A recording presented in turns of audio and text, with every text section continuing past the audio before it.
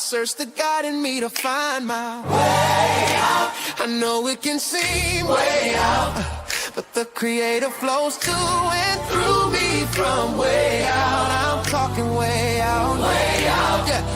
Yeah. See, if you believe in the God in you, it's a better place. Creating the force and the power to live a better day. Just know that love and joy and peace is one in all of the same space. That you were chosen just like God.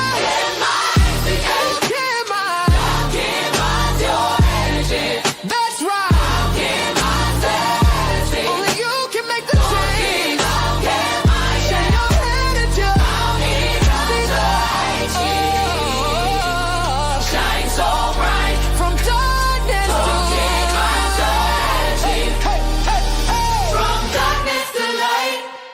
Yeah, and you'll find your way out. Yeah. Oh, it won't seem way out. Yeah. The power of God will flow through you from way out. You'll feel it from deep within, and from there you can begin.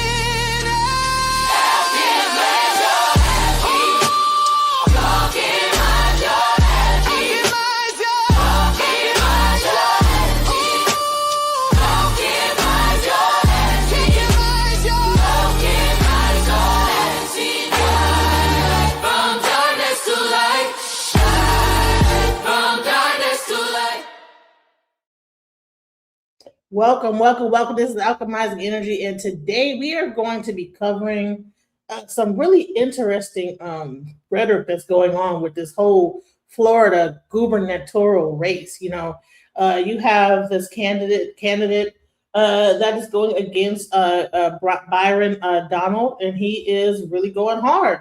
So let's hear some of the things that he's really going in on. Let's hear what he has to say. You've been criticized for calling Byron Donalds a slave to his donors. Do you regret using that term? No, the only one who should regret anything is Byron Donalds for taking $30 million from AIPAC and corporate interest. It is unacceptable that you would take that kind of money. Up until that point that he gives his money back, I'm going to keep calling him what he is.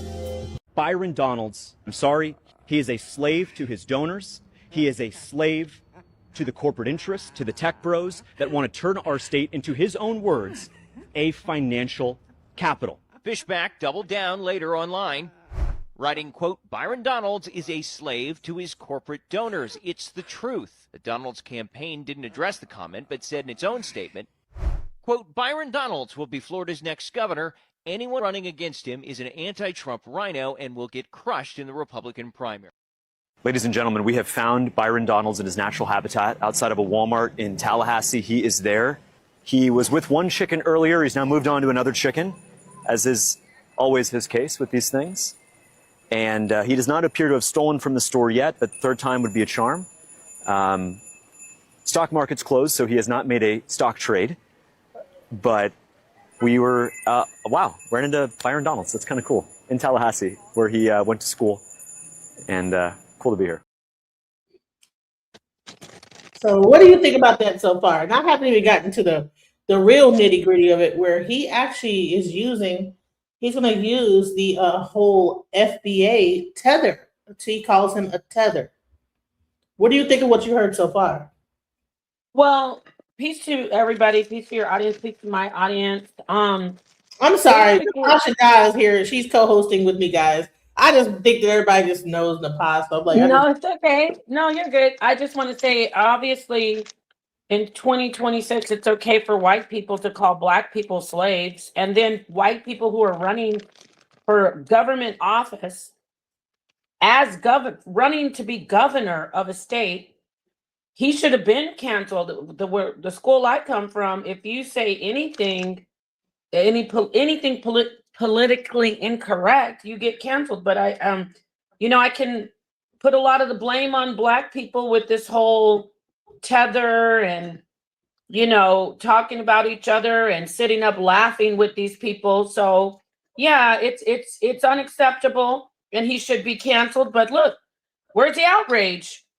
If he said something about the Holocaust, about a Jewish person, he'd be instantly canceled. Yeah, he would. So the word slave itself, you can't use the word Holocaust in any kind of discussion. No, especially not in a hell, disparaging way. even on YouTube, you can't even see this. You'll get demonetized. Like that video will be yellow thing. You know what I'm saying? However, this Yeah, called this guy a slave on the news. That was a news thing. You know what I'm saying? broadcast. Yeah, And he doubled down. He held his stance. Yes, he's a slave. I mean, yeah. Where's the outrage? Where's the black people that are saying, look, there's a line that you don't cross, no matter when Jews are not getting along, like we have different types of practicing Jews, the Jewish people, they don't let someone come in and start speaking disparagingly about the things that happened to them in Nazi Germany, but black people allow it. but here it is. This is the whole thing about this whole delineation movement, right? So the delineation movement of the FBAs is to separate ourselves from people that are Caribbean and African. So when one gets attacked, now instead of us being on their side, we are giggling and kikiing like it's a joke. Like Yeah, yeah, we think it's cool. We love that masses joining in. We think it's a plus. yeah. Yes, like oh yeah, see our movement is picking up steam. They're even saying it. You know, it's like, bro, like that is that what the point was? Yeah. So watch when I So show- watch, he's really gonna go in here. Watch this. This is a challenging topic for people.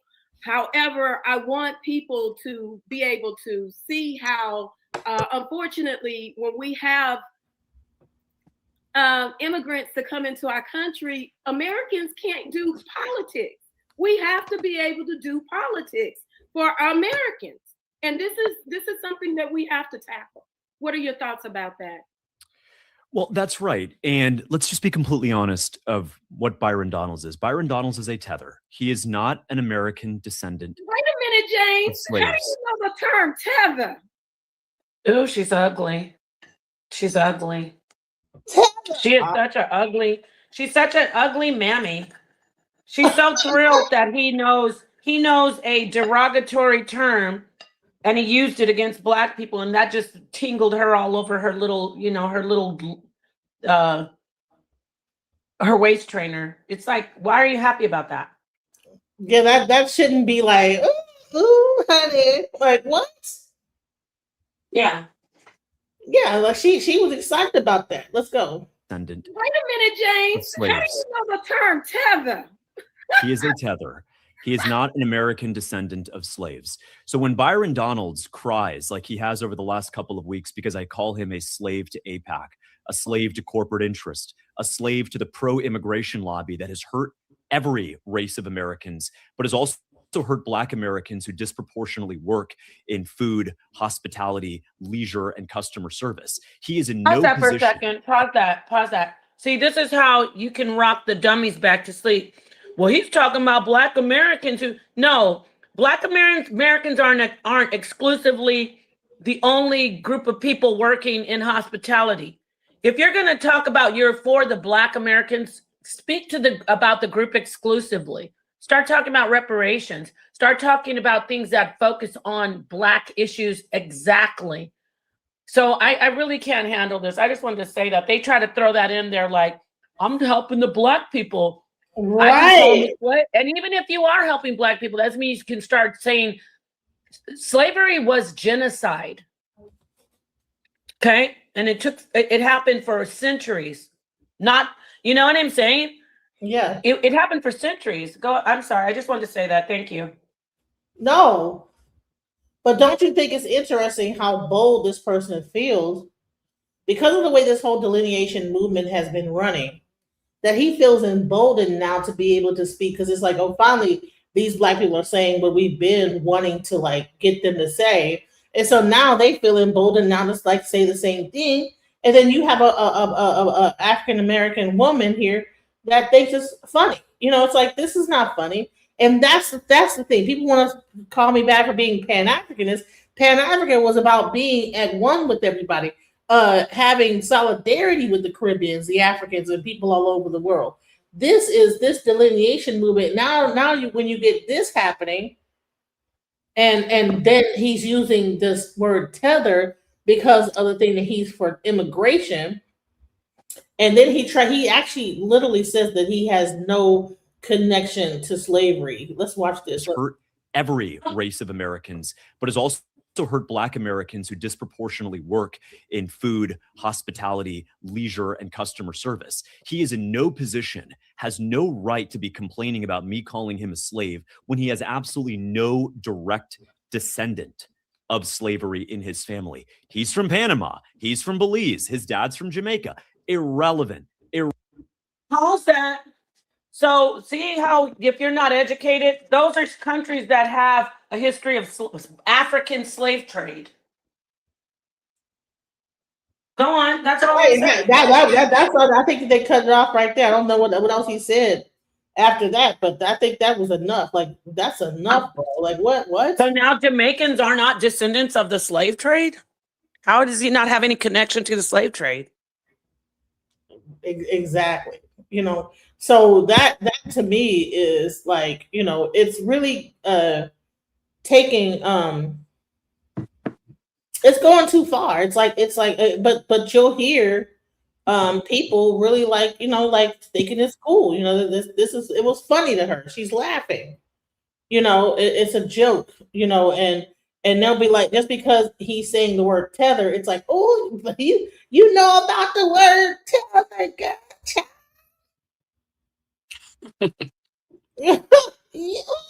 Child, you know about that word? Like, come on. Is he invited to the barbecue, the FBA barbecue? Yes, he's invited to the FBA barbecue now. He could go to the barbecue and eat ribs and stuff like that. and they can get him up there and put him on the karaoke mic and he can rap some Eminem. Right, you know what I'm saying? And then they are gonna high five and like, yeah, boy, like it's like a kid in play movie back in the 90s, just crazy. Like, yeah, boy, Flavor Flav gonna come back and come out with his clock on his. Yeah, boy, come on now, let's go. Now, who exactly was that dragging you for filth? James Fishback enters governor's race, hurls insults at leading Republican Byron Donalds, a 30-year-old political newcomer who acknowledges he skipped voting in past Republican primaries, entered the GOP primary for governor by comparing the President Donald Trump endorsed candidate Byron Donalds, who is Black, to a slave. Well, what Ron DeSantis said, it was a training program, though. So he might have meant, you looking to better yourself and picking up additional skills. That's what Ron DeSantis be teaching. Started this fire with the bill that he signed. The new standards say Florida students should be taught about the harsh conditions slaves endured, but also about how slaves developed skills, which in some instances could be applied for their personal benefit. They're probably going to show some of the folks that eventually parlayed, being a blacksmith into doing things later. Man, they sound crazy. This sounds crazy. He couldn't even get it out. This is sick. So when the Jewish people worked in the Holocaust, they could use those skills to do things like, really? Right, exactly. That's crazy. Like the Jewish, so we could say that, which I would never say something that disrespectful to any group of people who have been through what we've been through, something similar. So because they were working as slaves and forced to learn these trades, it was a good thing. What the hell? Oh, this is America. And I blame Black people for this. Taught about I don't blame the white people anymore. I don't blame the white people anymore. How slaves developed skills. I'm sorry, what are you saying? I don't blame the white people anymore. Right, because we're agreeing with them. We're jumping on the bandwagon. Yes. You know what I'm saying? Now we have the movement, delineation. Call ICE on all the people that have an immigrant background, even if they're Caribbean, African.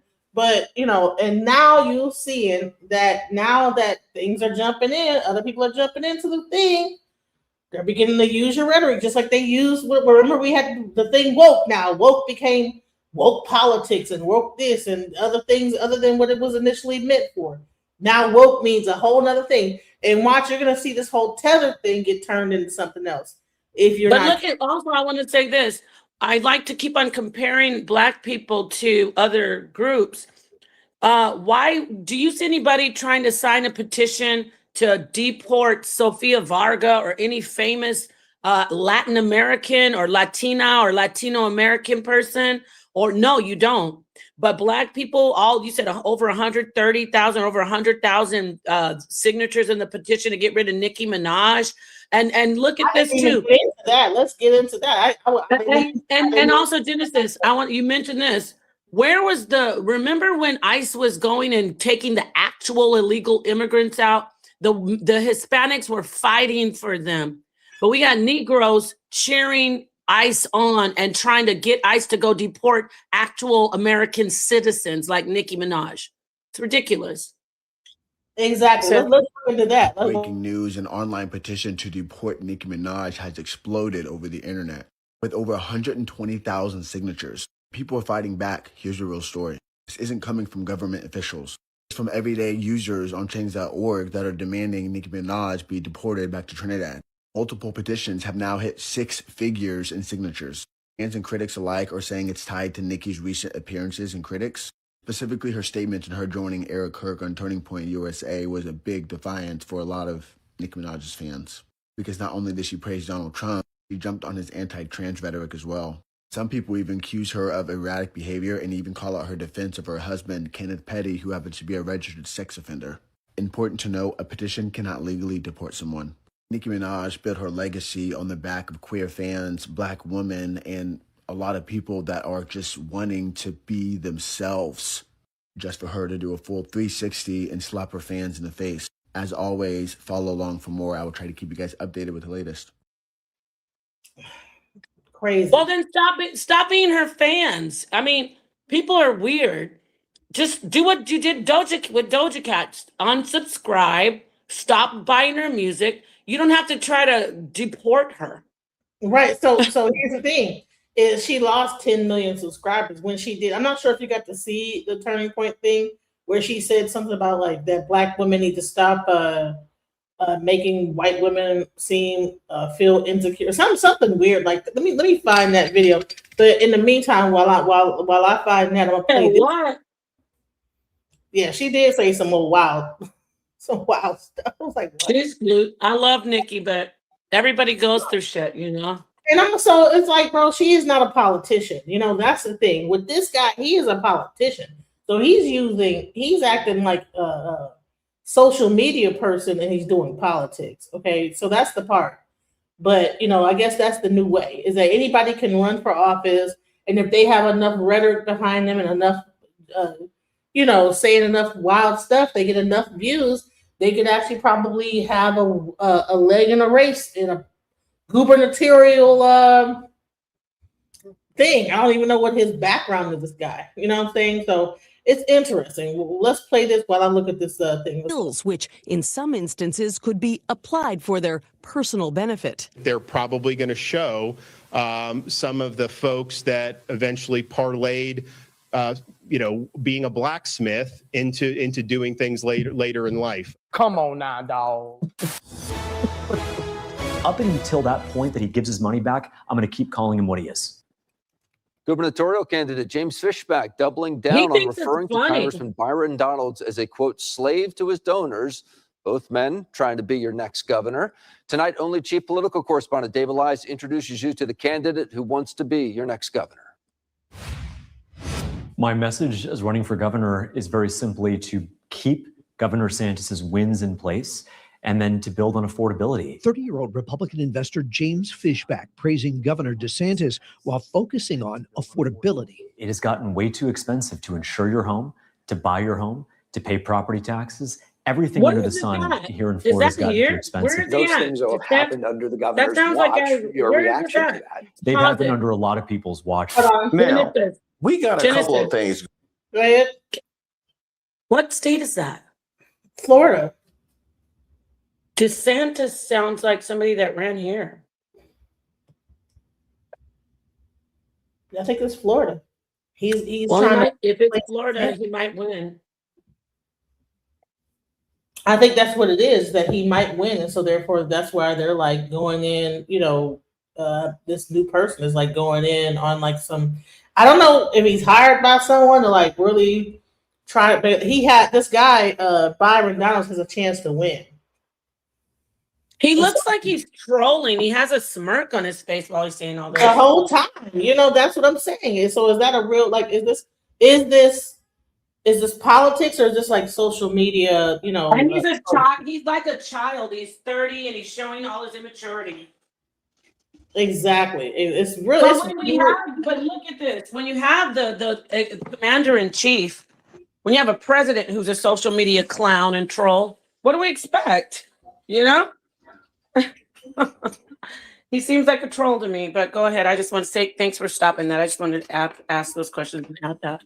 Go ahead. Sorry. Top Ron DeSantis aides have ties to the controversial GOP candidate for Florida governor. While the governor hasn't endorsed in the race, at least 2 top aides have been in touch with James Fishback, whose campaign has faced criticism over his social media posts. And speaking of social media posts, we have seen the amplification of the racial attacks against Byron Donalds, by and large, go unaddressed by Byron Donalds. See, he's in a trick bag whereby he cannot acknowledge racism. We call this the Vivek Ramaswamy. He's found himself in the Vivek Ramaswamy, where he has gone so far down the road that he cannot acknowledge the racism, even as it's being amplified against him.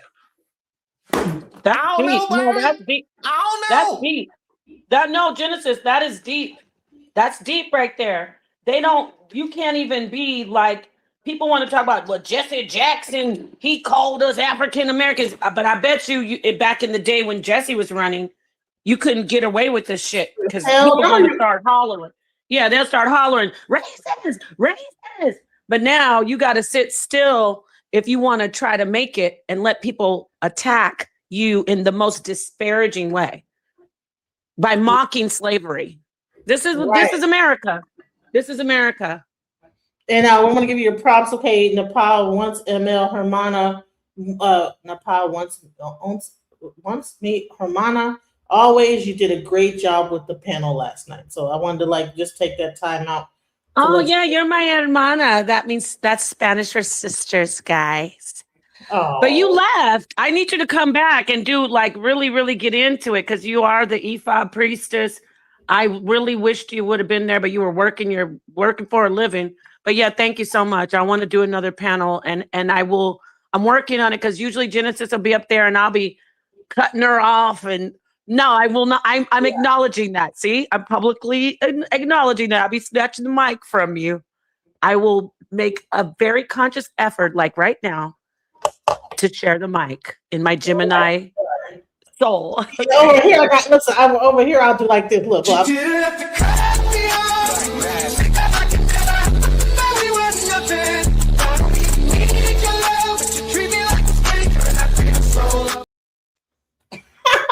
Oh, I like that. Oh, I love that. I got to steal that. Send that to me. So this is crazy. I'm like, so this is the thing. Okay, FBA, who is allowed to use the word tether? And at what point do we just allow, okay, I get it. There's a delineation movement, right? But now it's a thing. So are you joining in with the people that can be considered racist? Like you said, Jesse Jackson and them back in that time, you couldn't do this. Why? Because we had solidarity amongst each other. That was what the Pan-African movement brought. But right now, it's delineation. So when that candidate is getting his ASS handed to him in a racist way, the people are saying, hey, well, the delineation. So is that turning a blind eye, even when they attack the very foundation, no pun intended, of what FBA is? He's attacking he's saying, he's calling him a slave in a disrespectful way. And then saying he wasn't a slave.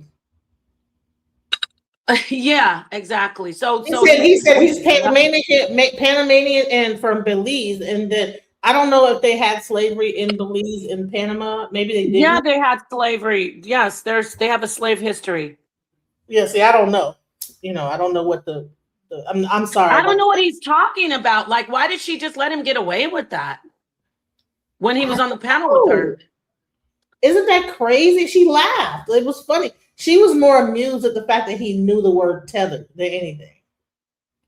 It's almost like when your grandma says a new thing. Like right now they have a thing called 6'7". Like when your grandma 6'7", and you're like, oh, grandma, you know about the 6'7". That's pretty much how she was responding to that. Like, bro, like, no, this is a candidate for like office. Like, no, we need to be a little more professional. What are we doing here? Let's go. And it's very, even for him, excuse me, he's running in the United States of America. I know that we have a very racist president, so people are trying to get away with what they can. But how are you just going to sit and run for governor and you're in a state calling people tethers? There's immigrants in Florida. I mean, we've got a large Latino population. You know what I mean? So you're literally openly calling a tether is somebody, and if you don't know, I know they know on your channel, but I'm streaming it. But tether is someone who says like, I'm gonna have a baby. I'm from another country. I'm a foreigner. I'm not an American citizen, but I'm gonna have a baby to tether me to the land. They also call them anchor babies. But no. According to Tariq Nasheed, a tether is a person that is from not from FBA descent, Caribbean, African American, that tethers on to the accomplishments of Black FBA, and then also they get into office and they work against foundational Black American interests. I think that's what the tether is supposedly, according to what he says. So right. So there are people, but he's focusing on immigrants, right? So there are immigrants that he want. This guy is like basically saying, I don't care. I don't give a damn about your immigrant vote. You know what I mean? Like he doesn't care. If I'm Caribbean listening, right? I'm gonna be like, damn, what's a tether? I'm gonna go Google it and think, I'm not voting for this guy, but he does not care. You get what I'm saying? He's not even trying to hide it. Peace. What's up? Hey, what's up, Fundi? If you want to join, Fundi, please come up. That'd be great to hear your opinion on this. But yeah, it's interesting. It's like, bro, like really. So now, like I said, just like you had the word when we had the other word, we had the word woke, right? We had you're too woke, or you're woke, I'm woke. Now we have tether, and now you have this other group that now is getting into politics, and then people are proud to hear a white person say the word tether. Let's go. A victim right now. That's what you sounding like. You have a victim mentality. That's what that sounded. And another thing too, his excuse. We know what he meant by slave. We know what he meant. But his excuse that you are a slave to your donors. You know? Yeah. Was he wrong though? What was he wrong? He's out of line, but he's right. James Fishback, he opened his campaign by saying some things that seemed pretty derogatory about you. One of those seemed racial, if not racist, in saying that you were a slave, and then went on to say slave to corporate donors and that sort of thing. I'm not going to respond to ignorance. That's my response. No. My campaign's going very well. We've been in about 50 counties in Florida. We've been very successful in terms of reaching voters. Obviously having the support of President Trump, Senator Rick Scott, most of the congressional delegation. Our polling numbers, we're leading very big in the polls, and our fundraising apparatus is going quite well. And so, the only response I really do have is that, in politics, when you're in the lead, people try to do anything they can to try to take shots at you. But I'm not going to respond to ignorance. If it's something about policies. That's beautiful, actually. Let me talk to you, Black man. That's an intelligent Black man right there. I can't even be mad at him. when I hear him say that he's in the lead, see, I'm just learning this story.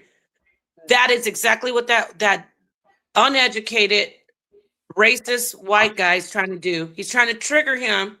This is what they've been doing throughout time. I didn't know he was in the lead. See, he's trying to trigger him. And this is the game you have to play when you're trying to be in politics as a black man. He's taking a page out of Barack Obama's book, actually. I didn't know the full story. Now I get it. Now I get why he hasn't said anything. Because he's trying to make him look like an emotional black guy who was going to fly off the handle, start rolling his neck and punching the wall, punching the air, you know? And the guy is being very intelligent because he needs the vote. He needs to stay in the lead. So I get it. I salute him on that. But it's a damn shame that we have to function like that in this country. Right. I'm Have say. to pretend like it doesn't exist, right? In order for, you know, but in the meantime, you know. So here's the thing. This is the thing. Let me just show you how confused everybody is about what, even when it comes to the rhetoric, okay, of delineation. So tether being one of the words of delineation. So let's hear what people are saying, what the definition of tether is. So one person says, Iceberg First says, no, tether is a black immigrant person from the diaspora living in America. Then Jamal 123 SR9M, a troll account, says tethers are foreigners who really hates black people and go against black people. People don't even know what the heck tether really is. And that's that's why I thought it was, because here in Arizona and other parts, not just Arizona, but especially Arizona, they call them anchor babies. They used to. And that's what I thought, an anchor baby, like somebody who has a baby here to stay. So I see there's different definitions. Okay. Tariq Nasheed was the one who came up with the actual word, the actual thing, tether, as it is when it comes to what, you know, FBA, you know. Let's see if he, let's see what his description is, because he's the one who created it. So let's see what his he breaks it down. Let's look at this, because I don't know exactly. It's hard to understand. Well, what is it? You know what I'm saying? What is it? Right. And I'm like, because if you go by the followers of what it is, they don't know exactly either. You know, let's just be real. They don't even know. So let's go with the person who actually coined the term according to this. Let's go. The tether term is and again, them trying to come in and undermine us in many cases is very unfortunate, and we call that out. But what's more dangerous, and where the tether term applies, is when people who look a lot like us, who come in and try to secretly undermine us. See, we know when the Latinos, we kind of know what their get down is. We already know. But the thing is, we get people over here who kind of Mediterranean diet with us to a certain degree, and then take on our dialect, take on our language, and they start acting like us, but secretly try to undermine us. So that's what a tether is. When you tether yourself onto somebody, that's what the movie Us was about. That's why the movie Us, and I want y'all to go look at that movie and study it, because it was really about immigration and about, you know, black people coming from somewhere else, replacing. I'm not sure if that's really what the movie Us was about. I don't know, but that's so now they huh? I didn't see what he's talking about. Like, how are they tethers? I don't, you know, see. But I don't listen. For the record, I don't have anything against Tariq Nasheed. He's a friend of Sonnetters. I do have something against the division that's going on, and that's not just with the FBA movement. We got division with the Abos, division with the Hebrews versus Kemet.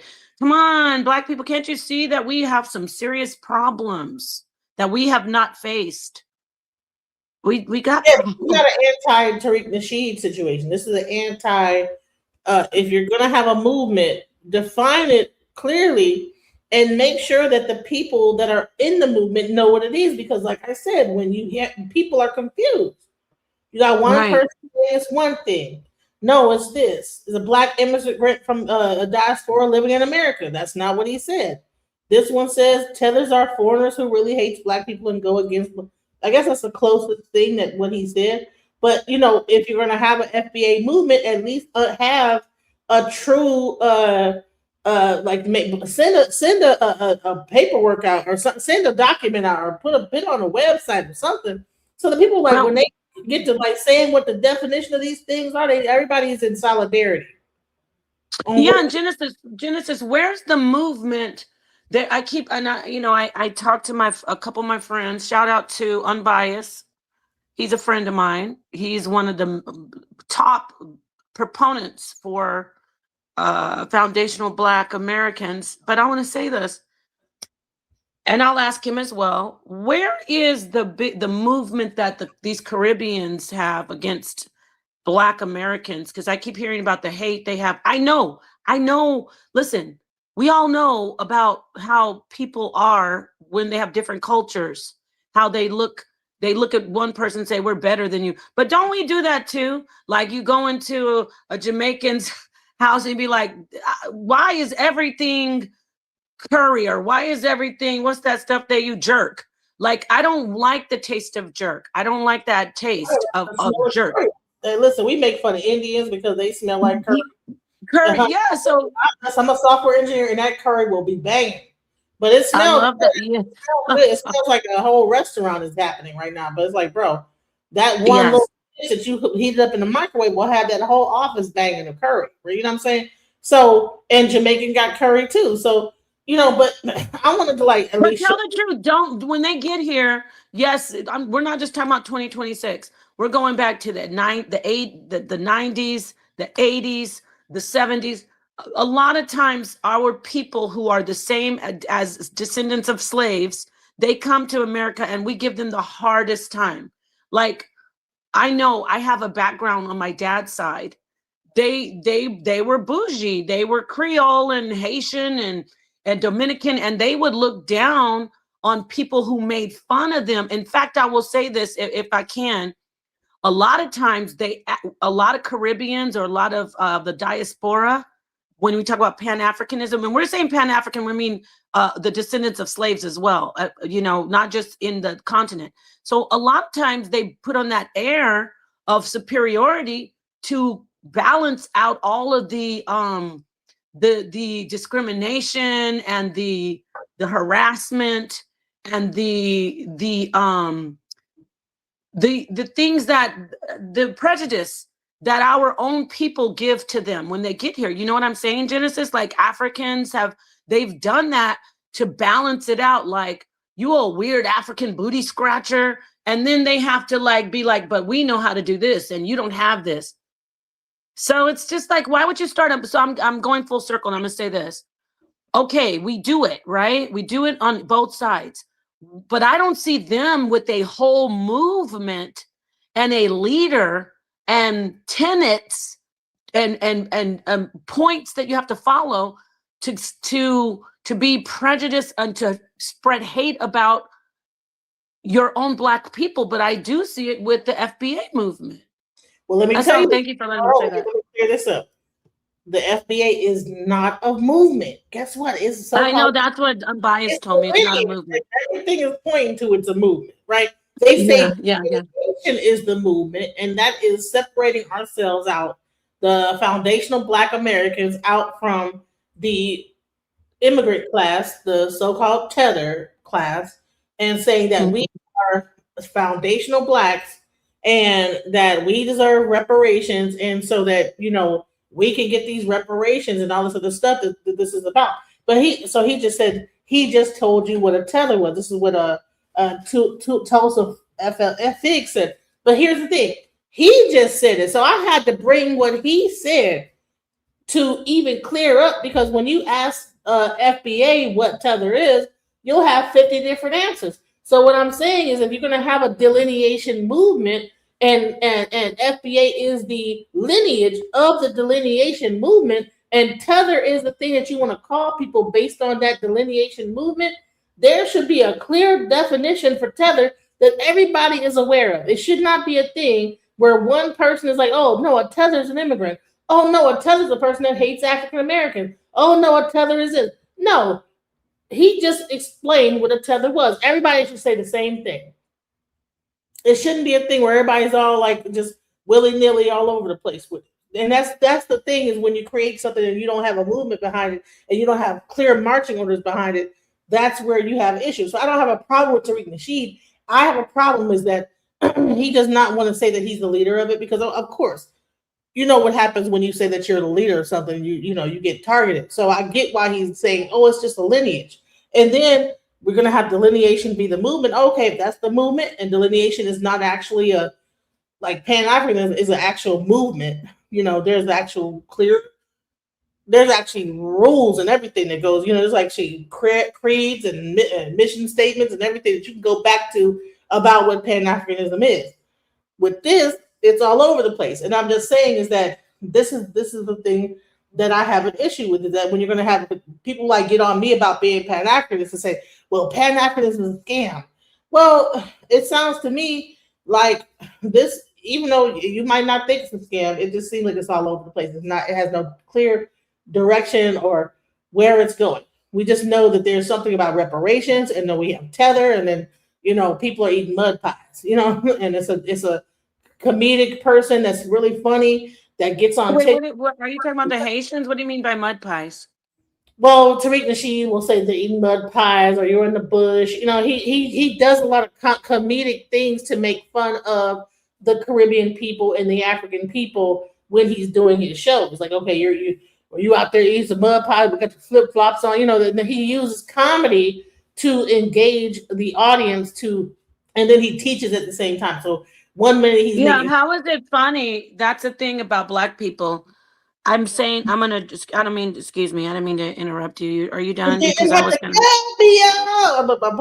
I know I stopped myself. So go ahead. I'm sorry. Oh, no, go ahead. That's okay. No, I'm just saying, how is that even funny to laugh at like people eating mud pies when, number one, it's not just about them being hungry. It's also a part of the culture. If you know the richness in like the minerals, and people even in America, in New Orleans, in Louisiana, they go to the river bank, and they get the mud, and the women, they'll eat it or they'll use it on their skin and their body. So it's also an age difference too, It's also very young people. Yeah, I think it is very young. It's a very young movement. And so I think that what he does, he uses comedy to kind of keep everybody engaged. But I wanted to show this. I know it's this is just my own, me being a comedian, my dang on self. All right. So I'm going to just show, hold on, what did it say? Instead of repenting of their ancestors' criminal behavior that led us into slavery, they rather continue down the path of being traitors to Mother Africa. Okay. Wow. Yeah. I mean, so let's go. So this is okay, let's watch. A lot of good Jamaican folks. There are a lot of good Jamaican people. Unfortunately, you have the tether class who are not so good. A lot of these people, they weren't good in Jamaica, and they ain't good outside of Jamaica. Unfortunately, a part of the culture is denigrating foundational Black Americans, and that's been going on for a long time. And boy, the Jamaicans inside and out Jamaica, boy, they've been going in on Black Americans, saying we ain't shit, we're entitled. They are going in on us. The ignorance that Americans have shown this week is the reason why us West Indians do not like America. We don't give a damn. Let me say that. I'm going to try not to interrupt. It goes on and on and on and on. That's funny. I need to learn how to do that. That's cool. I love it. So, that's why he said, okay, that this is what, people from that lineage of Caribbean will say certain things. That's why we don't like y'all. And so he's like, okay, they're going in on this. But is there an entire movement of people that are coming together and messing? Yeah. Guys, we don't got none of, blah, blah. It's not. There is not a whole movement of Caribbeans coming together in a group. Thank you. And she sounded like, not to diss anybody's young age, but she sounded like a teenager. How are we just using her as the voice of all Caribbeans? Hello, right? So, and I took that from one of his things. I took that from his actual That was his words. He pasted that in there, and it was from him. So there we go. So they said that the mud pies were very nutritional.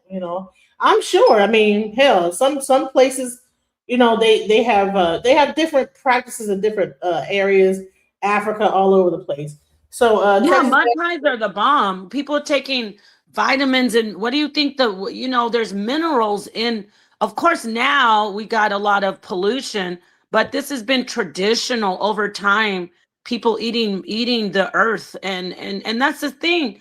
You say you want to be foundational Black Americans. Well, you don't, Negroes, I'm saying Negroes, get mad if you want, Negroes, establish a culture. Remember, I was talking about that when I was talking about the jumping the broom, and then Senator said no. And it's like, okay, you establish something that you do instead of always wanting to get rid of everything. You know what I'm saying? Like, stop making fun of stuff that you don't understand because you grew up in a concrete village, in the city. Most Black people grow up in, not most, many, in urban communities. People actually did things. Our people, we need to get back connected to the land, to the roots. And I'm not trying to sound cliche or a tree hugger hippie, but like making fun of people wearing flip-flops and eating mud pies. Like, how old are we? That's so unintelligent and childish. But you will not catch Latin America. I say Latin Americans because people say Latinx. You won't catch Latinos doing it. You won't catch Jewish people doing it. You won't catch Native American people making fun of anything silly that they do within their culture. You know they won't, right? Genesis, you won't catch them doing that if they like it or not. But you'll catch Black people doing it. Thank you for letting me ramble. I'm just saying it just bothers me. I mean, yeah, that's a good point. And so here he says, Mr. Mosey 777 says, there's no issue with Tariq pointing out division in African diaspora. However, he never shows the unity that does exist amongst us. Why not give more attention to our unity than our division? Right, that's Moses 777. Peace. Yeah, that's true. Why not? Because that would be that's too much work for us. I was saying we've been ripped away. Yes, we lost so much. We have to put the pieces back together. But every time somebody brings a piece, like, I think this will fit really well into the space. Oh, throw that away. We don't want that. eating mud pies and doing Kwanzaa. You know what I mean? It's like, what the freaking hell? Right. That was created by an evil person that was doing, he had beat up his wife and he drugged him and stuck him to death or whatever. Like, okay, but Kwanzaa actually was a good thing. They contribution, even though yes, Kwanzaa's great. So a centipede says Nepal, that's why there's a disconnect between people from the southern US and up north. People down south live very similar to people in the Caribbean and were teased by their families up north. Yeah. That's a good point. Thank you. So that is a great, excellent point, because it's not about them being from outside of the United States. It's the slave descendancy. It is the disconnection and the trauma. I love Dr. Joy Degree. If I could, I hope before I leave this earth that I can sit down with that woman and at least speak to her or let her talk to me. Dr. Joy Degree, post-traumatic slave syndrome, that is what you're looking at. You're looking at trauma. You're looking at epigenetic trauma that continues to go on and on and on. And when are we going to address it? Because that's a great point. The North and the South, they did the same thing, but they couldn't start a movement. I'm sure there was a movement, but it didn't pick up. But they couldn't. They don't have anybody saying we got to get rid of all these Southern people, just the Northern people, because it was the Northern people, like W.E.B. Du Bois, right? Du Bois, I should say, Du Bois. Who else? Even Frederick Douglass. I went from the 20s all the way back to post the slave after slavery. So people in the North thought they were better. They looked down their noses to the South. They said, we want to help them. Oh, we feel so sorry for them.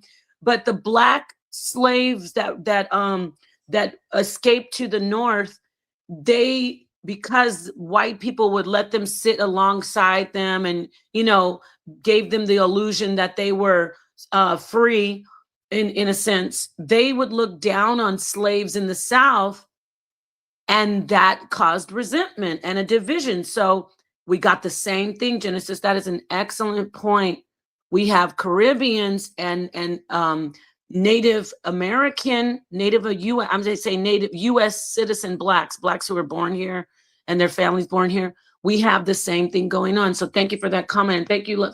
Thank you. Yes, that's what's going on. Yeah, it's still us. It's still us. We're still the same people. Mm-hmm. And so let's hear the rest of this. So let's go. That are impacting the people of Florida. If it's about the future of our state, we'll talk about that. But ignorant stuff, cheap shots, I have no response for it. Hey, Fishback. He said he not going to acknowledge ignorance. Hey, you're going to have to hit him again. I know this is a challenging topic for people. However, I want people to be able to see how, unfortunately, when we have immigrants to come into our country, Americans can't do politics. We have to be able to do politics for America. When immigrants come into our country, Americans can't do politics? She sounds so embarrassingly dumb. What the heck are you talking about? Isn't America made up of immigrants? Isn't it like the melting pot? What they once considered the melting pot? Wasn't it a thing? What didn't it say? Bring us your this. What does it bring us your poor? The great American melting pot, but that don't have to. When it comes to us, she's just talking crazy. What the freaking heck is she saying? This is where I said our sisters need to do better. She sounds so dumb. I mean it. I usually don't try to drag women as of late, I'd say the last 2 years, but she sounds so stupid trying to make this white man give her a pat on the head. What do you mean Americans can't do politics because of immigrants? What does that mean? It sounds crazy. If America was really built on immigration. Hell, even it still is. The whole thing is built on. What are we talking about? She's dumb as hell because Donald Trump was just trying to bring rich South African farmers over here as refugees, talking about we have to help them. So we shot that shit down. America did.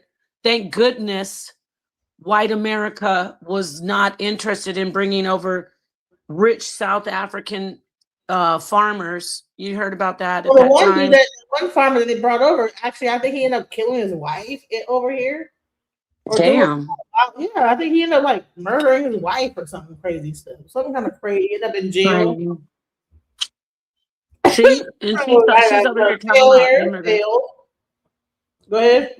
Why do our people want to be white? Why do you want to be? If you want to be white people, be the so-called good white people, the ones who fight for us. Not the. Why do you want to be the KKK? Why do you want to be the neo-Nazi? Why do you want to align with the people who hate you? Why? And I have another thing to ask. Why do we fight so hard for people who, how do I say this? Wasn't the whole rights movement? Didn't we fight to have people to be able to come over here only to have it undone? Like, what is that about? I don't know. I was just about to say, black people, y'all are hilarious. Wasn't the reason why they can come over here is because of civil rights movement that we created? Now we want to undo it. Say, oops, my bad. Indian give. Well, the civil rights movement is actually for people who are here, but we're always keeping our doors open. Even if they don't like that, they don't get it. The white people are not saying we don't want the Ukrainians. They're not saying that en masse. They're not. White people, I remember when I lived in New York, remember when they were bringing over the Albanians? Yeah. You remember that in the war, there was the Serbs and the I think the Albanians. They were Listen, America is not delineating when it comes to white people, but we're delineating when it comes to Caribbean and Africa. Oh yeah, they were asking people in New York in the 90s who would like to host an Albanian family with of refugees, but not Negroes. No, they're trying to get rid of people who are actually iconic. They don't want them here. They don't even like Barack Obama. That was one of the best presidents we ever had. I don't give a damn what y'all say. Okay. I love Barack Obama. Right. So let's go. Challenging topic for people. However, I want people to be able to see how, unfortunately, when we have immigrants to come into our country, Americans can't do politics. We have to be able to do. When we have immigrants coming to our country, Americans can't do politics. What are you talking about, man? What? We can't do politics, Massa. We can't even trust to put. We don't know what to do when these immigrants comes into America. Look, shoot, what's we supposed to do? What's we supposed to do? I can't even, Master. I can't even find a way to do politics no more. Oh, should I vote? Which one should I check on the voting block thing? Is it a vote? Do I go to the thing and check a box, or do I just hold my hand up and just be counted? I just don't know what to do. Politics is just that's how. When the immigrants comes into America, we just don't know what to do. They've been the problem all along. It ain't you, white massa. It's these immigrants, the black ones, though. There's the black immigrant, not the white ones. Oh, you could bring all the people from Ukraine and Bosnia and all over the world, but these ones from the Caribbean and Africa, they just messing up our politics. I just can't take no more, massa. They come from Pakistan and become the mayor of New York and everything, but no, they not the problem. But that one guy in Florida, that one guy in Florida, he from Panama, and we just don't know how to do politics no more. Right, exactly. The president has a whole Eastern Bloc wife from Eastern Bloc Europe. You know, she's like, where is she from? I don't even know. She's definitely from like Russia or somewhere like just super duper, just all the way white, just super. Yeah, white. is anybody complaining about her? Nobody's trying to cancel her and petition send her home. Right, but they're gonna do it for Nicki Minaj because she was at Turning Point and said something. Yeah, exactly. I don't think what she said. I don't think that she needs to be deported because of it. No, exactly. She's ignorant. She's being Nicki and listen. She sat down with Charlie Kirk's widow and had the nerve and didn't think before she said, like, come on. She said, JD Vance is an assassin. Like, girl, if you don't go somewhere and have somebody advise you in a better way, come on, Nicki. And then she grabbed her mouth like, oops. Like, Nicki, they're not, oh, God. Oops. Like, what are you talking about, Nicki? Like, so you taking that serious? People got that serious? They're like, oh my God, she needs to be deported. And why is she giving this woman, Erica, what's her name, Erica Kirk? This isn't a diss on the woman as a widow, but like who? She's nobody to Nicki Minaj. Why are you giving her your power like that? But then you're going, and then Cardi, and let me tell you about Beyonce and Jay-Z, and I'm going to get in on you, SZA. And then you sit down with some woman who is absolutely no one. She's not Charlie Kirk. She's his widow. So on the that's what I'm saying. You see how she lowered herself? Like, let me make sure that I'm okay with you, Erica Kirk. But then you want to diss SZA and talk about how ugly she used to be. You want to talk about Beyonce. You want to talk about their kids. You want to talk about Cardi, but you don't have any. You kiss the freaking toenails of pink toenails of Erica Kirk. And I really was disappointed in you, Nikki, for that. I really was. I know you don't give a damn because you probably would have smoke for any Black woman. I'm a nobody though, right? Get it? It's like, God damn, you say you want to be a part of this American, I'm Black American and proud, but it looks like y'all are going back to the days of like the coon and the, you remember Django? Who that nigga on that nag, master? It's like you're having to be like the complete coon, Yeah, right? that was very much coonish. You should have heard when she said about the white. But before we do that, let's take a time out. Shouts out to King Linwood 5080 for his $1.99 super chat. Just for you to play this song for you. Thank you for your time. And everybody else, if you would like to support the channel, supporting our pause channel, please support it. Shouts out to you. Thank you. I am blessed to make money, money making money, money making money, money making money, money making money, manifest making money, money making money, money making money, money making money. I ain't stressed, making money, money making money, money making money, money making money. Gratitude is my attitude. I'm making money moves. Jewelry in a safe, piggy bank on full. And I'm living life abundant. I'm making money fast. I'm a money making magnet, making cold hard cash. I'm making money. Oh, I am blessed. Hey, listen, that is the money mantra, and I encourage people to remember it. And just when you get up in the morning, remember that song and sing it to yourself. Shouts out. Welcome to the I panel. like that. That was sweet. Thank you. Thank you. Welcome to the panel, Pamelaism. Did you want to make a piece? Thanks for having me up, and I'll try to make my comment brief as possible. Now, I admit I caught the tail end of the interview or the clip that you played between that Black American woman and that white guy, but I have to acknowledge that I understood her point. Maybe you all didn't, but I understood her point when she said that when immigrants come, and I'm paraphrasing, of course, but she was saying that when immigrants come to the U.S., we can't do politics.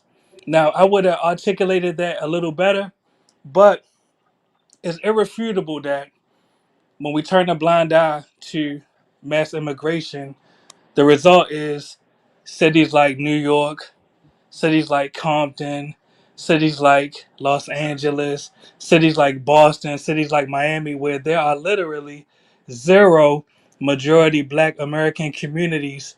And we have to implement the instinct of foresight to realize if we continue to turn a blind eye to mass immigration, the entirety of the U.S.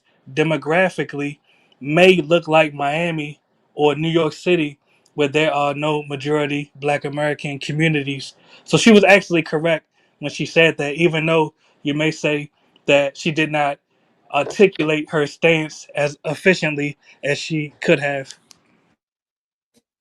You want to address what he's saying before I'll let you go first. I don't think that was the point that she was trying to make. I think that she was pretty much saying that we can't do politics. And the actual full video, we're going to play the rest of it. But go ahead, Napad. Did you want to address it? Because Oh yeah, I just want to say thank you for hitting the panel and adding it to the build. I did want to say, like, I agree with Genesis. I don't.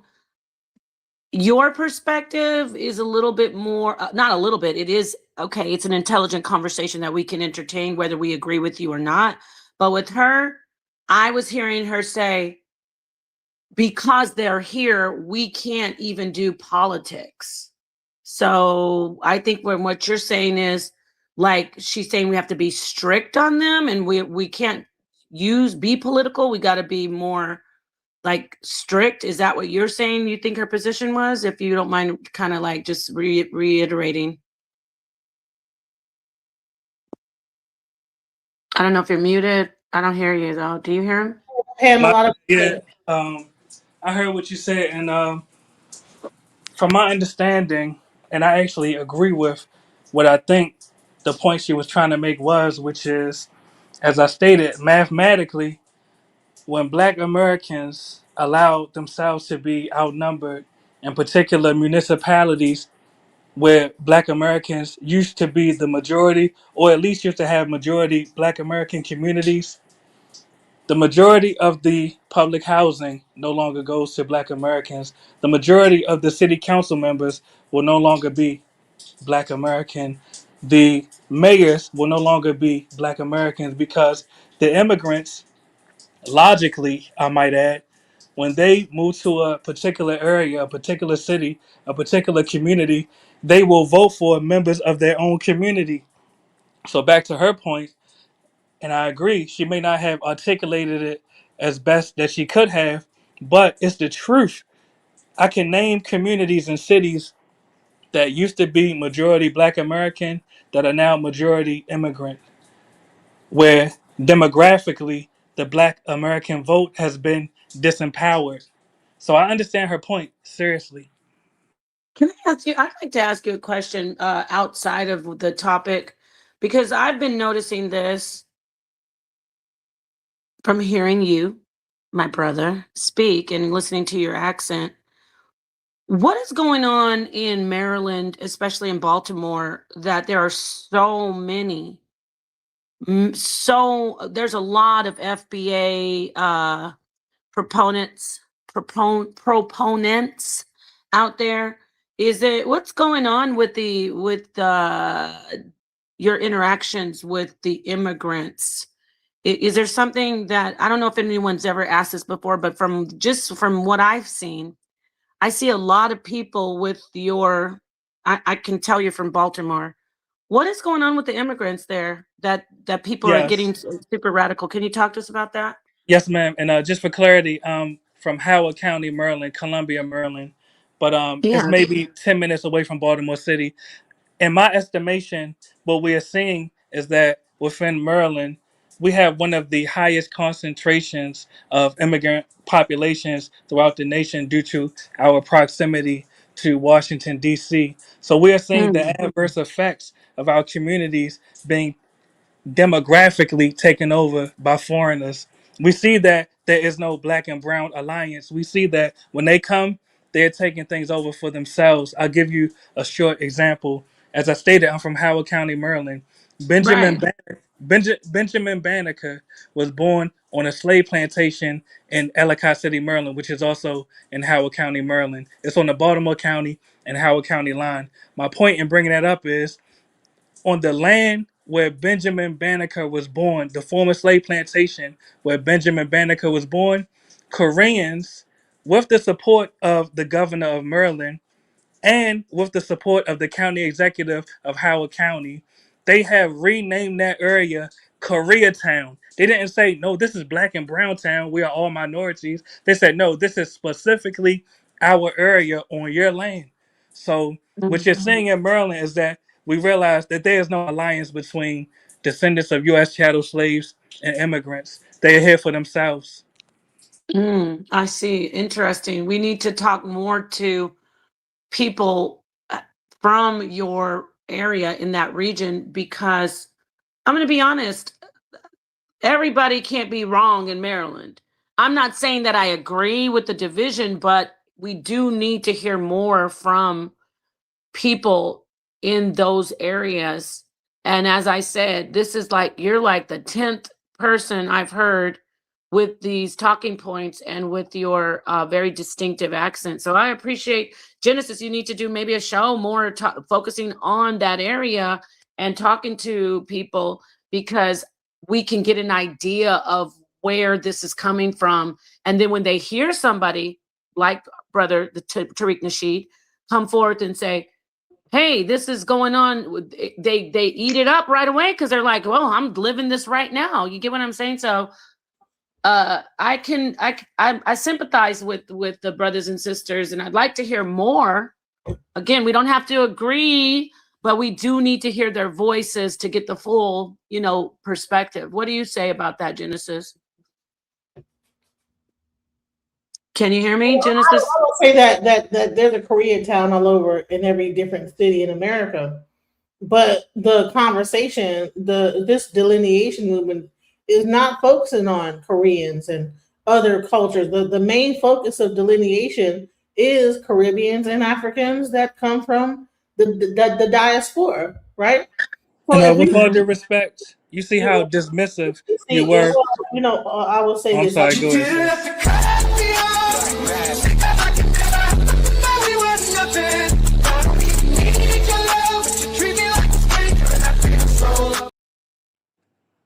Okay. So what I was saying is that when we talk about the FBA movement, we talk about like the fact that this guy called Byron Daniel Donald a tether. Um, the reason why this man can sit into this situation and call a black man a tether, and I'm going to continue to play this video so we can get the context of what this actual is about. It's not about like whether or not Korean town and this, that, the other in Baltimore is a thing. This is about when we have these certain words that we come up with.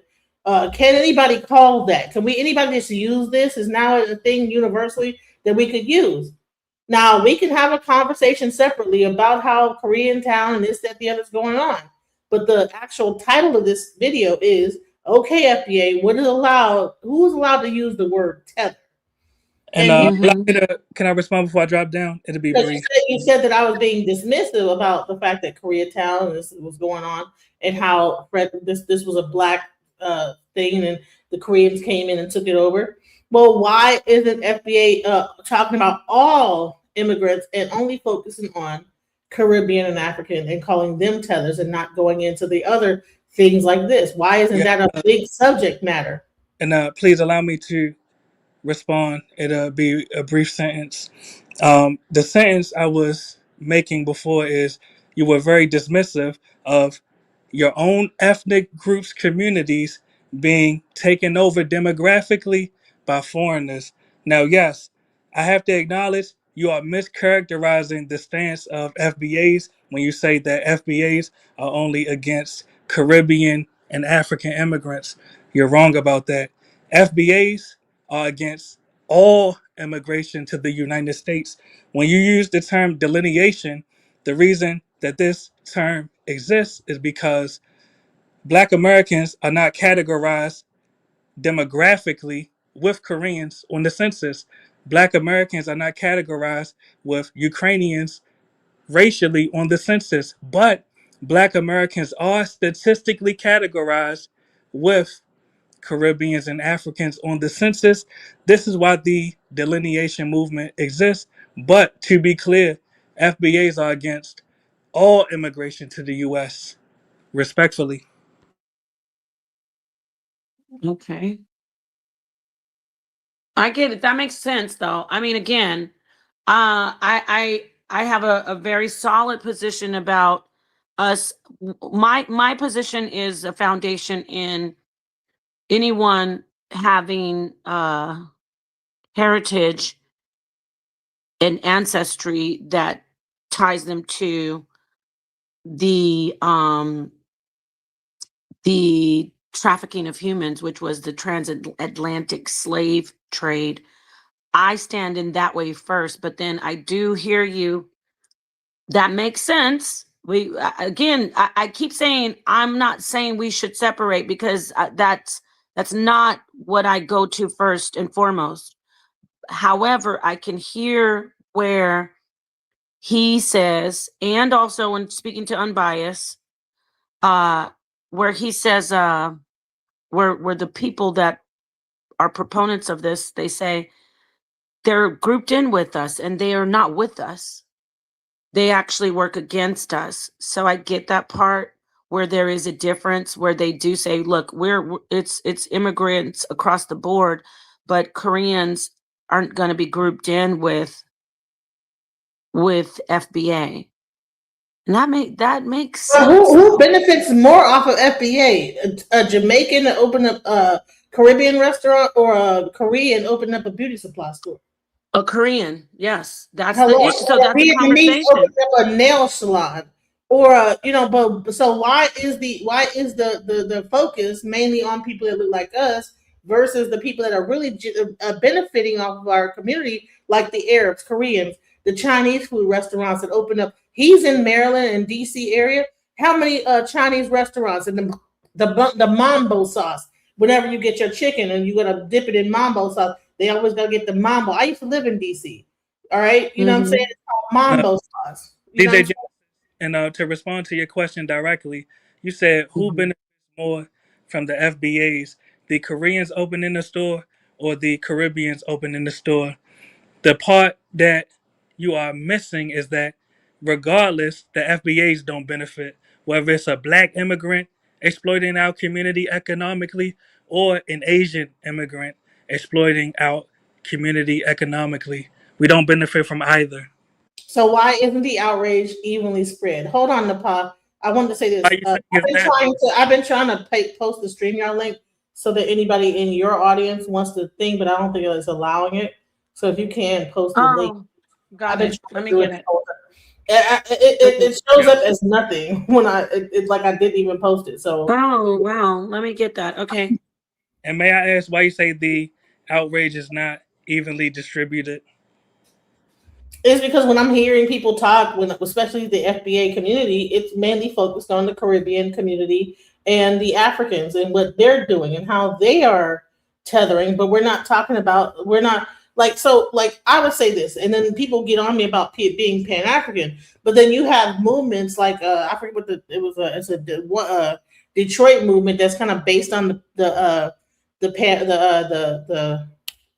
the Black Panthers that will go to a Arab store and shut it down if a person gets hurt there or gets assaulted there because in Detroit, you'll have a situation and they will go up there and they will shut that place down. So where is the exact same movement going on with the delineation? I'm not going to say FBA. The FBA is a lineage. I'm not going to keep getting like rear-eyed about that. But I'm saying is that what happens with the other movements when it comes with this movement when it comes down to those things. And let me respond to you very briefly, because what you expressed is your perception. It doesn't make it true. So I can acknowledge from your perception, you may think that FBAs are more oppositional to the black immigrants than the non-black immigrants. I'm here to tell you that I have called ICE on white immigrants, Hispanic immigrants, Asian immigrants, African immigrants, and Caribbean immigrants. I have no picks, really. Go ahead. That was it. Literally, that's the entirety of my statement. I have no picks. I'm against all immigrants, unapologetically. Okay, so what I want to do is I want to just to give you some context of what the conversation was. I'm going to replay this video so that we can like get some context of what was said. Let's go. Well, that's right. And let's just be completely honest of what Byron Donalds is. Byron Donalds is a tether. No, I feel like that lady will get out. No. I know he didn't. Yeah. So hold on. I went too far back. Let's go right here. Challenging topic for people. However, I want people to be able to see how, unfortunately, when we have immigrants to come into our country, Americans can't do politics. We have to be able to do politics for Americans, and this is something that we have to tackle. What are your thoughts about that? Well, that's right. And let's just be completely honest of what Byron Donalds is. Byron Donalds is a tether. No, I feel like that lady will get out. No. I know he didn't. Florida. This what we doing? Byron Donalds is a tether. He is not an American descendant. Wait a minute, James. How do you know the term tether? He is a tether. He is not an American descendant of slaves. So you never know who be in the chat. You never, because he had to have been in the chat for him to. Wow. I got to be careful on my live streams. It could be James Fishback in there. So when Byron Donalds cries like he has over the last couple of weeks because I call him a slave to AIPAC, a slave to corporate interest, a slave to the pro-immigration lobby that has hurt every race of Americans, but has also hurt Black Americans who disproportionately work in food, hospitality, leisure, and customer service. He is in no position, has no right to be complaining about me calling him a slave when he has absolutely no direct descendant of slavery in his family. So do you think this is acceptable right here? Do you think this is cool? I would say that it's an accurate assessment. Byron Donalds is indeed a tether. Yes. And would you say he's a slave and that he has no connection to slavery? He has no connection to slavery in the U.S. for sure.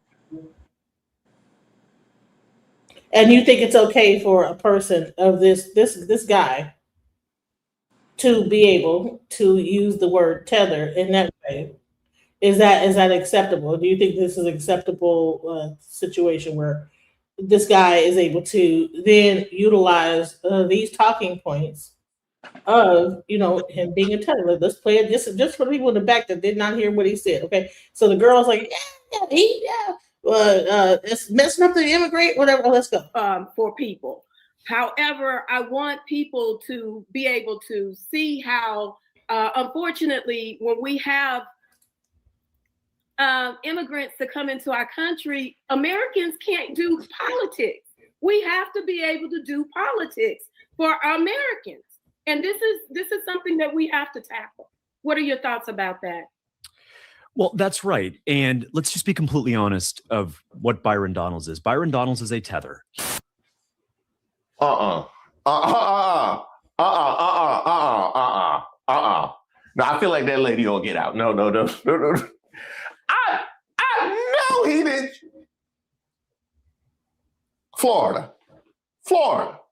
This is what we doing? Byron Donalds is a tether. He is not an American descendant. Wait a minute, James. How do you know the term tether? He is a tether. He is not an American descendant of slaves. So you never know who be in the chat. You never, because he had to have been in the chat for him to. Wow. I got to be careful on my live stream. So that tells me it could be James Fishback in there. So when Byron These white Donalds, people are listening.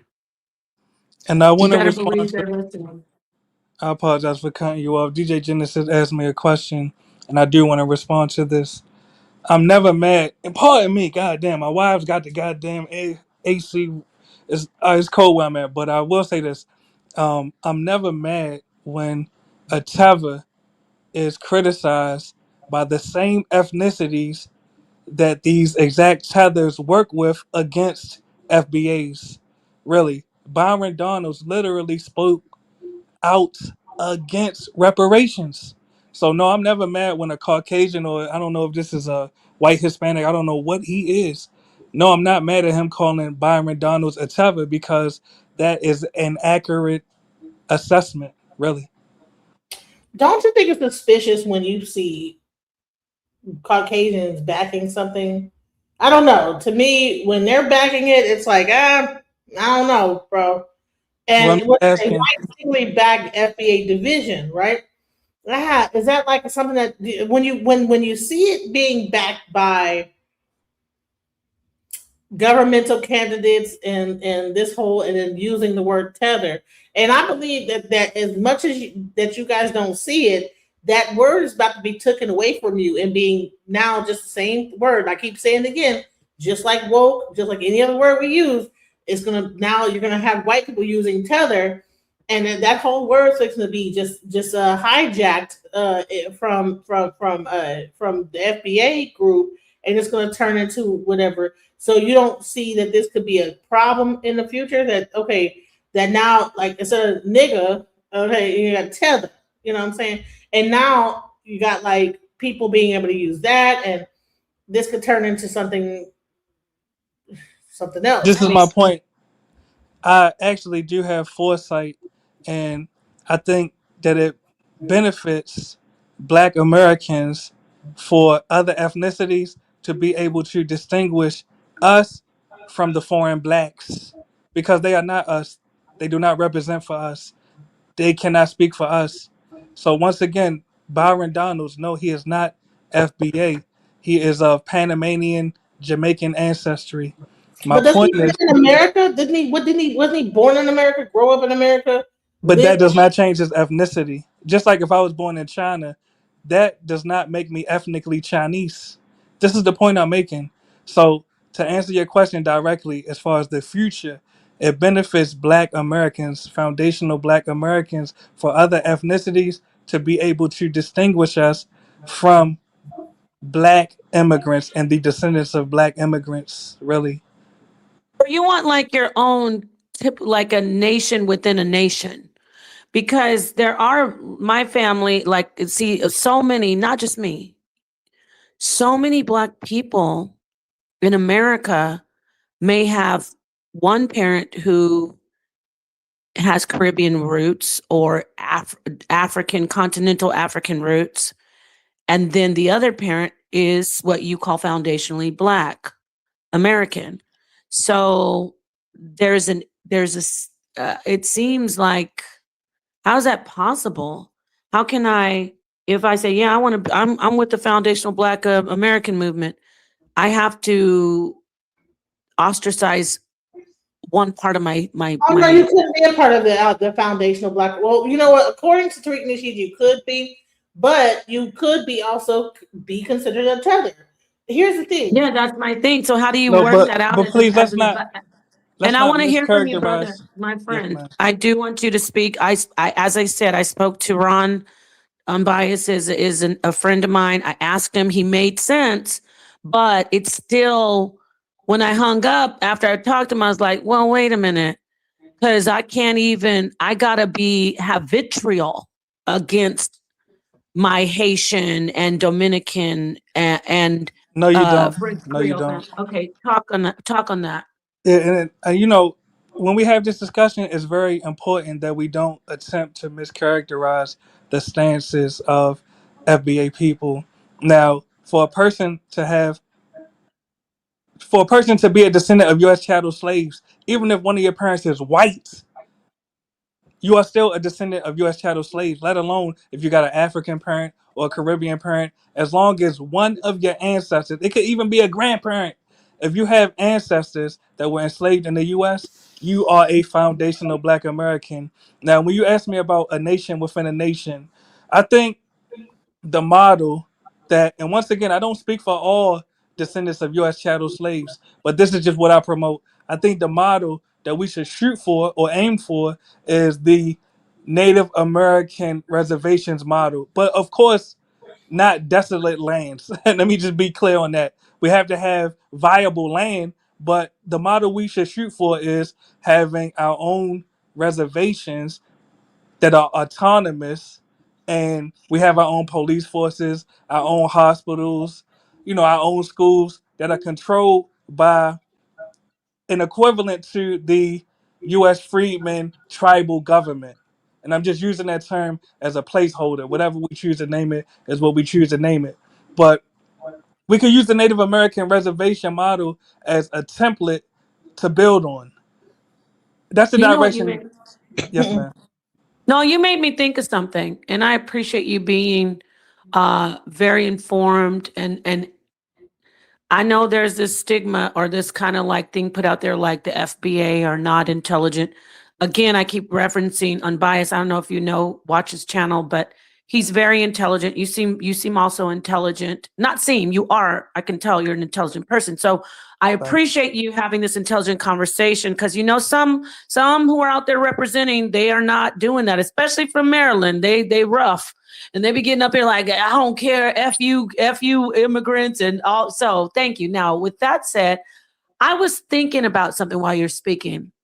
And in the 50s, I'm going to say and earlier than the 50s, when we're talking about immigrants to America, when we're talking about hear me out, everybody, descendants of Africans who were not who are not or were not foundationally Black, when they arrived here, I'm going to talk about my grandfather's family, my father's family, my paternal grandfather and my paternal grandmother. They didn't come over and say, you know, we're Dominican and you know, we're Haitian, we're French Creole. It was like, how do I say it? It was almost like what you're saying right now. It was like, come in and don't come in saying you're anything besides Black. Because if you come in saying anything, you're not going to be at the table. It was like, you're either Black or white. And if you come in with that, oh, I'm Caribbean, oh, I'm this, you're going to be ostracized. And I will tell you, I know this for a fact in my family because it was spoken within our homes that we knew that we were, I'm talking about my dad's side, we knew we were Afro-Latina, Afro-Latino. We knew we were an Afro-Latino family, right? We knew that we were French Creole family. But my grandfather was in politics. He served in the House of Representatives even sometimes as the whip. He was a congressman. And he was all of that, what I said, but he was a Black man and he did not come out in public and talk anything about his immigrant heritage. I'm listening to you and I'm getting it now.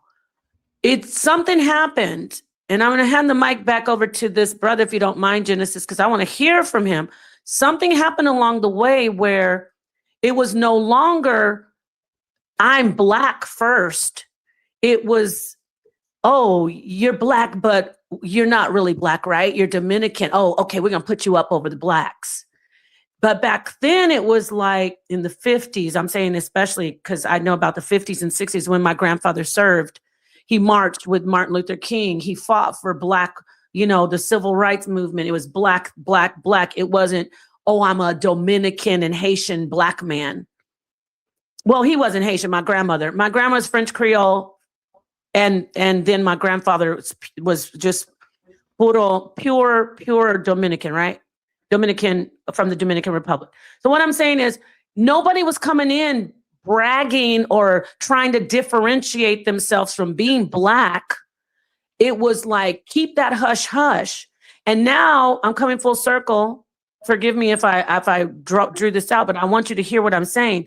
With you, now when I hear, it's kind of like the idea of we're going to be a nation within a nation. Don't come in here and tell us about, oh, my Black Dominican heritage and my Jamaican heritage or my African heritage. Come in here and be Black or get out. Are you getting what I'm saying? I can see that change. Let me say this. Like, no, get out. It ain't no big Black or get out. They just straight up get out. And once again, this is why I say it's important that we don't attempt to mischaracterize the FBA stance. What I'm saying is, if you're Dominican, be proud to be Dominican. Don't cosplay as FBA. Don't attempt to speak for FBAs. You're not one of us. But as far as the nation within a nation, it's similar to, and this is why I keep mentioning the Native American reservation model. Now, if you are Cherokee and you're a member of the Cherokee Nation, then you have the right to live on the Cherokee reservation.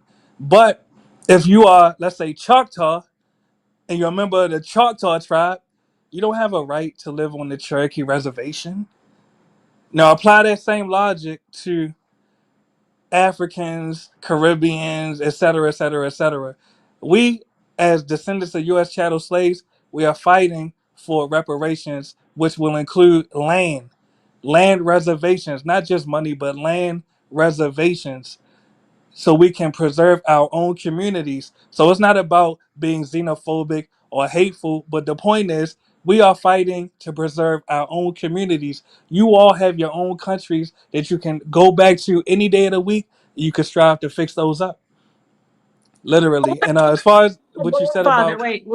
I have to cut you off. I'm sorry. I know I don't mean cut you off, but I want to jump in here and go back to what about my grandfather who fought for the rights of all blacks in That's what I'm America. saying. I wanted to address that part. So if he fights for foundational Black Americans, then he doesn't get to benefit and reap the benefits of fighting for his people who are not foundational Black. They don't get the benefits of that.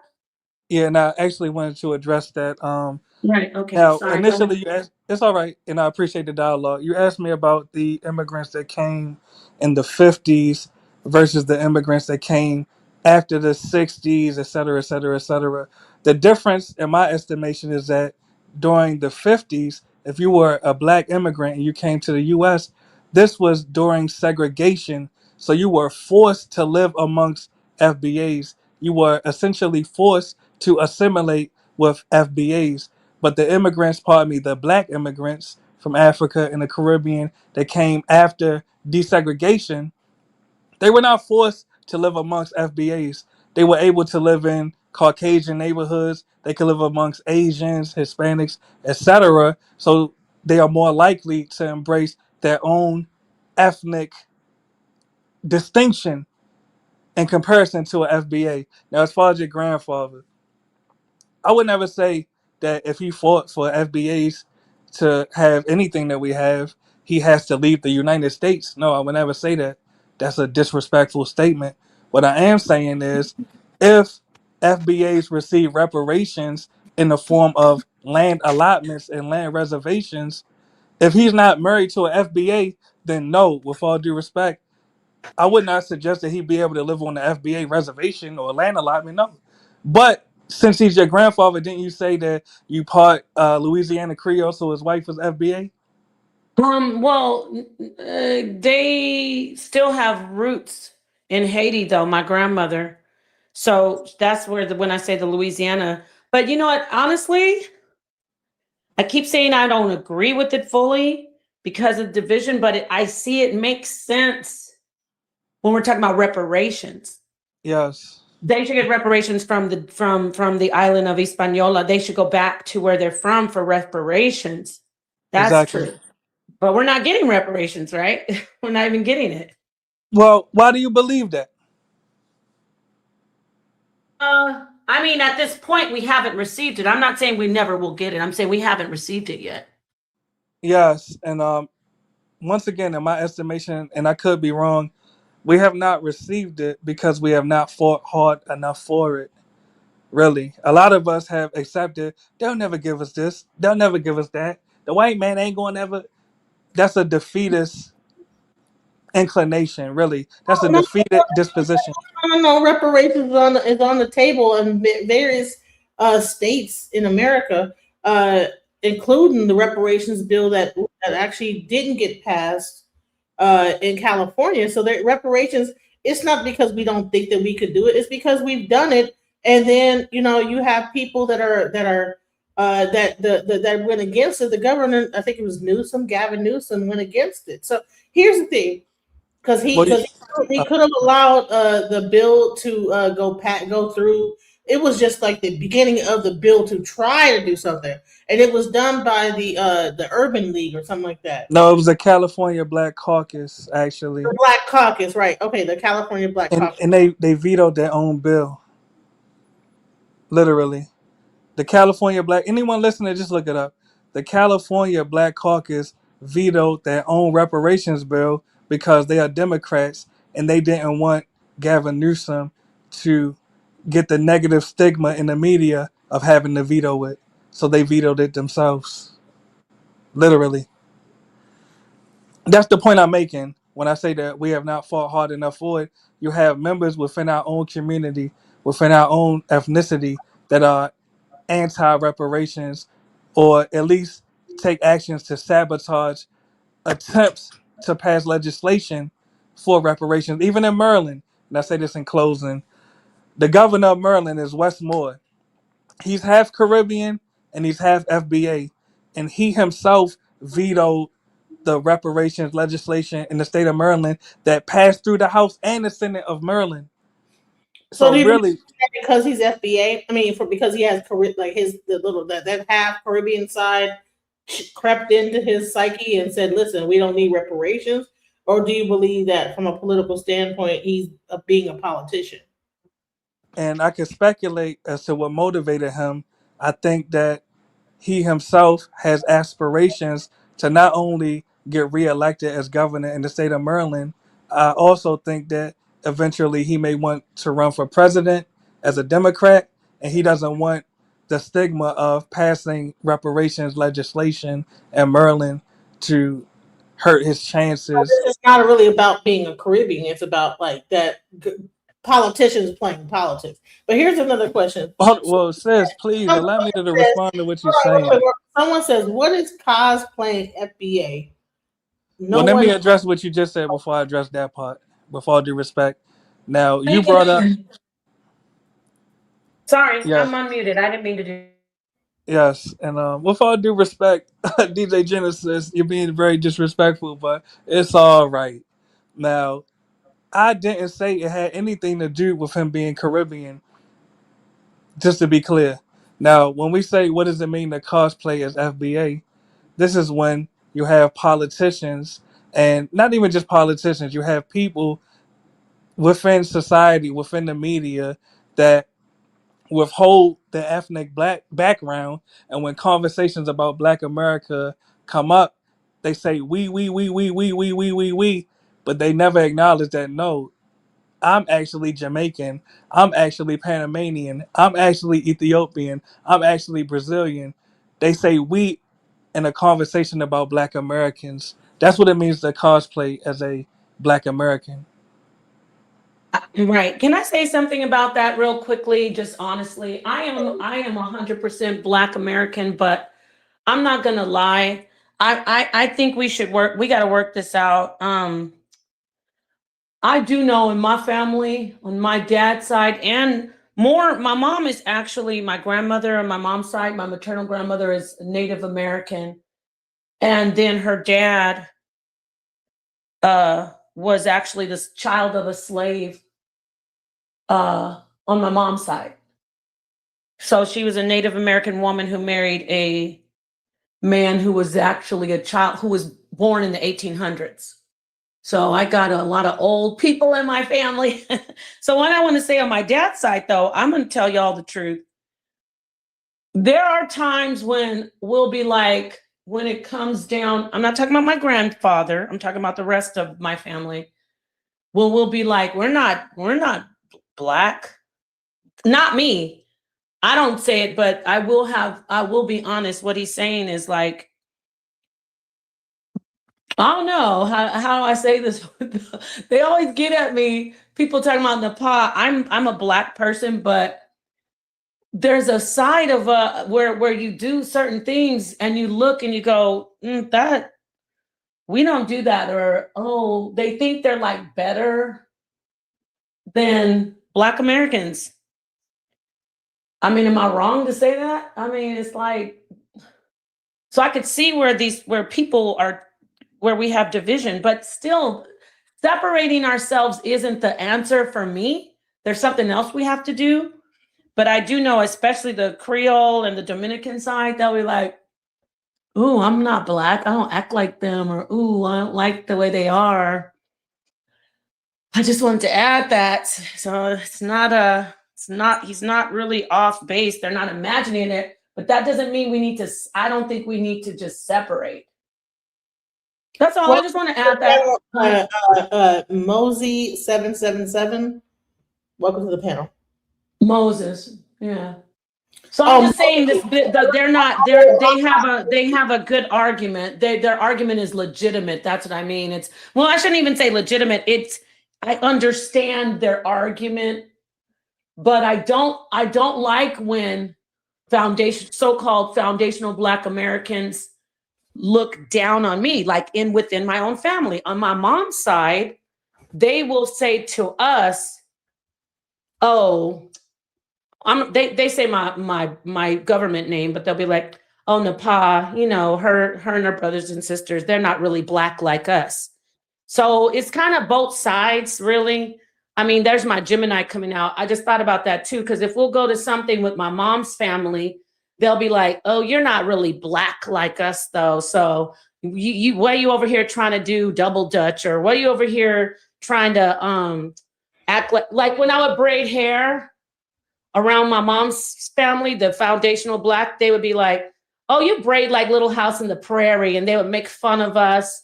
So it's both sides, really, when I think And about Nepal, it. can I ask you this? You have ancestors that were indeed enslaved in the U.S., right? Yeah, my mom's dad, his family. Exactly. Now watch this.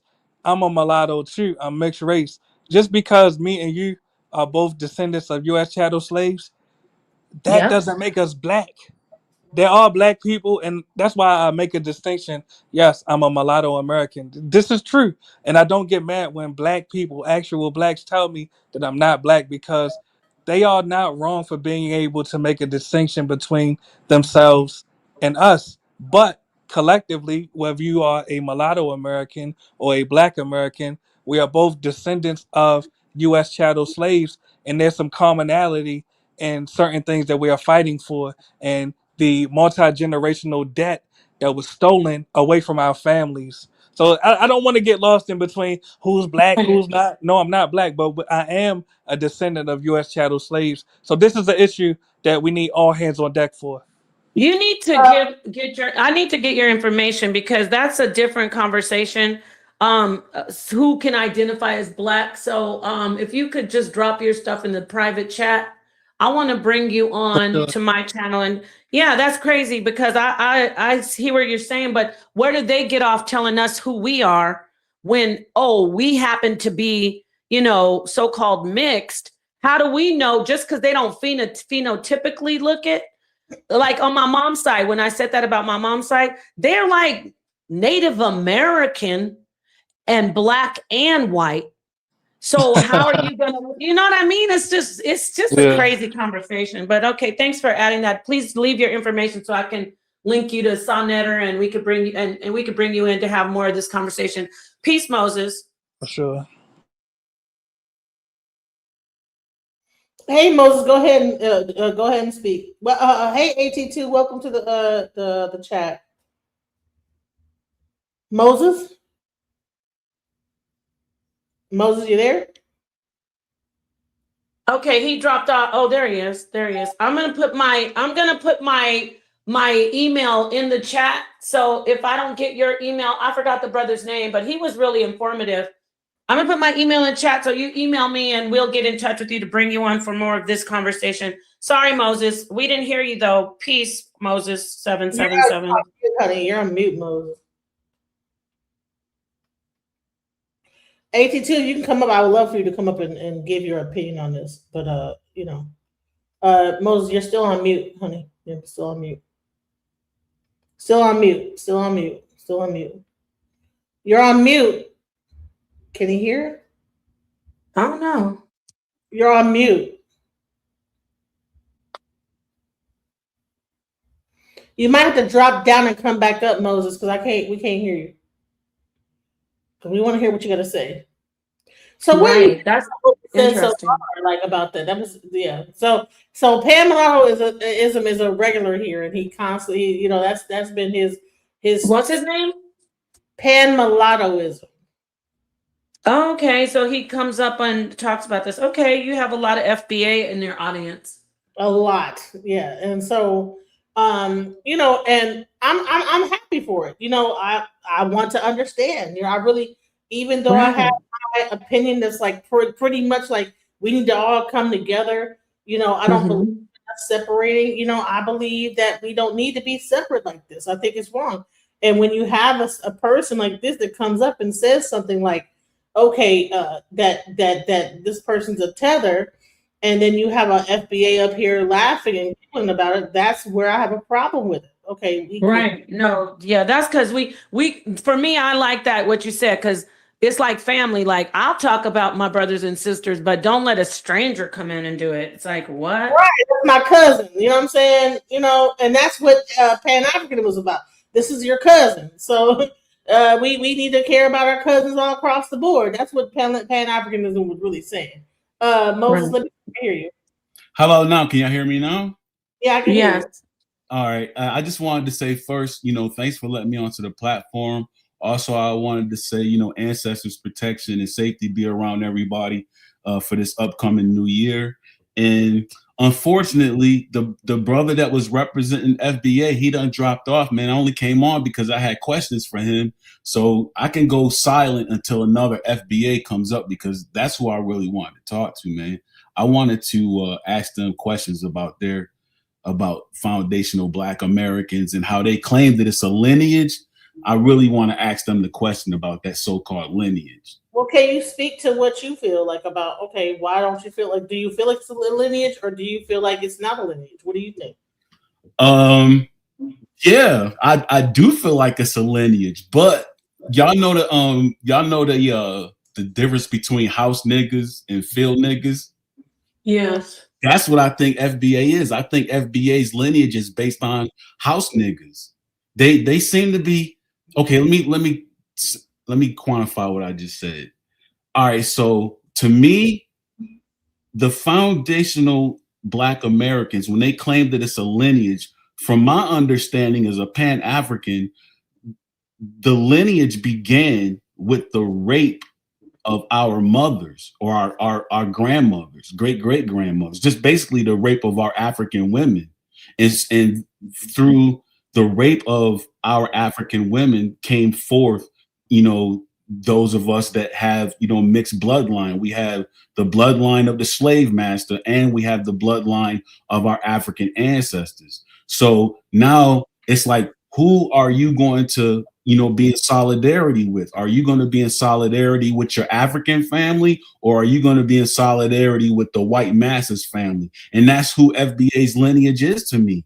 They're basically taking the side of the massa over their African family. And I'm like, why? I don't understand why any Black person would want to take pride in a lineage that's based on rape. So that's my take on FBA, man. I mean, that's a good point. What are your thoughts? I think that, but from what I say, I would think they're the flip. I'm listening to you, Moses, but they're usually like not the brother who is on here. The ones who are more informed aren't so based on phenotype, but most of them that I've encountered, not unbiased, not the brother on here, but most of them, they'll be looking at if you're light skinned and you know what I mean? So I don't know. I would think they're the in their minds, they're the field. Because they say that people, I'm asking Moses, don't they say, oh, well, you Dominicans or you Caribbeans, you come in here and you get treated better than we do because you're not Black American foundationally. So wouldn't that be the flip, right? Or no? To tell you the truth, Nepal, man, I really don't know FBA like that. All I see is what Tariq Nasheed is doing. When I see his platform show up, he's got these these thumbnails showing our African brothers and sisters in a negative light. Those thumbnails look like thumbnails that a Ku Klux Klan member would make about Africans. He's like showing like ashy ankles or big foreheads and big lips. It's something like that Ku Klux Klan members would do. And then I see a lot of people following him with that negative behavior. So that's all I know about FBAs. FBAs come off like the children of the massa. That's the energy that I'm getting from these people. And I just feel like, they are a detriment to the resurrection of Africans or the resurrection of Africa's position on this earth. We're us as Pan-Africans, our responsibility is to try to help Mother Africa's position on earth, get back to what it used to be. I feel like the planet is in the condition that it's in because our mother is no longer, the shepherd over this planet. And I want to land right there. No, that makes a good. See, I never looked at his channel, but I did hear Genesis. I think she said that he talks about eating. Yeah, I could see where you'd see that's where it's. I'm showing his channel right now, and you can see where, it looks like he's picking out people's foreheads and Oh, well, I got the biggest forehead ever. And let me tell you something. That means you're Somalian, or you can't. Oh, yeah. Actually, I do. My mom did her DNA, and we had some Ethiopian heritage. And so I think that's where the big forehead came from. Use a tether. Yeah, and then let's not forget that Tariq is the one that was responsible for calling Tommy Sotomayor crispy. So that right there tells you that this man has no respect for children of the sun. Whenever I see a brother or sister that complexion, I actually feel jealous. I'm like, Dad, your ancestors actually maintain the bloodline law of our African ancestors. That's the reason why you still look like one of the children of the sun. I don't look like that anymore because I had disobedient ancestors, or basically ancestors acting like or taking the side of the house Negro. I do know that there was rape that took place, but it's like I have ancestors that just continue down that road like a lot of these FBAs. And this is the other thing that worries me about Tariq. You cannot, because as she's scrolling through his channel, you'll see that he will have smoke for white supremacists, right? You will see him calling himself going in on white supremacists. But I don't feel that you could be a descendant of African slaves complaining about white supremacy while you are comfortable inside the house. That makes you look like a double agent. You see what I'm saying? It's like, well, who do you really stand for? You can't be talking about white supremacy while you are inside the house of white supremacists. I feel like the only people that can talk like that against white supremacists are people that are on the continent, putting them in check about what it is that they have done. These white supremacists are standing on stolen land, claiming to be Christians when their very Bible says that thou shalt not covet thy neighbor's house. Thou shalt not covet thy neighbor's manservant and manservant. But that's what these white nationalist Christians are doing. They stole land. They robbing resources, and they're claiming this territory is theirs. So it's like, y'all, we're dealing with a hypocritical leadership. So that's what worries me about Tariq. And I'm like, yo, bro, it's like, I do know that we are not perfect as a people. We could say that there's problems on the continent of Africa, but bro, we are standing on stolen land, supporting people that stole the land. It's like we're accomplices to a crime, and he's like expecting no karma to come upon people, that are championing the fact that we stole this land and we're claiming it as ours, and we're using our power upon all of these other nations that are beneath us to extract resources and to stay a superpower on earth. I don't understand why he would align with that. It seems like he would align more with his African family than he would align with this white supremacist construct. And I'll land right there. Right, thank you. And I do want to say this though, and I appreciate hearing from you. We need more people to speak. I have not looked at Tariq's channel. I'm not refuting what the brother just said. I just want to take the position where I wish we could get other people to speak on that side of, to answer to what you just said about his position. So yeah, this is definitely a conversation that is going on, and it's strange that we need to talk more about this on the HOK. It's just like, I don't know. I think Salnetta he's been there, done that maybe, right? He's already been down this road with the FBA. But yeah, I don't look at Tariq's channel. This is the first I've ever heard about what he does, and I'm not, I do want to say shout out to Tariq though, because he seems to be, how do I say it, trying to do what he needs to do, whether we like it or not. I don't think he's a scam artist. I don't think he's a self-hater. I think he's like the brother who was just up here, just kind of fed up. And then I don't appreciate making fun of culture and tradition, but you know how we do. We think everything is funny, don't we? We think we like to laugh, and that was a way for us to get through slavery. But Moses, I stand with you in Genesis where I say, yeah, we shouldn't separate ourselves from our own people. We really shouldn't do that. And when I say our own people, I'm talking about Africa. I'm talking about descendants of the slave trade more than just Yes, the people on the continent are our people, but I'm talking about descendants of the slave trade. So Hey, no, I don't know. Down for like a few minutes. I gotta just do a quick run real quick and I'll be right back. Oh, you know what? I gotta go because I have my show at 6. Hey, Nepal, I got a question for you real quick though before you roll out. Can you like for 10 minutes just? Well, I have the show in 10 minutes. It's 6:48. Okay. Hey, Nepal, let me ask you this quick question though. Go ahead. From your opinion, because I know FBA. Wait, excuse me, Moses. Genesis, I'll stay here for another 3 minutes. Is that okay? No, no, I need like about 10 minutes, but it's okay. Go ahead. Moses can hold it down.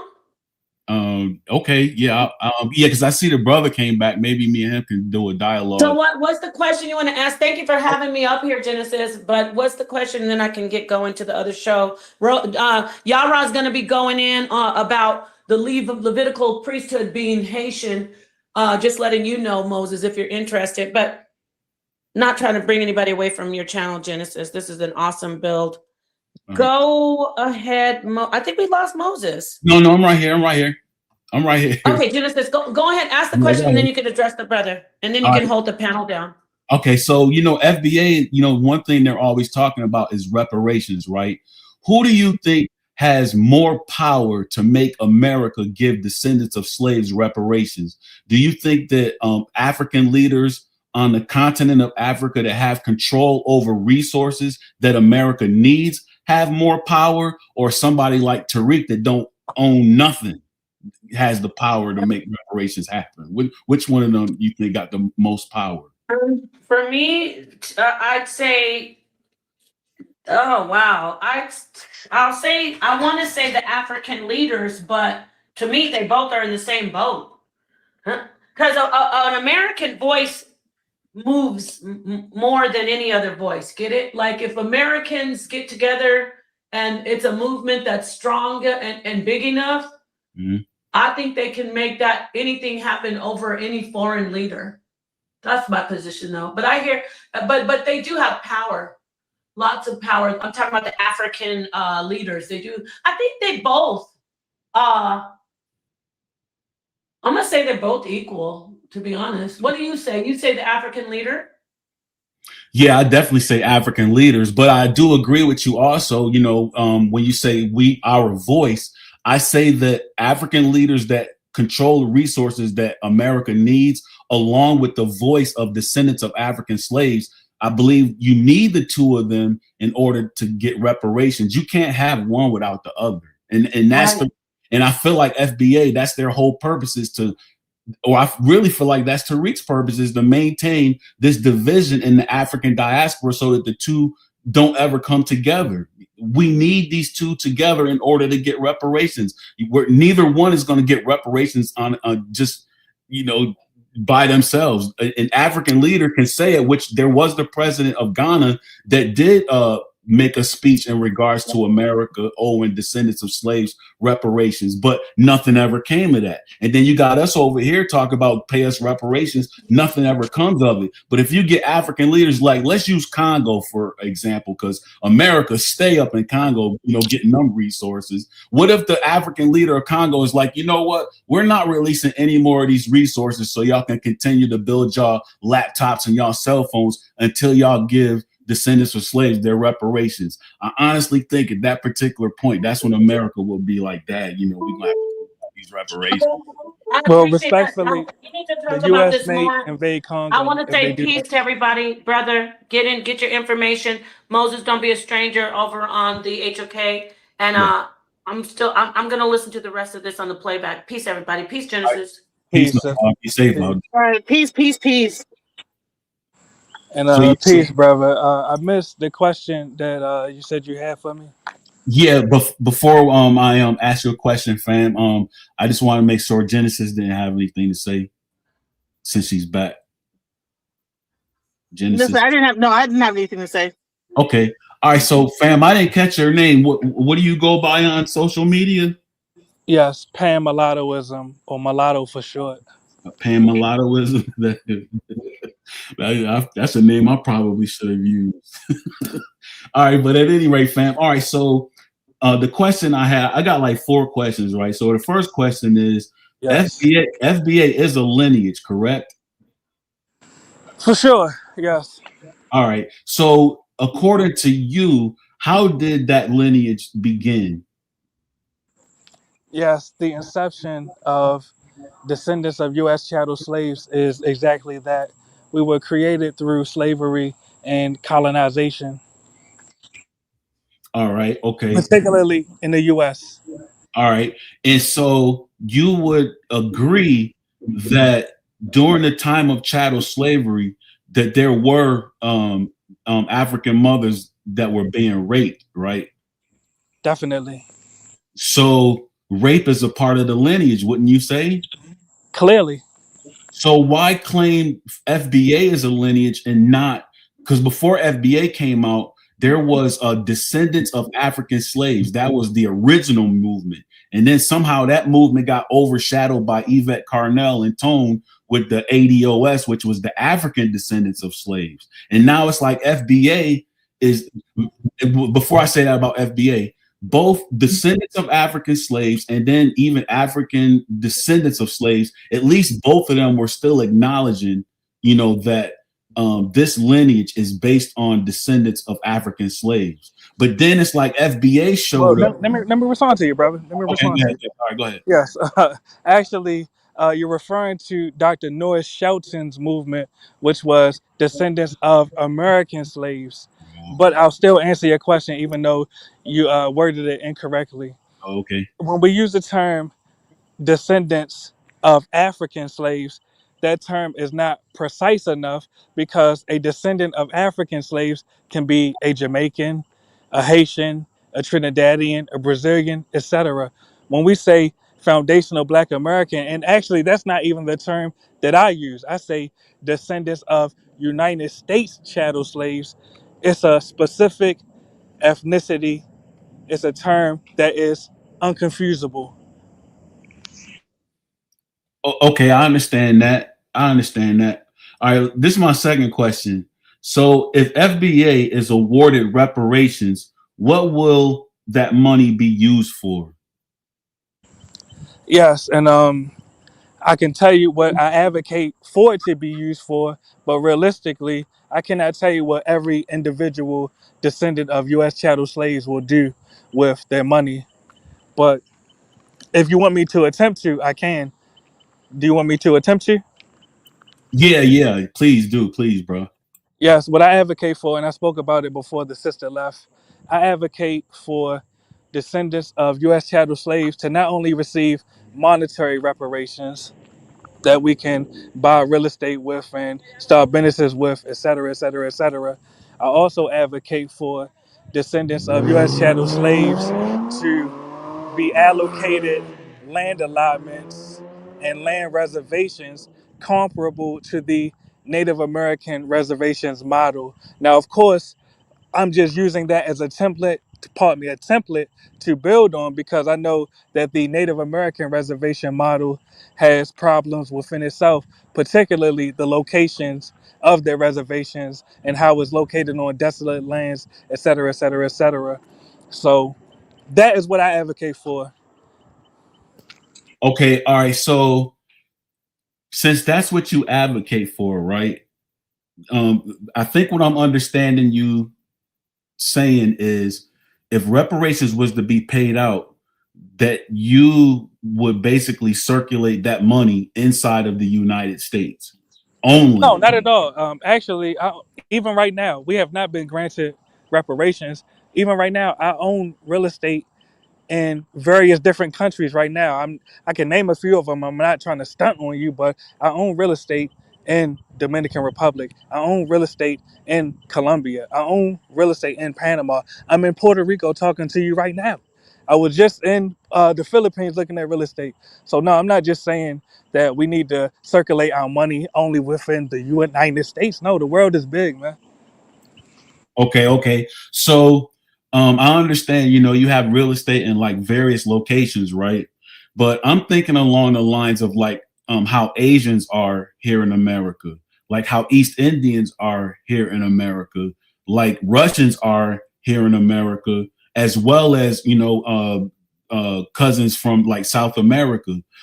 To me, I feel like all of these different races have a really strong voice here in America because they are attached to the land of their ancestors. And so the reason why I was asking you about what would you do, with those reparations if they were awarded to you, is because if I was awarded reparations, I would make an attempt to build an African American colony in the country of Ethiopia, because Ethiopia does share the same kind of Christian history that Black people have in America. So I don't think that there would be any real cultural clash for building an African American colony. And I feel like an African American colony would have to be built in Africa, because then that sets us up the same way that Asians are set up, the same way East Indians, the same way South Americans, even the Mexicans, people, foreigners that come over here, they are attached to the land of their ancestors, but we're not really attached to anything. And well, two things, and I'll try to make it brief as possible. Number one, America, whether you like it or not, this is one of the lands of our ancestors. When we take a DNA test, we have not only African and European ancestry, especially me, I have Native American ancestry. The United States is one of the lands of our ancestors. As far as the African piece, I'm descended. One of the tribes that I'm descended from in Africa is the Tikar tribe of Cameroon, and I went to Cameroon to see my actual tribe. The only reason I don't own real estate in Africa right now, particularly in Cameroon, is because they don't have dual citizenship laws, and I'm trying to work the kinks out to that. But I do not only respect, but I understand when you speak about building African American, and I'll use that term because you use that term, building African American communities in Ethiopia. Matter of fact, I'll even take a step further and say it's already many African Americans that already live in Ethiopia. It's already many African Americans that live in Ghana, South Africa, Kenya, Cape Verde, etc. So what you're speaking about already exists. I do understand when you say that you want to see more Black Americans in Africa. If not permanently, I at least say bi-continental. I can understand that definitely. But what I'm not understanding, respectfully, brother, what is your contention with the FBA movement, though, brother?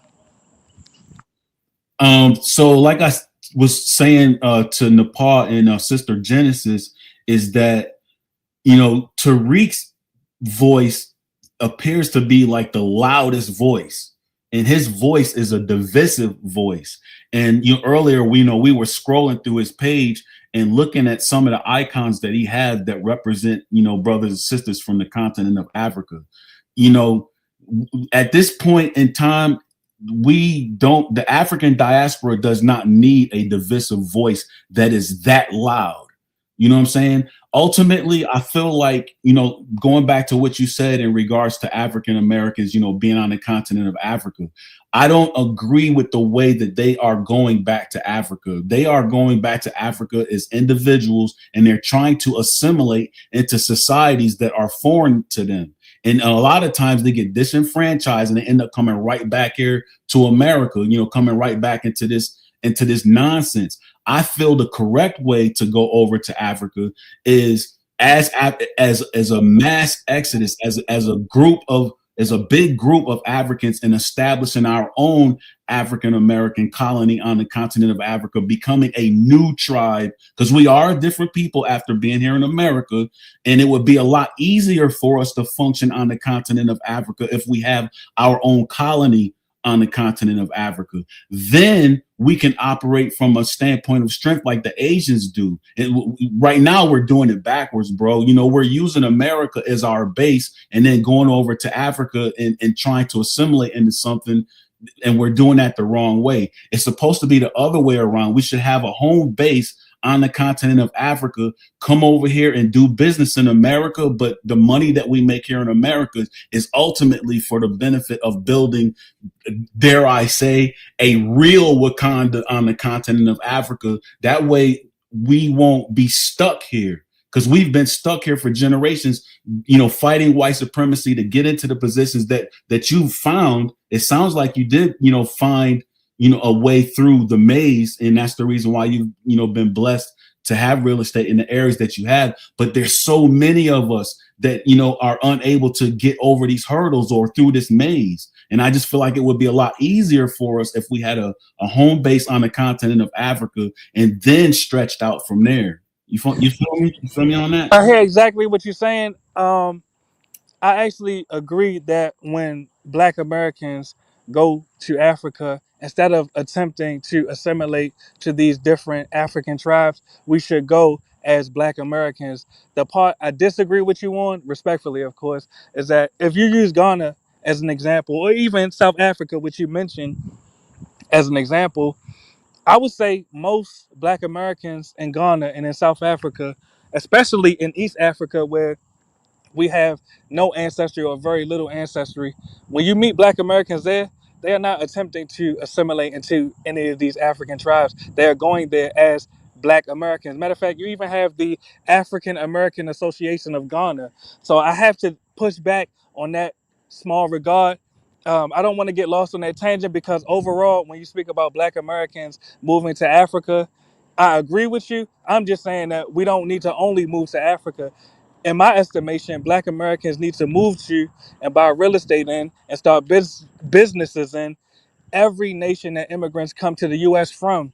Now, I have to ask you this with all due respect.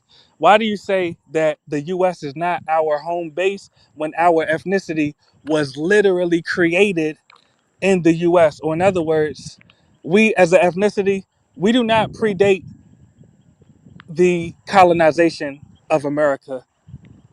Why do you believe that the U.S. is not our home base? Because of the numbers. When it comes down to the numbers, Europeans outnumber us significantly. I think that our race only represents 13% of this nation's population. And those numbers, because those numbers are so small, that's the reason why we're finding difficulty catching up to the catching up to them, the oppression that we've. No. That's a very good point. But hear me out, brother. Don't Okay. you realize that we are even more outnumbered in Africa? When you go to, have you been to Africa before? Yeah, man. I've been around the world. Come And on. So when you go to Africa, they don't see you as African, brother. They know that you're American. They look at us as a separate ethnic group. Matter of fact, a lot of them even call us Umzungu, right? Let's talk about it. They know that we are not the same as them ethnically. Matter of fact, even me and you, I seen you, brother. You camped up. They know that we and you are not the same as them racially, brother. So you also have to acknowledge that we are also a minority in Africa. It's unavoidable, really. Right. I mean, but that's why I said earlier that I don't agree with the way that descendants of African slaves have been returning to the continent of Africa, attempting to assimilate into societies that have been established for thousands of years, right? I think that we should do it in a mass exodus type of way, establish our own colony, because I do know that a lot of them don't see us as a part of the family anymore, because we've been over here in America for so long. However, we cannot let that stop us from reuniting with the place our bloodline originated from. Well, that's one of the places, and I agree with you on that. But I'm just speaking about demographics right now. When we go to Africa, we are a minority. Now, I can name one example, and you may even be able to beat me to the punch and know what I'm about to say. I can name you an example of a time we tried to establish a colony, and look what happened, brother. Look what happened in Liberia. So I'm not trying to use any scared tactics. If you are able to establish a Black American colony in Africa where we are the majority, I salute you and I will support you in that endeavor. But you also have to be realistic and understand that the majority of Black Americans have no desire to move to Africa. Now, if you would have said this same exact initiative in the Caribbean, particularly one of these small Caribbean islands, or even the U.S. Virgin Islands, where their population is less than 100,000, which we could easily outnumber them, then I would say that's more realistic. But I would never tell you not to try because I'm not a hater. If your goal is to build a Black American colony in Africa where we are the majority, I support you in that endeavor, but I also had to be realistic and let you know more Black Americans rather move to the Caribbean or Latin America, bro. We see it every day. So I mean, that's Yeah, why I'm I'll sorry. address, Go ahead. I'm gonna address that. I'm gonna address that, but I do want to go back to the point that you made about Liberia. Okay, so my viewpoint on the Liberia situation is that was an attempt to derail what Marcus Garvey wanted to do. Marcus Garvey, the reason why Marcus Garvey was focused on Ethiopia is because he knows Africa's history. When it comes down, to like the first civilization, being created on Earth, you will find that that territory that we call Ethiopia today, that is the very first civilization that our ancestors established, and it was our mothers that was ruling over Naphtha Playa, and then later on comes Kemet, but ultimately when you talk about empires that lasted the longest, our ancestors had the longest lasting civilization on this planet, starting from that territory that we call Ethiopia all the way up to the territory that we call Egypt. So Marcus Garvey was focused on that territory because he understood that is where our bloodline was planted. Now, when it comes down to W.E.B. Du Bois or W.E.B. Du Bois, I feel like W.E.B. Du Bois was a house nigga whose purpose was to derail Marcus Garvey's vision from the ancestors and put us in a territory that we didn't have anything in common, so to speak. We had something in common with Ethiopia because okay, so there's this Bible that's older than the King James Bible, which is the Ethiopian Coptic Bible. That in itself says that there is a commonality between the Christians in Ethiopia and the Christians that were here in America. So why would you put Black Christians in America in a territory, which is that Liberia territory that you're talking about, with people that they didn't have any commonalities with? You're putting them right back in the same area as the people that sold them into slavery in the first place. Well, bro, can I go point for point with you? And I know you want to respond to the Caribbean part. You good? Go ahead. And I didn't forget that because I know you want to respond to the Caribbean part. So don't forget your response to that. But as far as Marcus Garvey versus W.E.B. Du Bois, at least W.E.B. Du Bois went to Africa and died in Africa. Marcus Garvey died in Europe, brother. Marcus Garvey fled a majority Black nation known as Jamaica and came to the United States, which was majority white. I'm going to say that again. Marcus Garvey fled a majority Black nation and came to the U.S., which is majority white, and told the Black Americans that we need to go to Africa, even though he never been to Africa. So with all due respect, we as Black Americans, I'm a mulatto American, of course, we as descendants of U.S. chattel slaves need to stop using Marcus Garvey as a role model. If he was serious about Pan-Africanism, he would have stayed in Jamaica, and if he left Jamaica, he would have went to Africa. Now, as far as the part of the Liberia versus Ethiopian discussion, when descendants of U.S. chattel slaves take a DNA test, many of us actually have Liberian ancestry.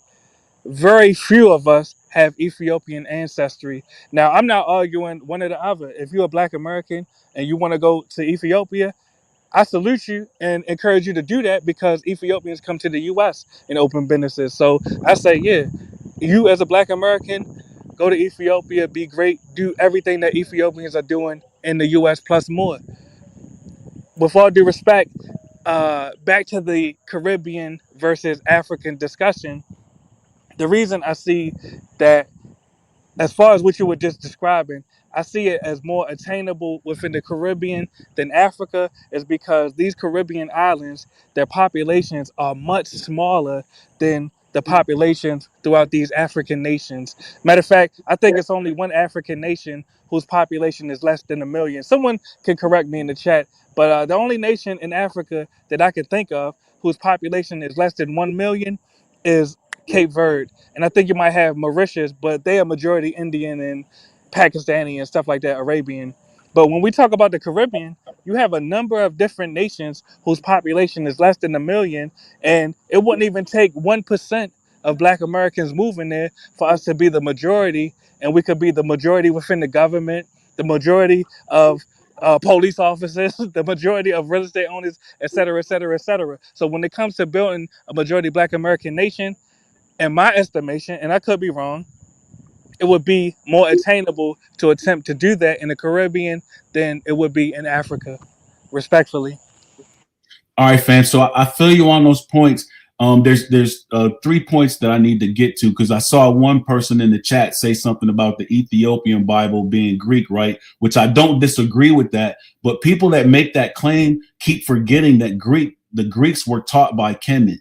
The Greeks obtained their knowledge from Kemet. So when they say that the Greeks, gave Christianity to Ethiopia, all they did was give like a regurgitated whitewashed version of what they learned from Kemet. However, the point still stands that there is Christianity that was in Ethiopia. And if you're going to call yourself a Christian here in America, I don't understand why you would want to be a Christian under white supremacy instead of being a Christian over in Ethiopia among people that look like you. So that's the end of that point. The other question I have for you in regards to the Caribbean islands, bro, there's two types of Caribbean islands. One set of islands is referred to as what?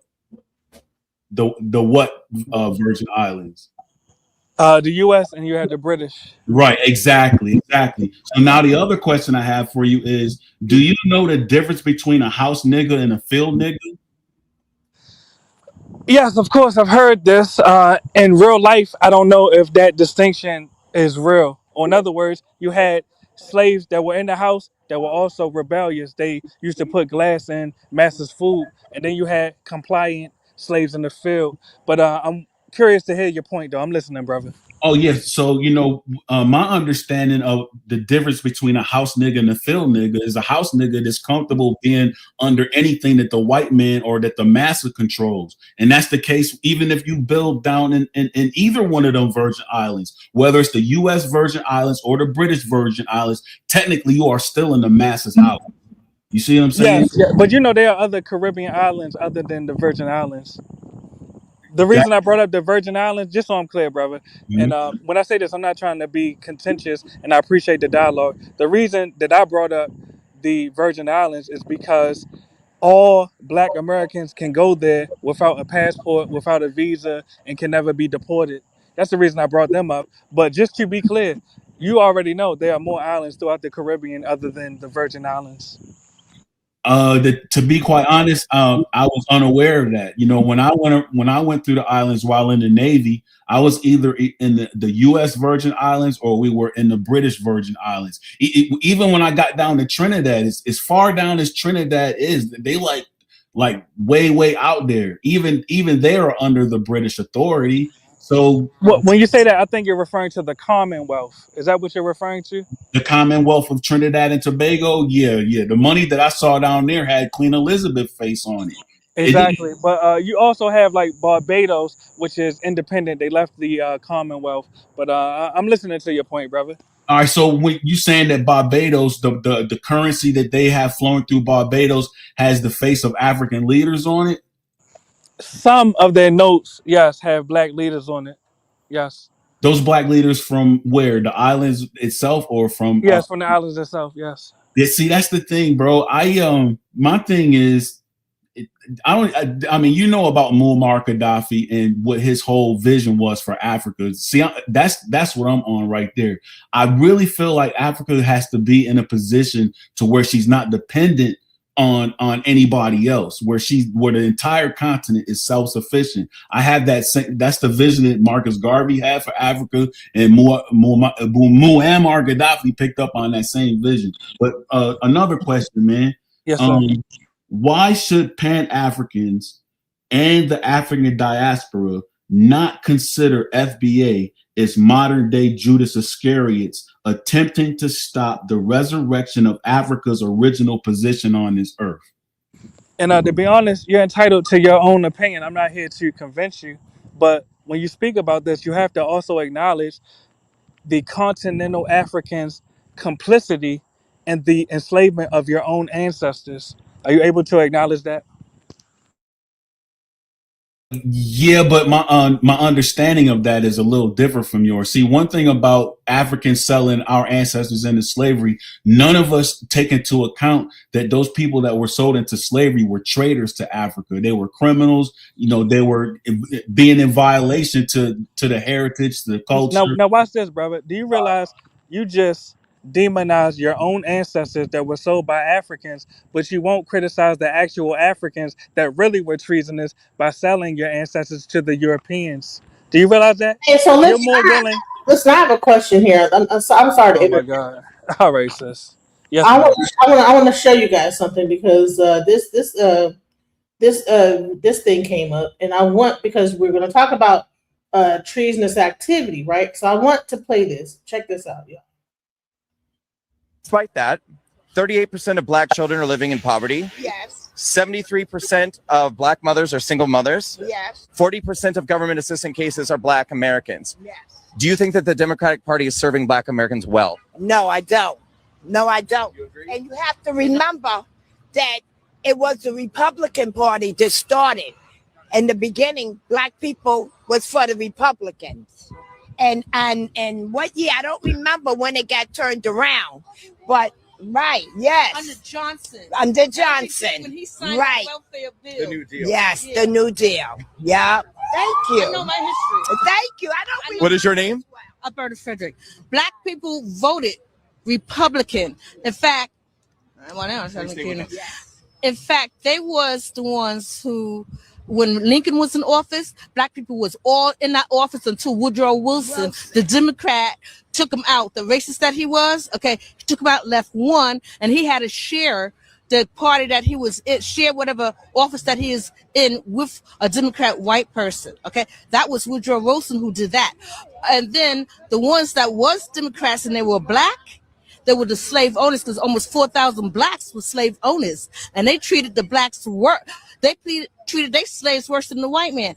And at the same, all right. So I want to say, because we want to talk about the Africans that enslaved us, but now there is this whole historical fact that Black Americans, the people that you would call, let's go into, she actually breaks it down to who were the ones that were enslaving people over here. Time, not only was the white man 10% of the white population that was slave owners, the one that was pushing up right behind them with the most slaves was the Cherokee Indians. Okay, that's my family. And then the third one. Right now, she's a Black woman. She says she's Cherokee Indian. That's her family. So that's where your FBAs that are saying that you guys are Native Americans.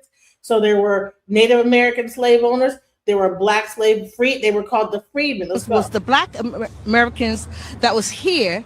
That was the free men, the free slaves, and the free men, the former slaves and the free men. They was the one who ran the Republican Party. Okay, until Woodrow Wilson. And at the same time, like I said, the vast majority of your Black slave owners was the Democrats. That's right. Yeah, what the Democrats? A lot of people don't realize that the KKK was an arm of the Democratic. They was and then at the same time they became even more popular under LBJ. Right. And then at the same time, because he was a Ku Klux Klan, and I remember because I was 13 years old when I went to that civil rights march. Okay, when Martin Luther King, who was a Republican. That's right. Who was a Republican. All right. The thing is that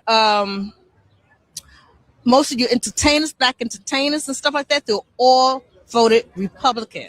And the reason why a lot of the Democrats get into office, because when Blacks was able to vote, okay, when they were able to vote, and they knew the Democrats knew that the Black people held Republican tickets, they took their tickets out of their hands and put two. So Black Americans are voting. So I wanted to get your opinion on that stream of consciousness just happened right there. What are your thoughts on that? Blacks own slaves, because a lot of times when you'll talk about, you say, well, what about, how do you feel about the Africans that sold us into slavery? What do you feel about the Blacks that own slaves and were some of the most ruthless slave owners? Also, Cherokee Indian is when you want to say that you are from here and you're indigenous, and the indigenous people own slaves and they were Black people. What about? Yes, and watch how brief my response is. Actually, if you would have been listening, I already said we as descendants of U.S. chattel slaves, we have no allies. The European is not our ally. The African is not our ally. The Native Americans are not our allies. Now, when I hear claims that Black Americans own slaves, I have never met not one Black American whose family was enslaved by Black American slave masters. My family wasn't. I'm gonna ask you, brother, was your family enslaved by Black American slave owners? No, my the ancestors. Exactly. Well, they were under the slavery to the Cherokee because I do have Exactly. Native Americans, right? right Native And this is American. my point. When people speak up, when people speak about, they're not speaking up. When people speak about Black American slave owners, this is a disinformation tactic. This is a deflection tactic away from Black Americans that are fighting for reparations to our ethnicity. None of us, not one of us, are able to name any Black Americans whose family was owned by Black Americans. Really. What we do know, you had some Black Americans that paid for their Black American family members' freedom, but none of us have ancestors that were owned by Black Americans. DJ Genesis, was your family owned by Black Americans? I don't know who they were owned by. I just know that they were slaves at some point. Exactly. But So you exactly. So I don't know. But I would that's my say point. when you're saying Cherokee, right? That says Exactly. FBAs will say that we were indigenous here, and so we were the Native Uh-huh. Americans, we were the Cherokee, we were the Black, all these things, and then that they got supplanted by the Dollar Tree, or what was it, the $5, the $25. $5 Right. Indians. So here's the thing. Now, so are you saying that those Black Cherokees that were owning slaves were not the same ethnicity group as a No, FBA? well, Or I'll actually tell you what I'm saying. I'll actually tell you what I'm saying. Just like we have European ancestry, that doesn't make Europeans our allies, right? So just because we have Native American ancestry, that doesn't make Native Americans our allies. That's the confusion that a lot of us have. Just because we acknowledge our ancestry doesn't mean that we're saying that people of those ethnicities are our allies. The African is not our ally. The African is the ally of the European that they sold our ancestors to, respectfully. so are the Native Americans not our allies as well? The No, Black. they're not. I said that more than once. Native Americans are not our allies. There's two. Okay, because there's two different types of Native Americans. You have the Asian, and you have the Black. Okay, so are you saying that the Black Native American are not FBA allies?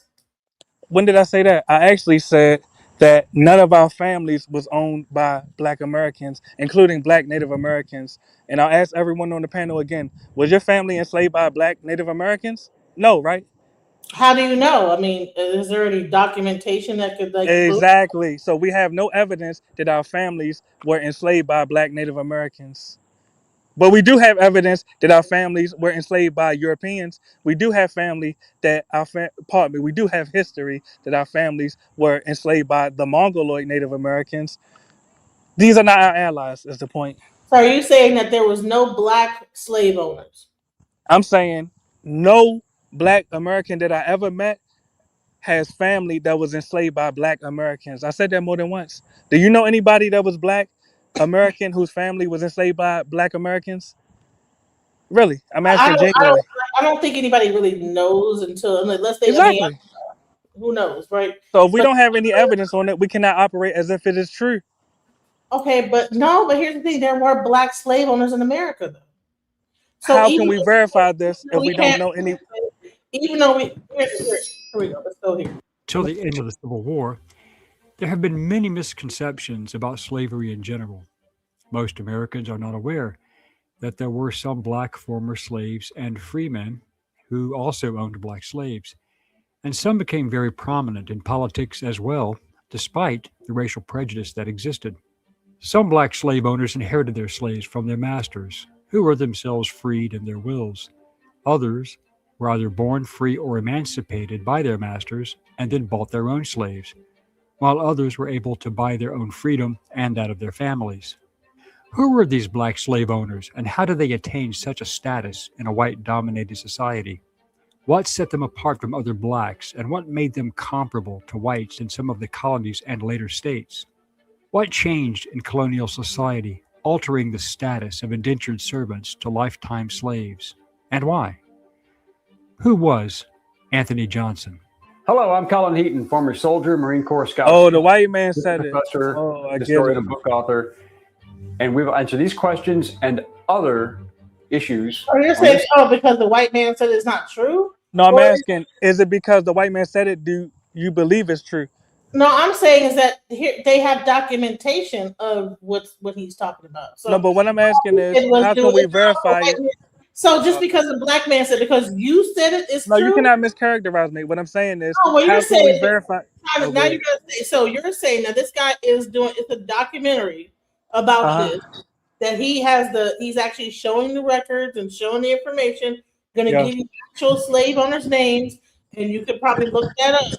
But you're saying that because it's a white man, you're gonna use the white man's No, I'll tell you what I'm saying before due you're respect. you're half white, right? Pan mulatto, right? Exactly. You're white, so who cares if it's a white man that said it? If he did the research and he can like tell the research into like Exactly. that there was black slave owners, what difference does it make whether But he's white? well, can I answer that question? My question is, how can we verify it as true when we don't know any Black Americans whose families was owned by Black Americans? Honey, I wasn't born in the 1800s either. Exactly, but you know you had white slave masters though, right? You can't prove that it's true that the African sold us into slavery. They apologized for it. Ghana apologized for it. Just because they apologize for it don't mean it really That means they did it. They take accountability. Where's the documentation of it though?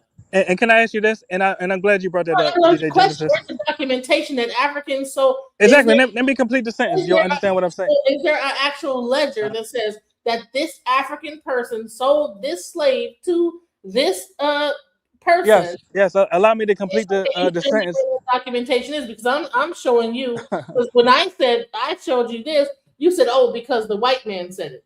And DJ Genesis, please allow me to say one sentence, please. Go ahead. One sentence. You notice that when I speak about the Africans that sold your ancestors to the Europeans, your conditioned response is to deflect away to alleged Black American slave owners that you cannot prove even existed. Right? No, I can prove they exist. How? You don't know any Black people that was owned by Black people? Hey, this is how we prove it. DJ Genesis, this is how we prove it. Yeah, let the brother get in because you're cooked, DJ Genesis. No, hold on a second. DJ Genesis, this is how we prove it.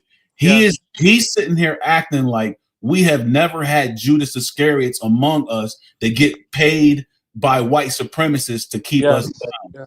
You know, we know that exists, but I'm asking you. So why would there not be why would there not be Black slave owners when we know that there are Black people that actively sell us out for 30 shekels of silver? And let me respond to you, brother, and let's have a respectful dialogue. The question is, because we could speculate all day. The question is, and I already asked you this, and your answer was no. My question was your family owned by Black American slave owners? You said no. I said, do you know any Black Americans? Allow me to complete the sentence. Don't be triggered. The question is, you already said no.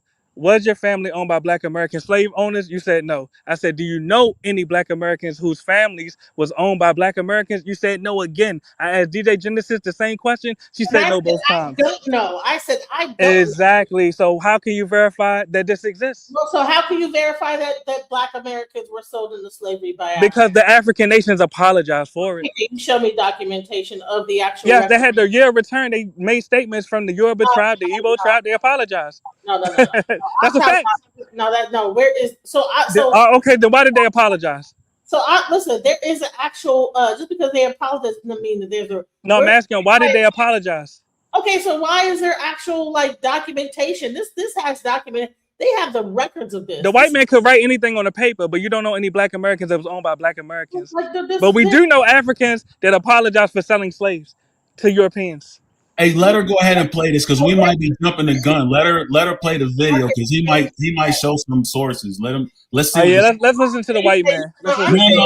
Let's just look at the sources, bro. I mean, you act like we ain't. No, I'm saying let's listen to the white man. It's all right. Let's mute up and listen to the white man. We've been listening to the white man. Let's listen to the white man. I'm not objecting. Let's listen to the white man. Right now, because you're half white. So why you're the exactly? White the other brother is too. It's all mulattoes on the panel. Everyone on the panel. Okay, so why is it about the? about the white man. That's all that is gaslighting. So just play the white man clip. Could we listen to the white man?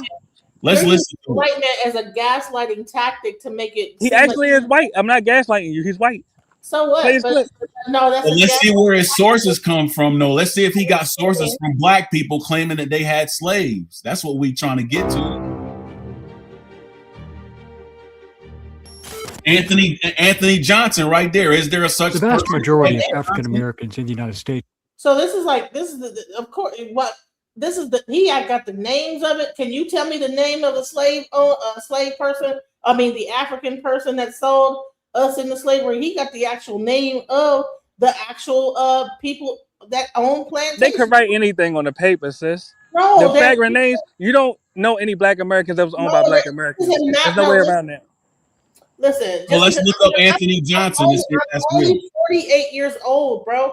Of course, I don't know anyone personally. I know, but you know people that had white slave owners, right? I don't know anyone Checkmate. personally that's been a slave. But you know people had white slave. No, I don't, sir. I don't know. Listen. Yes, you do. I No, don't. so now Listen, my grandma. the white man ain't own you neither. My grandmother wasn't a slave. My great Exactly. And she had a white slave master. How old are you? Checkmate. Yeah, but he's talking about Anthony Johnson, y'all. He acting like this man ain't pointing out a black man. Who is Anthony Johnson? Is this a fictional character or not? Right, exactly. Thank you. Let's see the evidence. Let's see the evidence that the white man got. As a matter of fact, why don't Google him while this dude is talking to see if The vast Anthony majority of African Americans in the United States were enslaved, in all of the states, not just the South.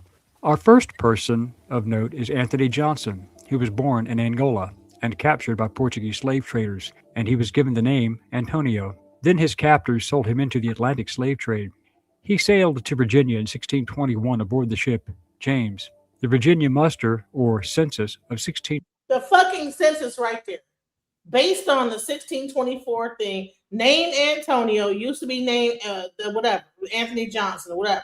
24 lists his name as Did the white man not lie on paper? And he was recorded as a Negro in the notes and indentured.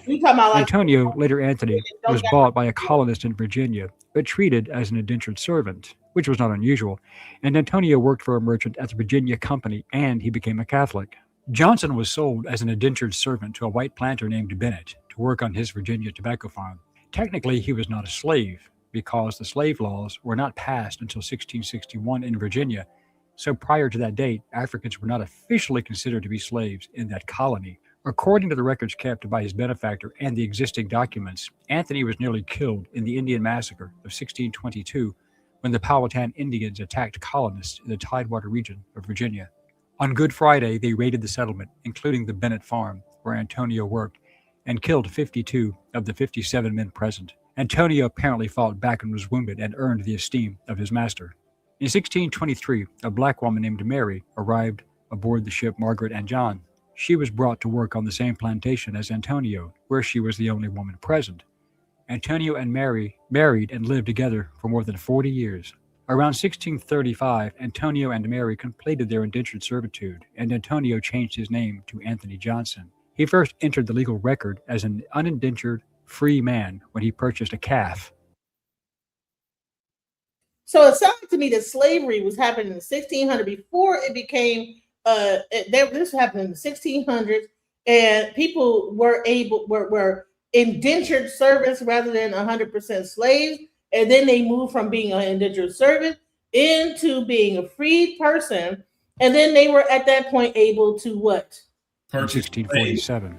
During this early period, free blacks enjoyed relative equality with whites, and about 20% of the free blacks in Virginia owned their own homes and property.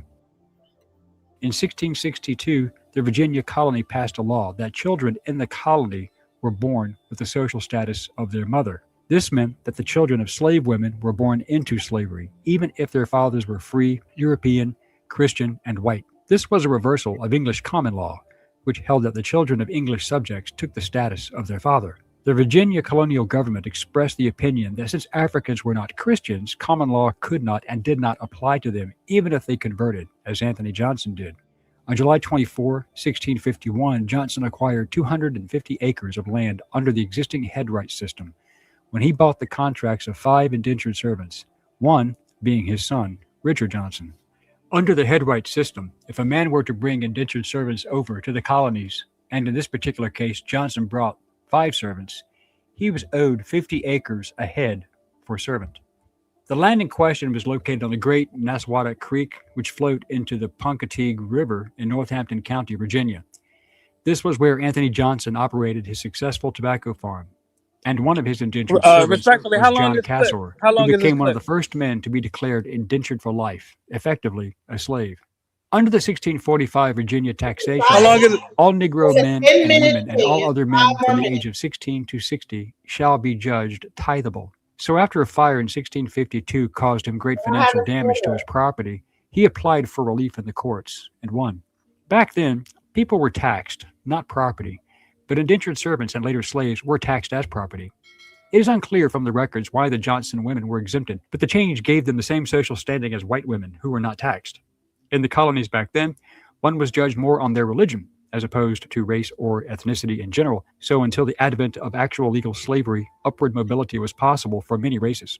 During the case, the justices noted that Anthony and Mary Johnson had lived in Virginia for over 30 years and were highly respected in their community. In fact, a 1653 Northampton County Court document lists Mary as Anthony's wife.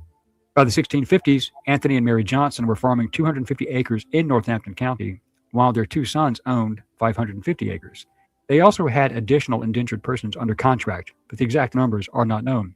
His son, Richard Johnson, also had his own indentured persons, probably given to him by his father, who were effectively slaves with a shelf life. At some point, if contracted, they would have to be set free. In 1854, John Cassor, who had been sentenced to indentured service for life for his escaping a previous owner in 1640, filed a suit against Johnson, claiming his indentured service had expired, and he went to work for Robert and George Parker. Johnson filed a freedom suit to get Cassor back, but Parker won. What is amazing in retrospect was that Johnson, a black man, was not only able to file a petition to the court, but he was able to testify and give evidence in the court, which illustrates the rather egalitarian system in place at that time. However, Johnson appealed to the County Court of Northampton County, Virginia, and the court reversed its ruling and sent Cassor back to Johnson in 1855, and Parker was forced to pay Johnson compensation. Then Cassor made history, as he was probably the first person who was declared slave for life in Virginia. That means that his black owner, Anthony Johnson, was probably the very first slave owner in all of the colonies, himself a black man.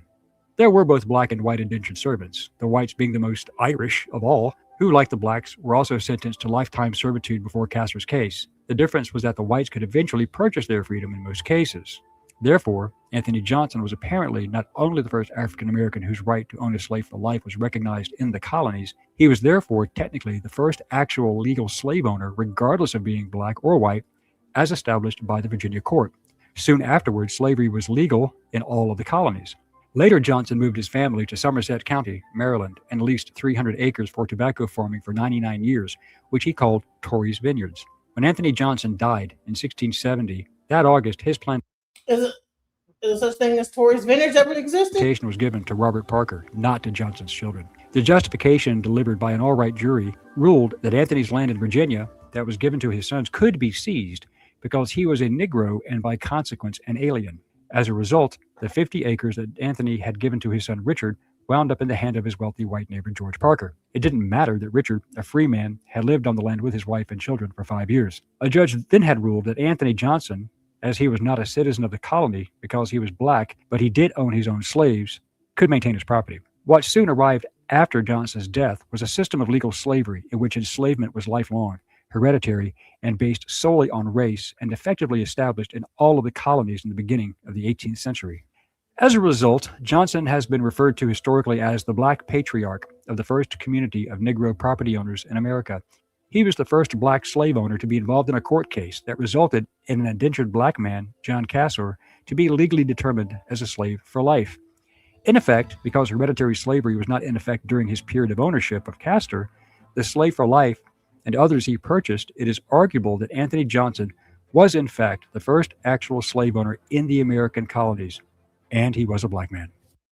All right. So Yeah, DJ, no. what Oh, year- go ahead, brother. Go ahead, DJ, brother. are you sharing screens? DJ Jenny. yeah, go ahead. Okay, so what year are they saying that Anthony Johnson was owning these slaves? From the 1600 up to the No, he came into thing the 1600s, I think about the 1800s or the 17, something like 16, 17, 18. Yeah, I think it started off in the 1600s and then went into the early 1800s.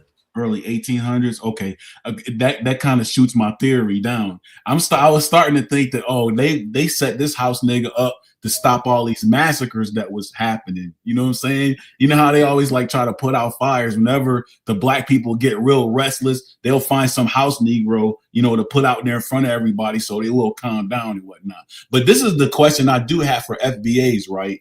Do you know what the definition of insanity is? The definition of insanity is doing the same thing over and over and over again, expecting a different result. So this whole thing about, establishing your own separate, reservation here in the United States, our ancestors have already tried that. They went from setting up all of these Africa towns, and then these Africa towns getting knocked down by the white supremacists. And then the next thing you get after the Marcus Garvey, because all of this really, this is why Marcus Garvey and Booker T. Washington, was on the frequency that they was on, building these Black Africa towns and then making enough money to where they can establish their own colony on the continent of Africa. But obviously the white supremacists didn't like that. And so you get all of these places end up erased, right? So now you come into the Martin Luther King era where they're like, well, if you can't beat them, join them. And so now we're integrated with them. And, look at where we are today. We still crying about, white supremacy. And I just understand why y'all want to try to keep building stuff here, man. That's my own. Well, let me give a brief response. And I know it's another brother on the panel and he wants to jump in. So my response would be less than 20 seconds. Number one, with all due respect, you can say the same thing about Africa.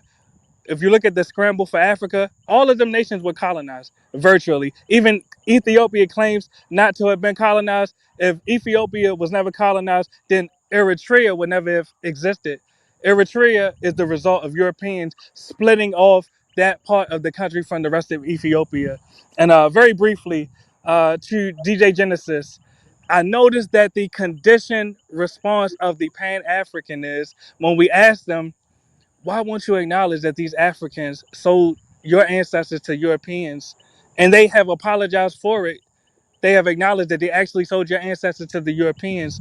The conditioned response of the Pan-African is to say, hold on, but you had Black American ancestors that owned slaves in the U.S. And then well, since you didn't even interrupt the brother, though, can I complete my statement, please? With all due respect. Brother didn't address me, but okay. Yeah, I was addressing you, sis. And I'll complete my sentence. With all due respect, the conditioned response of the Pan-African, when we bring up the fact that Africans sold your exact ancestors to Europeans, the conditioned response of the Pan-African is to say, well, hold on, you had Black Americans that owned slaves too. And then when we say, all right, do you know any Black Americans whose families was owned by Black Americans? Your answer is no. When we ask you, was your own family enslaved by Black Americans? Your answer is no. So we're supposed to be mad at a fictitious Black American slave owning boogeyman instead of acknowledging, hold on, these Africans are not our allies. They actually did sell our ancestors to Europeans. And I relinquish the floor. Oh, all right. So you gonna respond to that, Genesis, or can I respond? Go ahead, because I don't have time for it. Go ahead.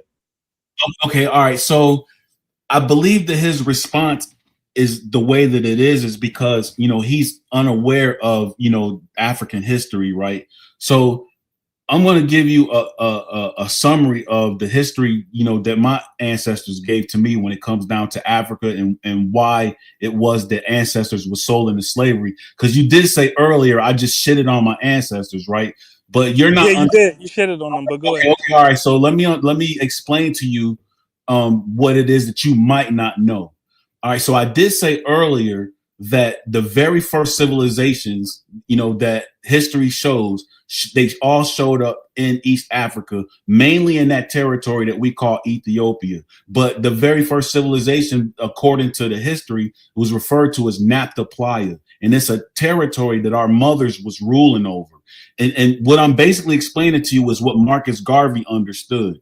he understood that the very first civilization was created by our ancestors. Now, our ancestors in that territory had what I refer to, I forgot what my ancestors called it, but I refer to it as a bloodline law, meaning that citizens of this territory were not supposed to make marriages with outside nations, because by making marriages with outside nations, be they East Indian, Asian, European, you are actually giving them access to this territory, to our homeland, and that could ultimately bring our dynasty down. And ultimately, that's what happened. The Greeks came in to Kemet. They started learning from our Kemetic ancestors. And then next thing you know, the Greeks, those children that came from those unions were giving access to their Greek families, allowing these foreigners to come in. And then the foreigners come into the territory and they see what we working with. It's the same scenario when you got a poor woman marrying a rich dude, or vice versa. You got a poor dude marrying a rich woman. You see what they got access to, and now you want it for yourself. The greed sets in. So ultimately,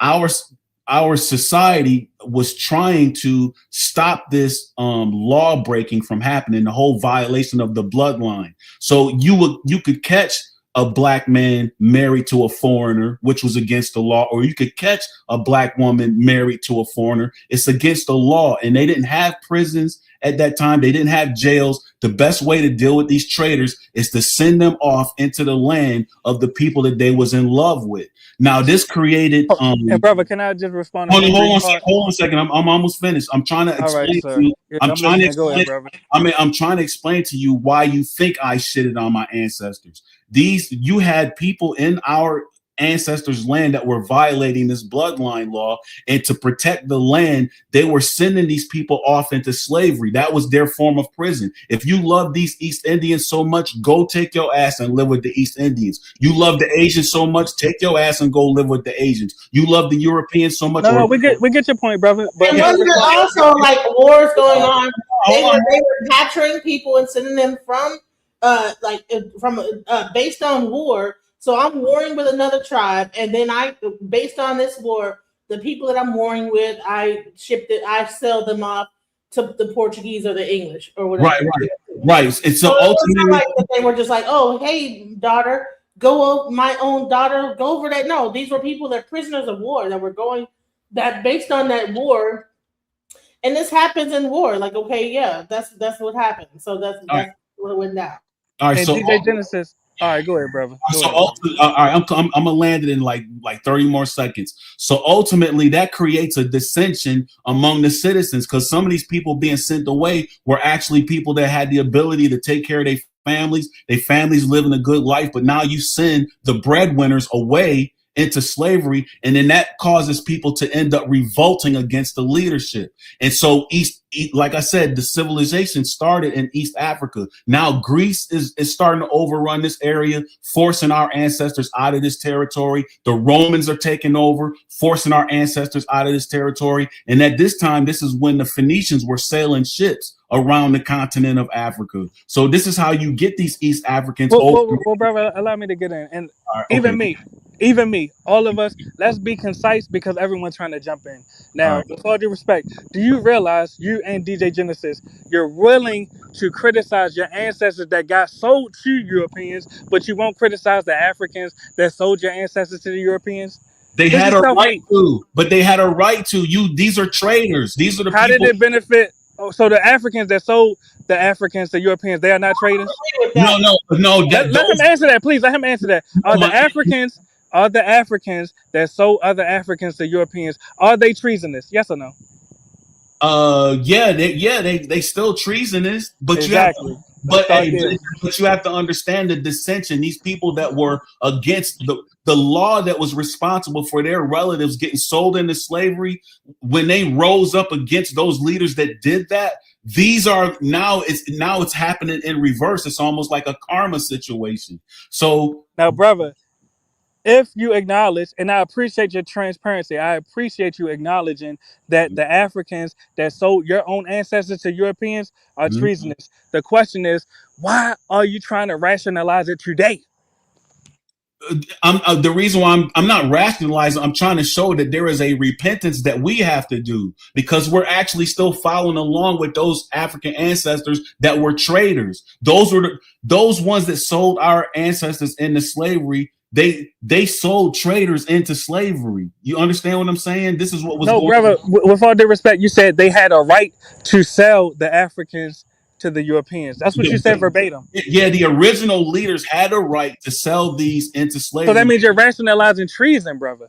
If we have a problem within our own house, No, we that's not must solve. treason. That's But not. allow me to complete the sentence, please, so you can Okay, understand what I'm I got a saying. whole nother take on the standpoint on this, but okay, go ahead. All right. If we have a problem in house, it is our obligation to solve that problem in house. We don't sell members of our own families, of our own race, to outsiders, to the Europeans. The point is, in the long run, did it benefit Africans to sell literally millions of their own people to Europeans and Arabians? Ultimately, no. The answer would be no. I respect your honesty. But you're not taking into account what led up to that. You're not seeing the Brother, drama. it doesn't matter. It was a mistake that we cannot repeat. Hey, but listen, it's how is it a mistake when you got people that don't want to follow the law? It was a mistake because it had adverse effects. We're repeating it right now with delineation. When you are delineating and holding up the Caribbean and saying, they need to get them about this country. What you're doing is the same thing the African person did in Africa to send a person over to America. You're doing the same thing when you call ICE on the Caribbean that have been living here for the And can I, DJ Genesis, can I ask you this? Oh, no? I'm not done talking. All right. So what's the difference between uh, a person that is from Africa gets into a war, and seizes the land and takes those people and says, they're not from us, they're not one of us, and then says, I'm gonna sell these people over to the European, the Portuguese, to us, saying, well, Caribbeans, they're not one of us. All right, here, ICE, come pick them up and send them back over to Jamaica. So can I tell you the difference? And they lived here their entire life, have never been to Jamaica, grew up in America, but because we are delineating, we're doing the same. It's history repeating itself. Well, can I answer that? The difference? Can I tell you the difference? And it's very simple. The difference is the Africans sold to Europeans and were transported human traffic to the Americas. They were not from the Americas. When we call ICE on an immigrant from the Caribbean or Africa, they are just going back home where they are actually from, No, where they they're are not. actually needed. The person grew up in America, never been to That the means their family fled to the U.S. Is a difference. so that baby that grew up in America, then they get shipped off to the Caribbean, and then Back to their ancestral homeland. Yes, it's a big difference. So all right, so I would say this is that to me, you're saying that one thing is a treasonous thing, but to me, I'm like, I don't see. It's like it seems like the same exact. You just one little caveat. Oh, okay. Well, this person. Yeah, they're going back home. They're going back home. No, they're not going back home because they're Caribbean. They're going back to the Caribbean. If they were born here, they're not going back. Their ancestral home is the Caribbean. That's not the ancestry. Listen, if they were born here in America, their ancestors are from the Caribbean. America, and because they were born in an American hospital, probably born at Orange Memorial Hospital. You know what I'm saying? And then you call the ICE on them or whatever, and then they get sent to Jamaica. Never been to Jamaica. That's their ancestral homeland. Big difference. They are going back to their homeland to fix it. Hopefully, when the Africans sold our ancestors to the European, they had no affiliation with the Americans. Yeah, you're just gaslighting because the bottom line is that if this person, the chat understands me though. It doesn't matter whether the chat understands. The chat can understand you all. The chat understands.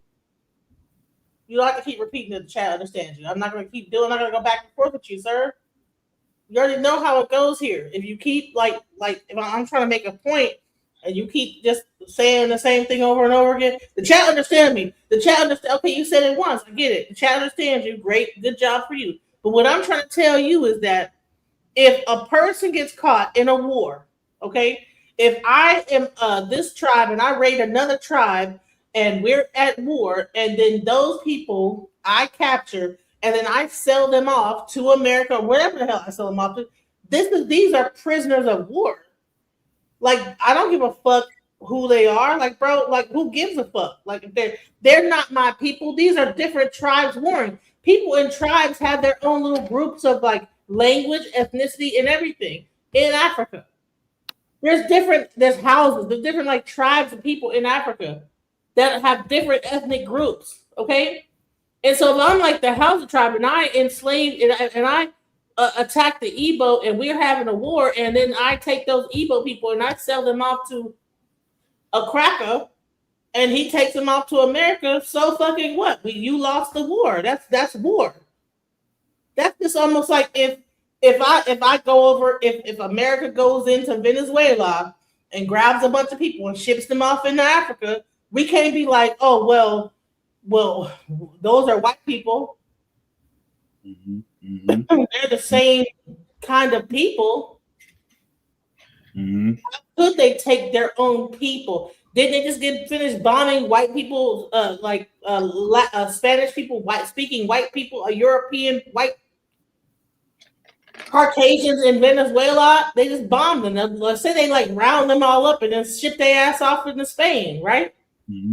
They off into Africa, right? Whatever country that'll get them, right? And then we occupy that space, right? That's war. So that's what I'm saying.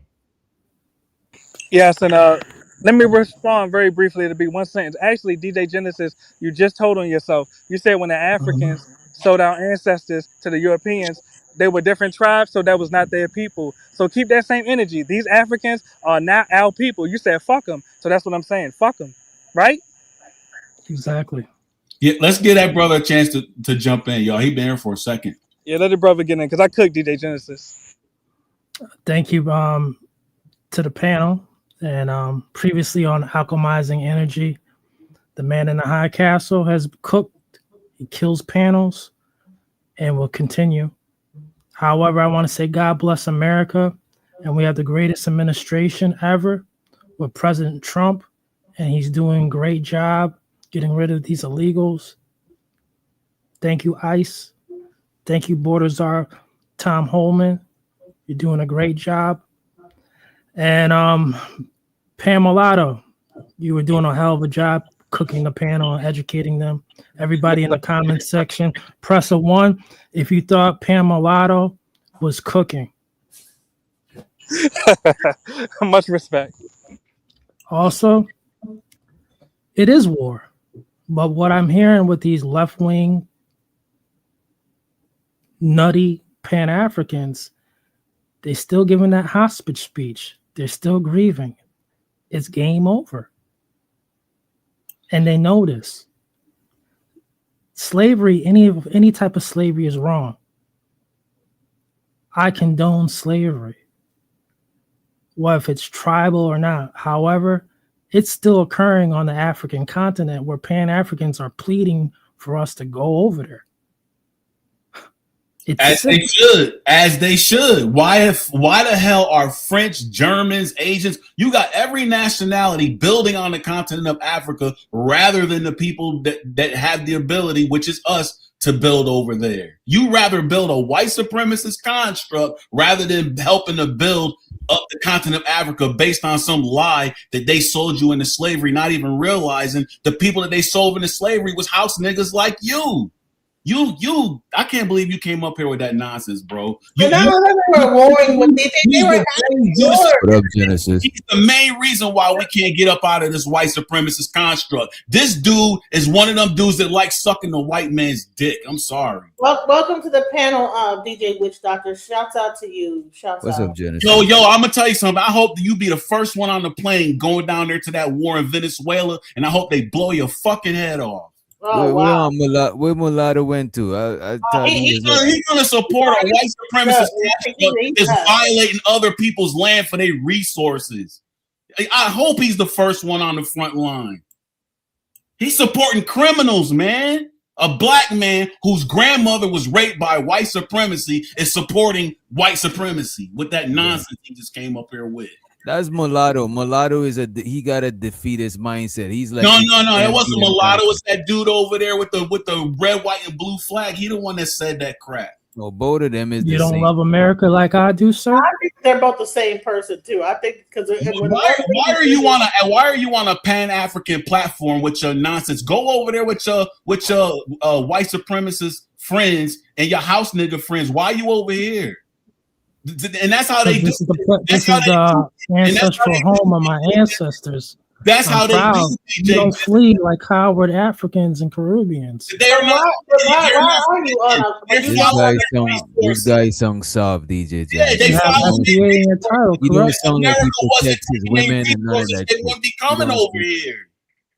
America's taking their resources. That's why they have to come here. And you ain't trying to build nothing over there. Chill, Moses.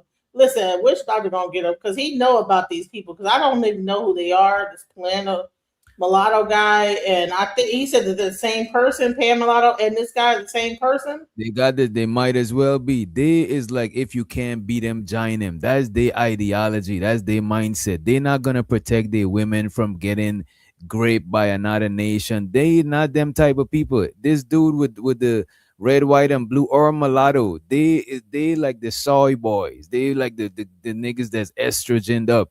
You know what I'm saying? That been broken. You know what I mean? They defeated. That's why mulatto thinks that I'm like he's pan mulatto. That's literally trying to diss pan Africanism. He's literally, what is a pan mulatto? Like what type of shit is that? That's some defeatist shit. That dude is goofy. Right. Pan mulatto is what is that? Yeah, when you think about it. Yeah, I never even thought about that even moniker. Just be making shit up. So I was trying to say that the actual slave trade was based on people warring with each other. They grabbed certain people that was based on different groups of people, different ethnic groups, and then he tried to make it like, see, you yourself admitted that fuck them, these aren't our people. Well, I'm saying is that some of us got brought over here, but they didn't grab all of them. There were still some people that still were in civilization over there. So I'm saying is that if they grabbed 10 people, brought them over here, there's still like how many people still over there? So I'm saying like, so you're saying that those are not our people? That because they grabbed they didn't grab all of the people in the whole community. You know it's crazy, DJ. They got it. You ever heard about this streamer named iShowSpeed? I was about to play that. That was my next thing I was going to play. That's some beautiful shit right there. I just reviewed it last night. That's the shit that Pan Mulatto and this dude, they don't want to talk about this type of shit. You know what I mean?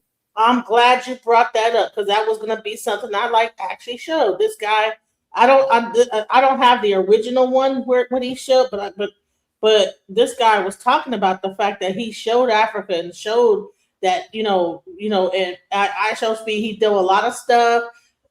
Traveling all over the world, and then just this year, this is when he went to Africa. And I want to go ahead and show. Did you have something to say about that? Did you want to like give a precursor before I show the video? Oh no, it's the video speak for itself. I reviewed it last night on my channel. You might as well go ahead and play it. You know what I mean? I was already there. We are thinking alike. Go ahead. He is a huge streamer, and I've actually criticized him on the channel before. One thing in particular that I don't like was like him feeding into the racist stereotypes and basically being a minstrel show. You know, eating fried chicken on camera, like just doing all this other weird stuff. Now, despite of that, he's doing something right now that is very positive, and I don't think he realized how big it is. For the past year or so, he's been going around to different countries, streaming, basically doing IRL stream. And to kick the year off, iShowSpeed decided to do a Africa tour. Now, as American, when we hear Africa, we think of teepees, huts, dirt roads, things of that nature. And this is just another form of propaganda. Like I remember when I was younger, man, getting ready for school, I used to have the TV on. Every morning, it used to be Feed Africa ads. You would see like a skinny African little kid with a white woman, saying, oh, give us money to feed them. These are the type of things we see. On the other hand, a lot of Africans, the way they see us is, especially Black Americans, they see us as violent. They see us in movies shooting each other. So it's a disconnect that is not either of our own faults. But the point is, iShowSpeed is breaking the African propaganda right now, and I love it. So this is one of the countries, Mozambique. I don't even know how to pronounce it. I don't want to butcher the name, but just look at it. Like it looks like a very modern city, and I blame the American, school system for this is another one of I don't know how to pronounce the name. Mozambique. I think Mozambique, and it looks like Miami, bro. You know what I'm saying? That's the vibe it's giving me. Beautiful. Everybody's showing love, man. That's one thing I love about Steve when they do these. Like, he really goes into the culture. Well, you know what? I should have said this. All I love should have too, said bro. this, DJ. Hey, You know what would have hey. been dope if you had played the videos when he was in Asia and Europe. You know what I'm saying? A lot of people was calling him monkeys. You know what I mean? This one Asian guy came to the window and gave him a banana. It's like straight disrespecting the dude. You know what I'm saying? One dude called him a monkey. This other dude was narrating this video of him giving a monkey banana, talking about, oh, he giving a banana to his ancestors. Like, they was literally looking at him as a character. But now when he's in Africa, the people is just matching his energy. They vibing, they mad animated with him. They laughing with him. It's not like they laughing at him. You know what I'm saying? Right, exactly. And then so much you'll hear people saying that when you go to Africa, they're gonna do this, they're gonna do that, they're gonna treat you like this, they're gonna try to take all your money and blah blah blah. But yeah, exactly. I'm sorry. I'm sorry. Hey, let me just say this real quick though, DJ. Is that FBAs don't take into consideration that you do have descendants of slaves here in America that work for the FBI, and you have Africans on the continent of Africa that work for America's CIA. And their main purpose is to maintain this division in the African diaspora so that America can continue to keep going over there snatching resources. Same thing with Europe. You know what I'm saying? The longer they keep us divided, the longer America and Europe got the opportunity to keep snatching resources. All right, I'm done. Man, thank you, Witch Doctor, for even like getting me on this path, because all that arguing, let's show some real beautiful stuff right here. Let's go. Yeah, they gonna beat him probably in every athletic thing he does.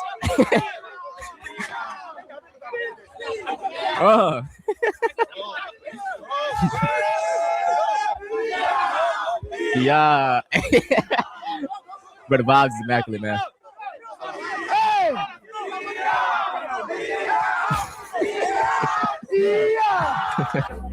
Look, someone made him art. Like, this is fire.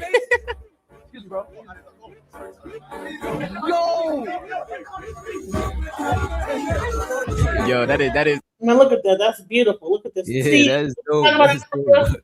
You know what I'm saying? People talk about Africa in such a negative way, but when it ain't all what people think it is. Country style.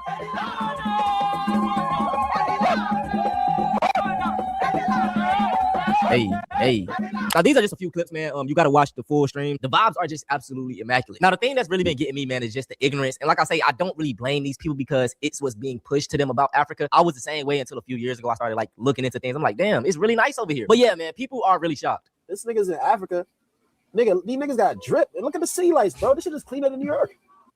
Like, look at this. My son is in, like, I think it's in Angola or some shit. Nigga, this shit look like downtown Houston. Like, I know they got self-driving cars in this bitch, man. Like, come on, look how futuristic this shit look. Look at y'all, man. Thinking Africans still got water and shit. Thinking they poor and shit. Like, come on, man. But you understand what I'm saying? Like, so when we talk about Africa, yeah. So I mean, did you have the actual stream that he did, or did you see this thing when I saw? No, I watched this same one. I watched a couple of people reviewing this same one. What I would say though, like a lot of stuff that we joke about white people that they can't dance or some shit like that, they don't notice that shit about each other as much as we notice it, because they got a similar frequency of how they moved as embedded in their genetics, right? But when we see like a black person is mad expressive or using their hands when they talk and mad extra shit, a lot of people would joke at that shit. But a lot of black people, especially like in Africa, where it's like a little homogenous, where you look left and you look right, you see people look like you, they understand that expressiveness. So it's not weird to them. They'll do it back with you. You know what I'm saying? Like, he's mad animated all the time, and people laugh at that. That's the thing about him that they fuck with, that he's mad animated. But that's a black thing. Like, we super animated, we lively, we move. You know what I'm saying? And people in the continent, they understand that about him. So he fit right in. Them niggas was doing backflips with him. You know what I'm saying? Right. That make him look like he disrespected the culture because he didn't bow down a certain way and blah blah blah and whatever. He's stupid and yeah, exactly. And Hey, let me throw this in real quick. Hey, when you look at the structure there, right? Like all of the skyscrapers and all of the building that took place, whose money was responsible for that? Was it the money of wealthy FBAs here in America, or was it other countries like Asia, India, and Europe that built that? Who do you think is responsible for that infrastructure on the continent of Africa? Other culture, other countries. Thank you. Now, why is it that these FBAs ain't sending their money over there to build and then expect for Africans to have respect for them when Africans see that we get in the bag over here, but we're not the ones contributing to Africa? It's other nations that are contributing to Africa. You know what I'm saying? Oh, DJ, share the screen one more time. I just want I'm about to show you. I'm about to play before I share that with you. I'm gonna play the video right here because everything is all coming together. Here we go. The trick is making you think you don't. I want you to watch this video and I want you to internalize it. I want you to feel it in your bones because he's talking about you. You see, there's something that Black Americans don't realize. They have a spending power of $1.8 trillion a year. Revolving, that is annual recurring power. Do you know that if Black America was a country, it is the 15th most powerful country in the world? Black America, the United States of Black America, is more powerful than any country in Africa, all countries in South America except Mexico and Brazil, all the countries in the Middle East. When you have that kind of power, the trick is making you think you don't. If African Americans knew just how powerful we were, then we would be an absolute problem. You understand what I'm saying? And here's the thing is that, we don't even realize who we are and what our stake in the game is. Let's go. Let's see. Go ahead. So I just wanted to point out that this is the reason why white supremacists kept knocking these Africa towns down. Because if we're going to make money, they don't want us sending that money over to Africa to do what we just saw, building up skyscrapers and building up, cities of our own on the continent of Africa. They want us to spend that money here. And the best way to keep a wealthy Black man and wealthy Black woman down is to make sure that the only way they're going to get money is through them. You know what I'm saying? So they send you to school, you get this good education, you start making money, then you go work for their corporations. We have no corporations that we can go to. You know what I'm saying? When we get our education, we're always knocking on the white man's door. The FBAs don't even realize how house niggerish they really look. You know what I'm saying? There's always been this concerted effort to keep us from building over there. And every time Pan-Africans keep trying to remind the African diaspora what our mission is, which is we're supposed to be building over there like that, where other nations are not supposed to be able to build on that continent. That's us that's supposed to be doing that. And they don't even see that there's this concerted effort. So it goes back to what the other brother was saying, man, is that these people is bug broken, man. FBAs don't even realize that about themselves. All right. So how long have you despised America, sir? Why do you have to despise America to say that we should invest in Africa? There's more security guarantees right here in the United States where our ancestors are from. We weren't brought here from Africa. The majority of us are already here.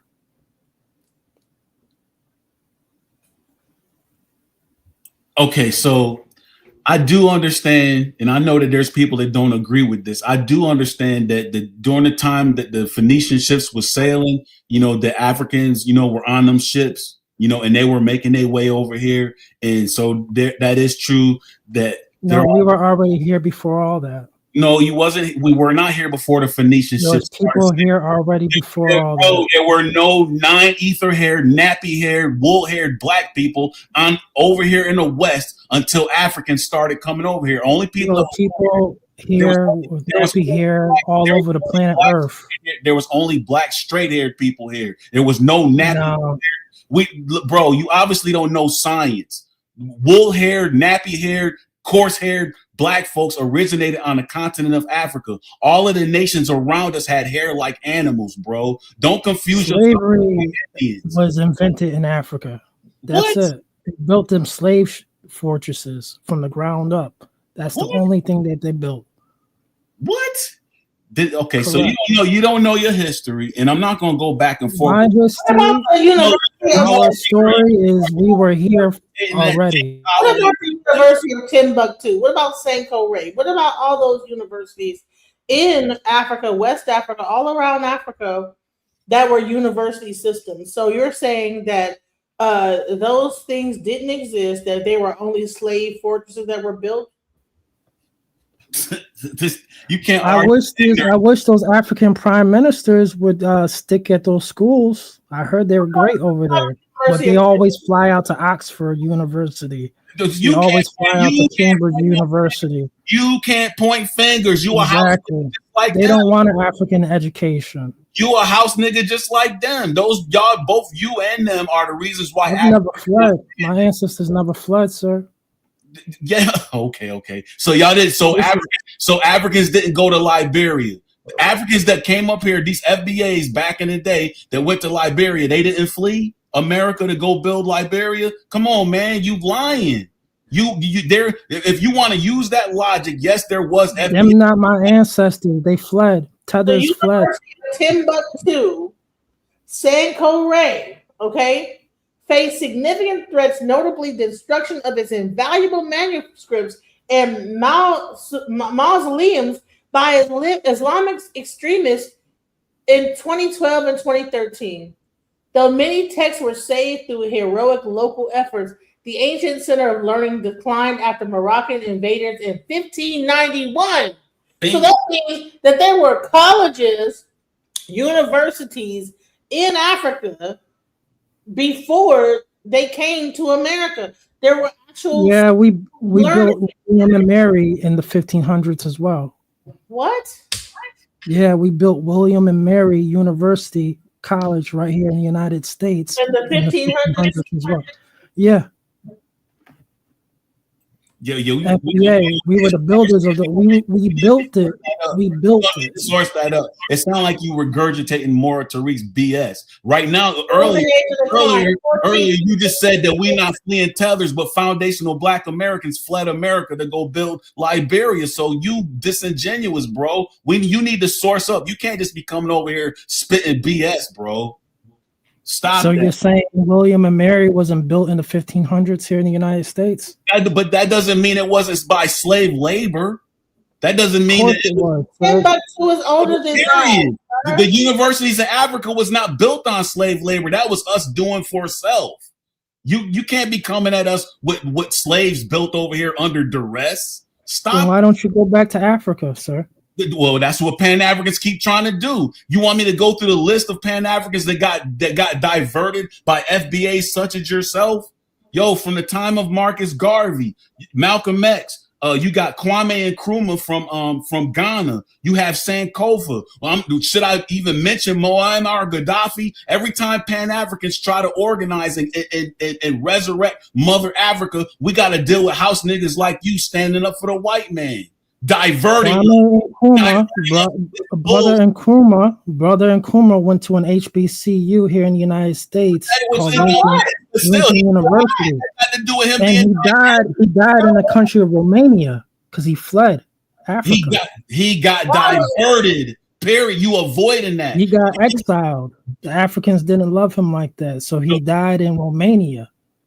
That's BS. The reason why that's BS he didn't die in Romania. He wasn't exiled, and he didn't die in the country of Romania. But that's what I'm telling you. Y'all always want to point out these house niggas that's on the continent of Africa that bow down to the West and bow down to Britain. That you mentioned Kwame Nkrumah. I'm telling you, he got his education here at Lincoln University. And that's what you're supposed to do. You're supposed to get educated in America. Asians, they get educated here. Indians get educated. All foreigners get educated to Romania where he died. Education back to their land. But when we take education back to our land, we get killed for it. We get exiled by other house niggas on the continent. You acting like it ain't no house niggas on the continent that's like and you want FBAs to go over to Africa and open up businesses. What are the security guarantees? What are the security guarantees? You have to. Okay. We don't have no security grantees over here. What are you talking about? We do here. Yes, we do. Okay, But so what are the security guarantees over there? So Do they have FDIC over there in Africa? both from John that got shot in his apartment, he had securities. What about Sonia? He wasn't from here. He was from Barbados. All right, Sonia Massey, she was from here. She had securities. What about Sandra Bland? She was from here. She had securities. Freddie Gray, Tamir Rice. Come on, man. Why you acting like we got securities here? And this is our own law enforcement that's doing us in, bro. You know how many black men and black women come up missing in this country, and those murders or they come up missing and it's unsolved? It's because it's the doggone police department that's disappearing. And that's way more important than moving to Africa. So talk on it. Go ahead. Yo, let me tell you the difference between fighting against brothers and sisters on the continent and fighting with these white supremacists over here. Fighting with your brothers and sisters over there on the continent is just like fighting your brothers and sisters in the house. At the end of the day, eventually y'all gonna make up and y'all gonna go forward, just like it is with all the other races. You see Europeans fighting each other, but they still somehow they sticking together. You see Asians fighting each other, but they still got a superpower or their own structure on the continent of Asia. Same thing with the East Indians, same thing. All of the South Americans got an inner beef, but they still got a strength. We don't have no strength. We're always dependent on white supremacist construct, rather than going over to Africa and just being like all of the other countries that be beefing with their family. You making a lot of excuses to stay here in this white supremacist construct, bro. All right, so I would say this. What is the security for Black American farmers that just now, just based on tariffs alone, lost so much money in soybean production because Trump did a tariff on the Chinese government, which made a lot of Black farmers go bankrupt by cutting off the supply into China of soybean, where they had to go into Argentina and get the soybean, and now those farmers are now like struggling. Where's the security of that? Where's the security? That's an American situation. Duh, like you're stating the obvious. I'm asking you an American problem. It's not just Black American farmers. It's an American farmer situation. Oh my God, bruh. You do know that when you go to the grocery store, the products that you pulling off of them shelves ain't none of them stuff that's coming off the shelves is from Black farms. You allowing white people to feed you, and you know you are what you eat. It's an American farmer situation, as I said, DJ Genesis. So it's not common sense for us to have our own farms and feed our own self. It's an American problem, right? See, that's what happens when you include American's my ethnicity. Oh my God, this dude is okay. So you're not answering the question. You're just saying words. You don't think it's common sense? No, a person asked him a question, he just say a word, and that's his little tactic of not answering the question. You'll say, "So what is wrong with this?" And he'll say, "I'm American." Okay, but let's use that logic. And that's just to create, like, to make you get more outraged and enraged by his statement. Whatever. That's right. Okay, let's that's like the whole tactic, because he will not answer the question. What he will do is just make a statement rather than answer the question. Why is it that if we're only like talking about America, why is it that Black farmers are struggling? He'll say, "Well, I'm American." Yeah. Okay. So and that makes you get irritated, and then what's wrong with being American? It's a tactic. It's a whole. This is your logic, bro. Okay, so in your home, let's say you got a wife and you got 2 kids, and it's time for y'all to eat. By your logic, the white man can come in the house and feed you, your wife, and your 2 children, and you trust this man to not be putting poison in your food. That's what you sound like when you say, "I'm American." Well, even that, if you like are shipping stuff over from China and they're the enemy or whatever, so called, right? And you're expecting them not to like do that same thing, right? Yeah. Yeah. And he make it sound like it's common sense to be dependent on people that have demonstrated that they hate your race. Every day, these people are showing us that they hate us, and a lot of times they only get caught because we got cameras everywhere now, right? I mean, but before these cameras came out, these people have been smiling in our face while stabbing us in the back, bro. And you got like all of this trust in them. Like from the day you from the day that you're born in the hospital, they already hurting you with them vaccines that they give you. That's probably the reason why you think the way that you think. They hit you with these vaccines at birth, and then them vaccines done hurt you neurologically. Now your people not performing well in the educational system, of whom is controlled by the white supremacists. They're not going to educate you properly because they don't want you to rise to the level that they at. So now you got a poor education. That poor education lands you a poor paying job, and now you repeating the cycle. You are behind enemy lines, and you happy about it. That's what you sound like. America's my home. All right, if you don't like this country, the reason why we can't build nothing. You brothers like you, sisters like you, is the reason why Africa is not independent. While they're still dependent on other nations because of a divisive mentality such as yours. You rather get it together, sir. You rather align yourself. So listen. So I have a question from the audience. Okay. Ask Man in the High Castle why he calls himself a foundational Black American. Why doesn't he call himself an American only? I am an American. I've said that plenty of times already. First of all, foundational is my lineage. Black is my race, and American is my ethnicity. America is an ethnicity, not only just a nationality. It's an ethnicity as well as a nationality. My ethnicity is American. My race is Black. My foundation lineage. Okay, Mr. American. Which branch of service people are indigenous to this country? Deal with it. Okay. What branch of service you served in, sir? Love this country. You served in the Army, the Air Force, the Marines, the Navy. Which branch? Hey, I love this country. Did you serve in the military? Yes or no? I love this country, sir. No, you don't. If you did not serve, you don't love Africa. If you loved Africa, you would be fighting over there. Why would I fight in Africa when I'm born over here in America? Why don't you act like you love it then? You sound like a raging communist. Okay. All right. So let me, Genesis. Hold on. Check this out. He ain't even answer the question.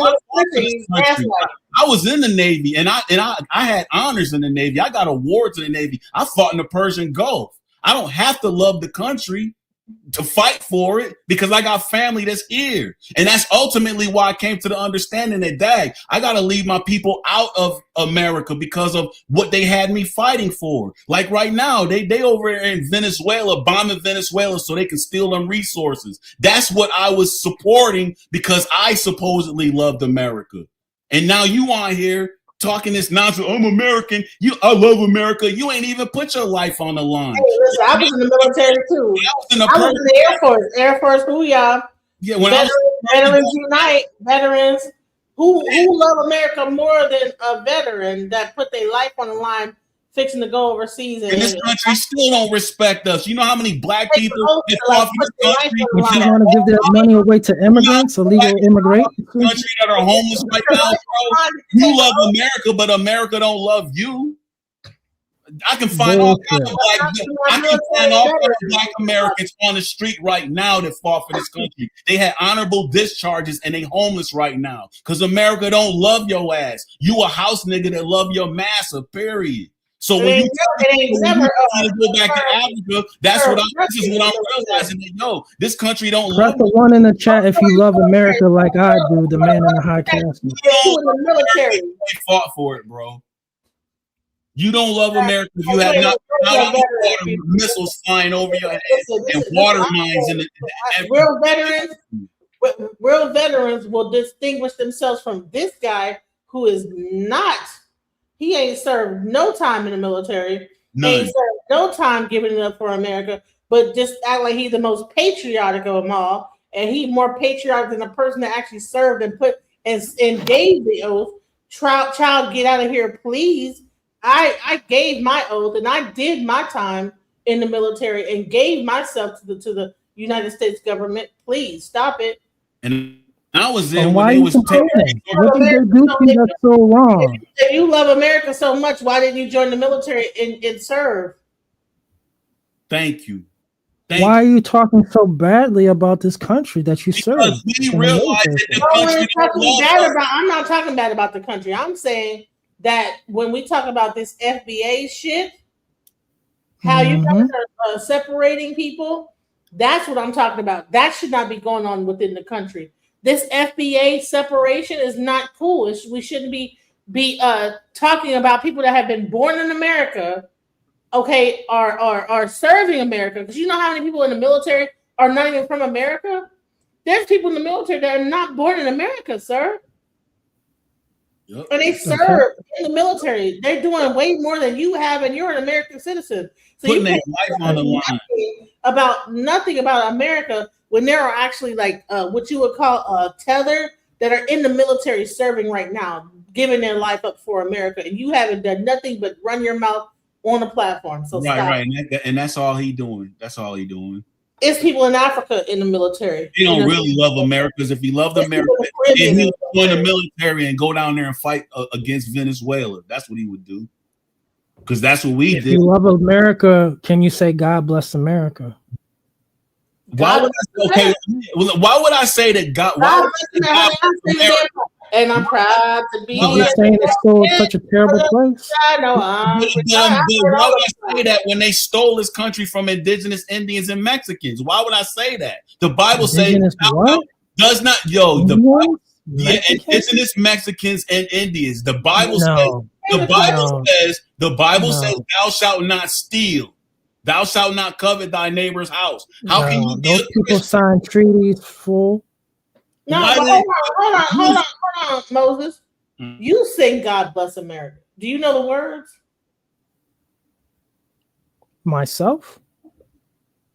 Do you ask me to sing God Bless America? Do you know the words? Yes, God bless America. Land where I'm from. Where's the rest of it? Stand beside her. And guide her. And what's the rest? Stand beside her. From a light from above. From the light from above. That's it. Exactly. From the mountains to the ocean. To the valleys. To the valleys. God is nigh. God bless America. My home, sweet home. Now get your tether banana boat and pack your shit up, Pan-Africans. Time's up. You know what? I'm starting to think that this is a white dude, man. That's why he won't show. It's gotta be a white person. Yeah, now I'm starting to think it's a black guy. He's a black guy, but he's playing a character because ain't nobody. Because honey, you can't out sing me on all the like songs. I know all the damn and I'm proud to bar be for bar. I already did it. Star Spangled Banner. And I can't. The first gangster rap song. And I'm proud to stand up next to you and defend her till the day. There ain't no land above this land. God bless the USA. Honey, G.I. Joe, American Hero, G.I. Joe. No, not G.I. Joe, sir. No, I'm talking about some real shit that they played. They when I was in basic training, we had to learn that was crime. Yeah, they did make us. Basic training made us listen to that song. You crying. It's our military that's giving security guarantee for Africa. It was so off the chain that when they finally played that song, you went, I'm proud to be an American. Honey, you don't know nothing about that. Like when you get through basic and they play that song and you putting your hand over your heart. You know what I'm saying? When Reveille and taps hit and you get up in the morning. He ain't did none of that. He ain't done none of that up there talking about. He a hypocrite, man. He a hypocrite, just like the very country. Why are you so mad at this country? Because I serve for this country. You want me to forgive Africa and the Caribbean? I'm gonna tell you again, house nigga. I serve this country, but yet I see a bunch of my brothers and sisters that also serve this country, and they are homeless. So that means the country don't love us. So when the country show you that they don't love you, then that's when you have to sound the alarm and tell all your brothers and sisters that, yo, this country really don't rock with us like that. But see, you ain't come to that point yet because you ain't Caught a even, raw deal, sir. you That's ain't all. came to that point yet. So you a hypocrite. You just need to You shut up. caught a raw deal, sir. Put your life on the line. Let some bullets and some missiles and some water mines come at you, and then come back to this country and see how this country treats you, and then come back here and talk to us. Till then, you need to just shut the fuck up. You ain't One thing I'm not gonna do is flee. I'm not gonna flee for this. I'm not gonna flee. You're never gonna flee this country. Oh, you trust me. If you don't flee this country, you're gonna get what's No, you Pan-Africans is about to flee. Yo, yeah, and like we need to do, because you know what? You must I'm not. He is antagonizing. Hey, no, but DJ Genesis, he don't understand how karma works. Every empire that was like the United States was destroyed by another empire that was up and coming. He wants to align himself with a country that has karma coming up on it.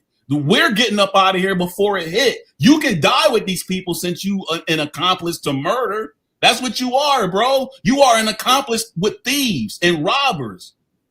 And you, sir, what's your name, sir, so I can address you? Which name you want? You want my government name or the name? No, because I can't see the name on the screen right here. Name is Moses. No, I'll give him my government name. Yo, my no, sir. I'm just gonna call you Moses, sir. All right.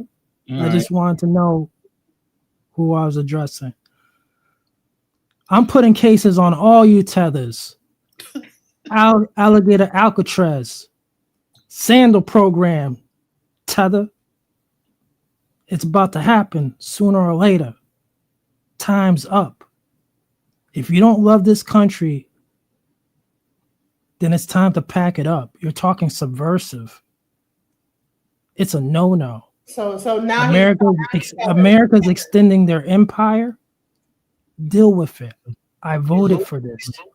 The man in the high castle.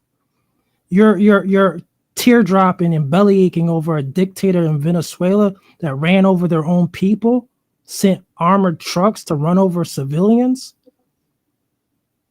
This is what we talking about? You're more worried about Venezuela than people that look like you. No, you Democrats, because you're all Democrats. All Pan-Africans are Democrats. I don't believe. No, we not. We don't even subscribe to none of it. We don't subscribe to no Democrat, no Republican. All of that is BS. It's the same people. That's good cop, bad cop. You stupid.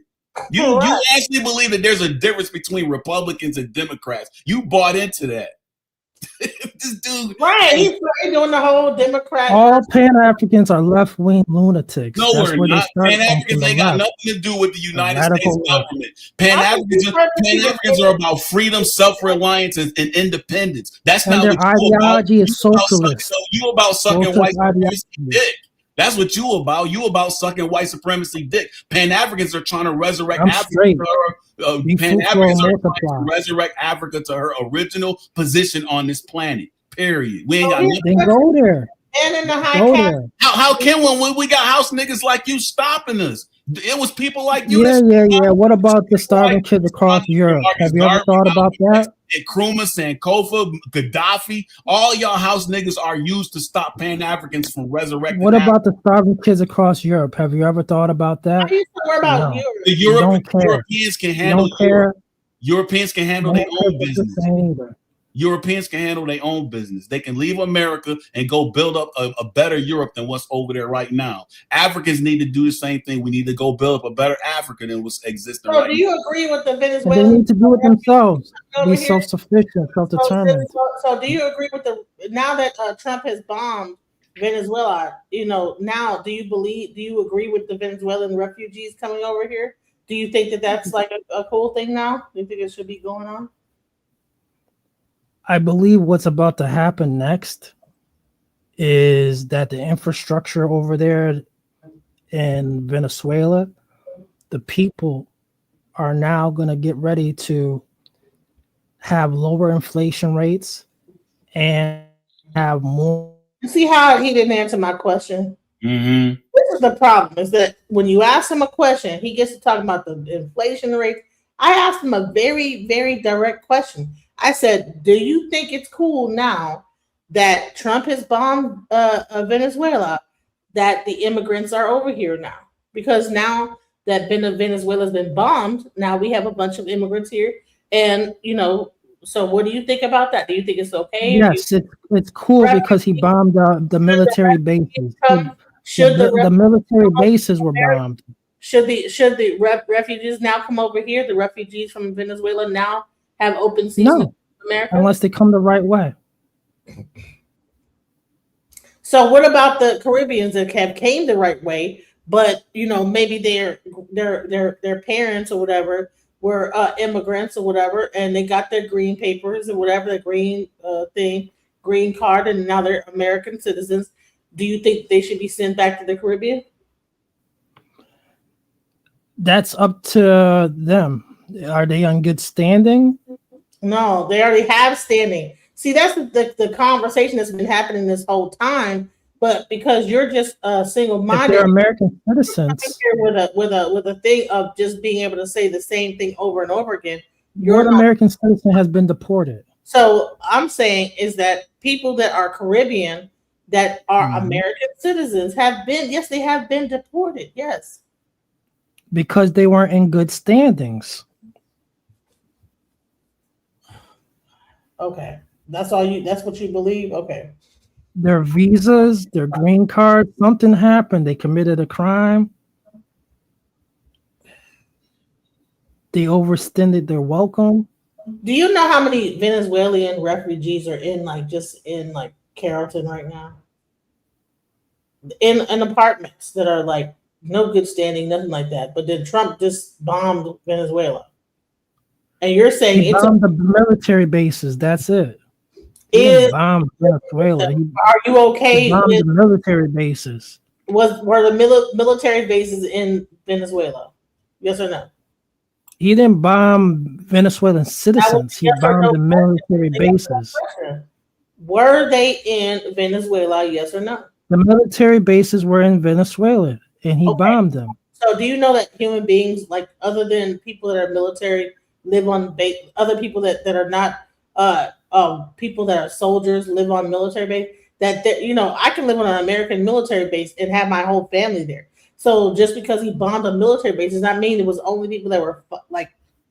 It could be if families live on military bases, sir.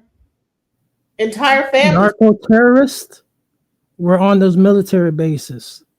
So that means that any children and any casualties of that were just whatever. The thing I don't on your understand, own land. Fight here. Fight.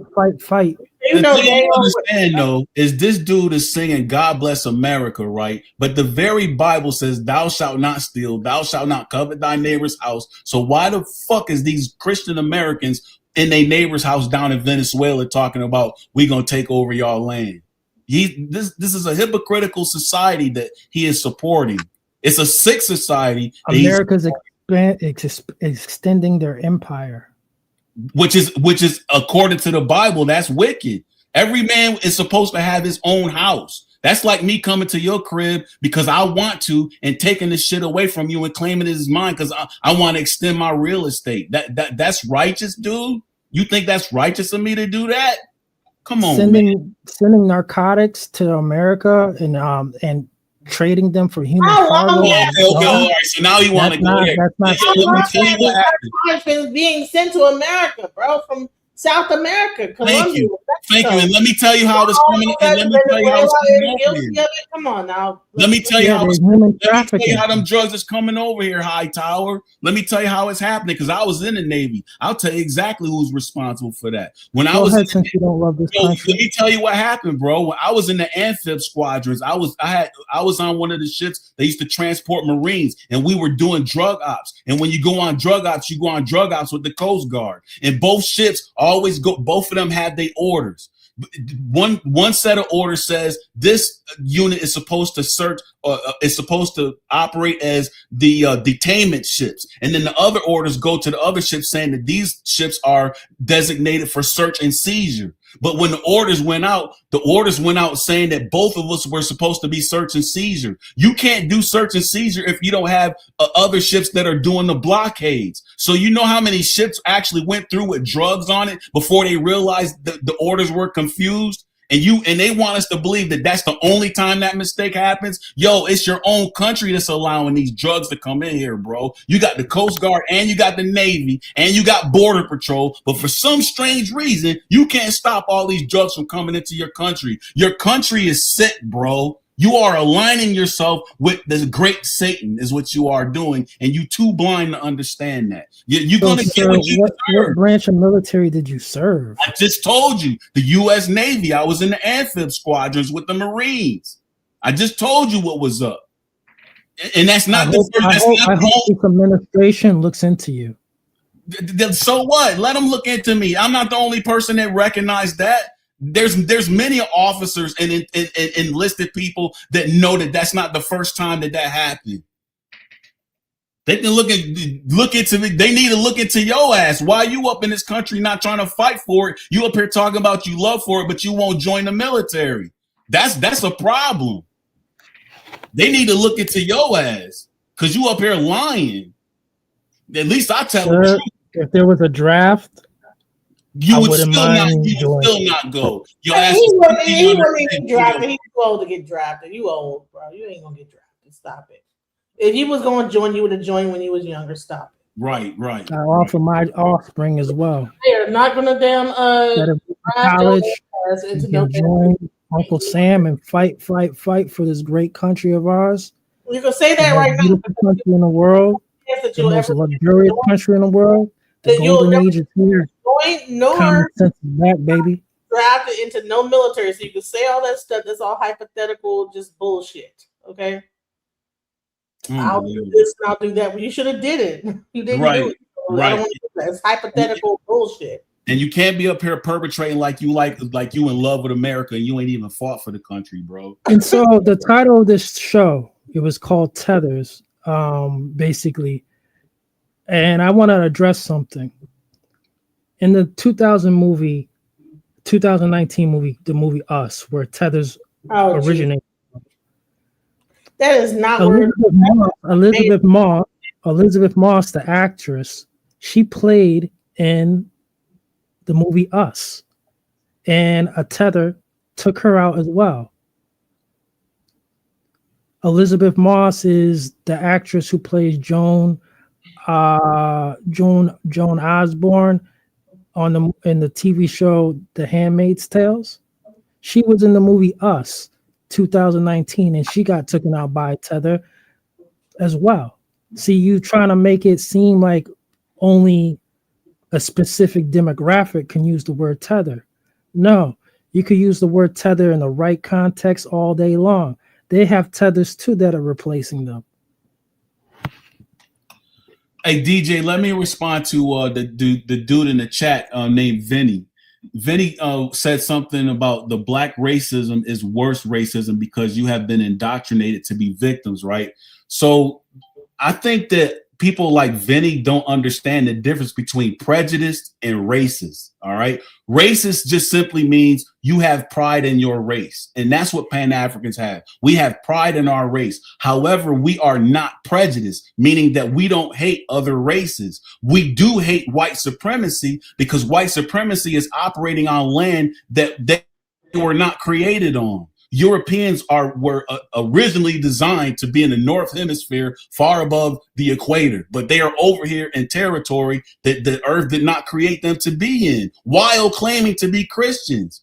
That's hypocritical. Didn't y'all biblical Jesus have an issue with hypocrites? That's what white supremacists or these Christian nationalists are. They are hypocrites. So yeah, we got an issue with that. But everybody, I don't mind Europeans having pride in their race. I don't mind Asians having pride in their race, or East Indians, Mexicans. I don't mind people having pride in their race. We are supposed to be racist. That's the way that the universe and the earth created us to be. If the universe and the earth wanted there to be just one actual race, there would not be different races. You wouldn't have Asians that look the way they look, East Indians that look the way they look, Europeans that look the way they look, Africans that look the way they look. We are supposed to look different. We're supposed to have these differences, just like there's every different type of bird. You don't see eagles mixing with pigeons. You don't see flamingos mixing with sparrows, but they're all a part of the bird race. There's all kind of insects. You got roaches, beetles, grasshoppers, ants. They're all a part of the insect race, but they're not mixing with each other.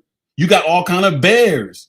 You got all different kind of species on this planet that are a part of a family, but they are naturally not mixing because that is the way that the universe and the earth set it up to be. So I'm just ultimately saying, stop mixing racism with prejudice. We are not prejudiced. We just want everyone to be in the original nature that the earth created them to be. And you're not going to be that when you're in a country like America that actually goes against the biblical standard. The biblical standard shows you that everybody is supposed to be of their own race. And you see scriptures telling you not to marry these outside nations or these foreigners or to be under the rule of foreigners. Your Bible is showing you that, but America does not even operate according to the way that the Bible is showing them. It's all hypocritical, man. I'll land right there. I'm gonna play this video right here so we can like get back to the subject of matter of this guy calling Byron Donalds a tether, and this girl just her little coochie was moist when she heard a white man call a black man a tether and a slave. Let's go. He said he not going to acknowledge ignorance. Hey, you're gonna have to hit him again. I know this is a challenging topic for people. However, I want people to be able to see how, unfortunately, when we have immigrants to come into our country, Americans can't do politics. We have to be able to do politics for Americans. And this is something that we have to tackle. What are your thoughts about that? Well, that's right. And let's just be completely honest of what Byron Donalds is. When does immigration start? Did it start in the 1600, the 1500, the 1700, or did it only start in 1970? Because I'm trying to understand what's an immigrant when everybody that came over this bitch was not even from here. What are we talking about anyway? Byron Donalds is a tether.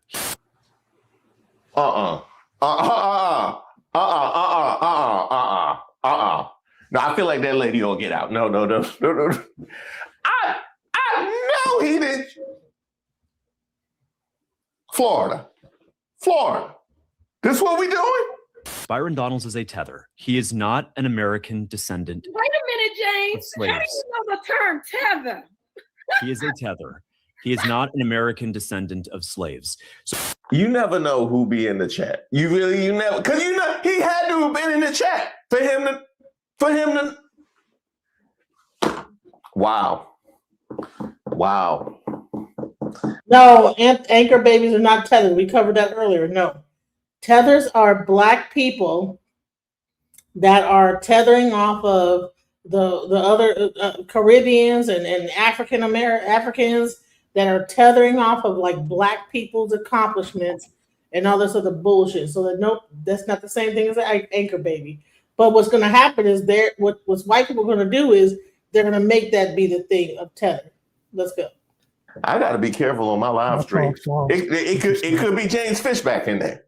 So when Byron Donalds cries like he has over the last couple of weeks because I call him a slave to AIPAC, a slave to corporate interest, a slave to the pro-immigration lobby that has hurt every race of Americans, but has also hurt Black Americans who disproportionately work in food, hospitality, leisure, and customer service. He is in no position, has no right to be complaining about me calling him a slave when he has absolutely no direct descendant of slavery in his family. He's from Panama. He's from Belize. His dad's from Jamaica. Irrelevant.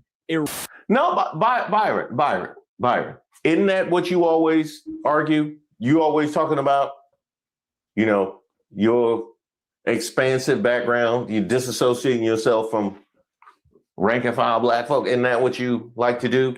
He helped you with that. He helped you separate yourself. You know, if he look on the bright side, this helps with your newfound identity. You know, Byron Donalds is a tether. He's not an American descendant of slaves. So when he cries like he has over the last couple of weeks because I call him a slave to AIPAC, a slave to corporate interests, a slave to the pro-immigration lobby that's hurt every race of Americans, but has also hurt Black Americans who disproportionately work in food, hospitality, leisure, and customer service. He's in no position and has no right to be complaining about me calling him a slave when he has absolutely no direct descendant of slavery in his family.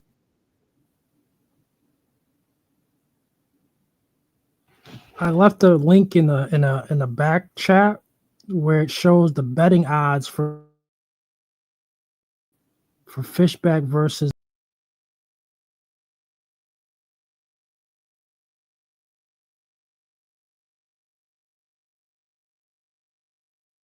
sorry. He was only minimizing us down to people that work in hospitality and all these different things, but we also worked in government. Before, like, they had this whole DEI thing, and then Doge came in and removed a bunch of people from the government.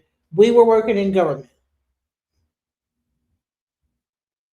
So let's not pretend like we're just working in hospitality. But I see your post in the back. I'm not done with this one, and when I'm done with this one, I will show your post. Now, Byron, if you want to fight the allegations, you could commit to a reparations plan. You know what I mean? That's all. You want to commit to a reparations plan, then you could be. See, you don't want to do that. You see, you don't want to do that. See, and that's why James Fishback be all over the FBA show. You know, Dad and they've been listening to what you've been saying for the last decade. Hello and good evening. Listen, don't mind me. It's got the nerve to be down to 43 over here. I'm freezing. Listen, in another episode of As the White Hood Turns, have y'all heard about this Florida gubernatorial race with Byron and this other man, James Fishback?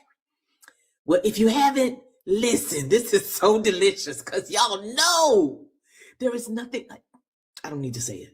So, Byron Donalds is You'll see lots of sun and can expect a high of 62 degrees Fahrenheit and a low of 42 degrees. Did I ask her anything?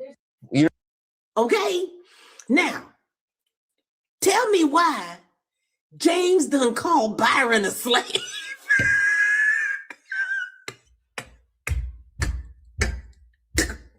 Mind you, he called him a slave to his corporate backers, but still, he called him a slave. But wait, there's more. He said he wasn't even a good American slave because he wasn't born here. Now, I don't know if it's true. I didn't research that, but that tickled the hell out of me, and I just had to come share that with y'all.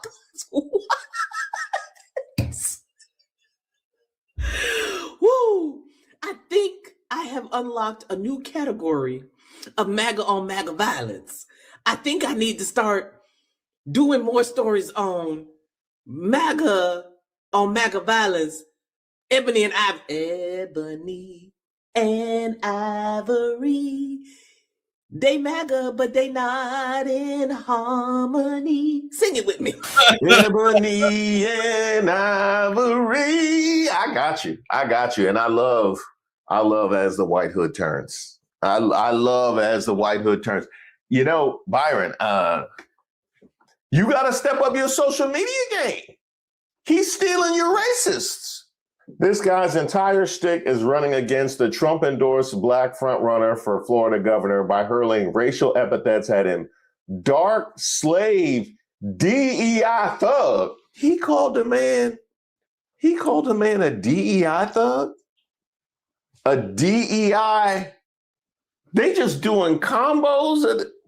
They just put anything together. You woke mammy. You serious?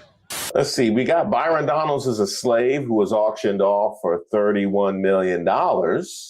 We get Byron Donalds represents a dark vision for America. Now, did he bolden dark like that, or did you do a search for dark? That is, did he? You definitely put it in all caps. I can say you definitely put it in all caps. We got a vote for Byron is a vote to take Florida down a dark path. Byron is Andrew Gillum 2.0. And the future of Florida is dark if Byron Donalds wins. We don't want to live in chains. I heard of them using dark that way as code. I've never seen it as a platform. I've never seen it as a whole platform. But Byron, what you want us to do? No, because we've been telling you about, what was you saying last year when we was talking about this kind of rhetoric? What was you saying? Oh, Kamala, if she is like Kamala, if she is black, and they do it. Huh? That was you? Now, what have we heard from you this year since Trump has taken office and declared war on Black America on a litany of fronts? What have we heard from you? But you want us to care about the dark vision for Florida? No, I didn't see DEI Thug. It's been 49 days since Byron Donalds turned down Newsmax debate invite between him and me. Either Byron Donalds debates me next month, or he's forever entitled DEI Thug who doesn't want to earn the job. No. I want to see the video. I want to see. I'm gonna watch the video. This is a stake. The stakes couldn't be higher. That's why Byron Donalds, my opponent, has to debate me in January. We're going to talk about a lot of things. His support for the H-1B scam that has stolen jobs from Florida workers, his support for AI data centers that will destroy our national environment and jack up our electric bills. And I want to share my vision about how we can make life more affordable for you to live in the greatest state in the country. James Fishback, and running for Florida governor, because Florida is our home, America is our birthright, and stake is everything. Now, the steak bit was terrible. I can honestly say the steak bit was atrocious. As far as the allegations of being a DEI thug, would you characterize Donald Trump as being qualified? I know you would. Would America? His approval rating says no. What about Kristi Noem? No. What about Pete Hegseth? No. Linda McMahon? No. We have a man, unqualified, surrounded by people that are not qualified, and that would include you. So by virtue of that, you would be DEI, like in the same way that this administration is DEI, we talk about it all the time, you also would be DEI. As far as you being a thug, you still got that same campaign manager? The one where they said they were threatening to pull Trump's endorsement over, you still got, I don't know what you want me to say. He kind of hit it with the DEI thug. He kind of did. He's right, I'd advise against calling the Trump-endorsed Black GOP congressman running for governor of Florida a slave. This will not play well, James Fishback. Byron Donalds is not a slave. He's a highly accomplished congressman, and I've never seen him use identity politics. From Laura Loomer. That's not a good one. That's his backing right there. Wait a minute. She said this will not play well because she don't want no competition. That's all that's hey, James Fitz, no, she just don't want no competition. That's all that is. She said, this is my corner. This is like in The Wire where you reclaim your corner. She was sitting looking out the window talking about, are they being racist over there? Are they being It looked like I see some anti-black racists. Oh no, we're not gonna do that. No, hey, get my phone. Hey, get my phone. Both of them.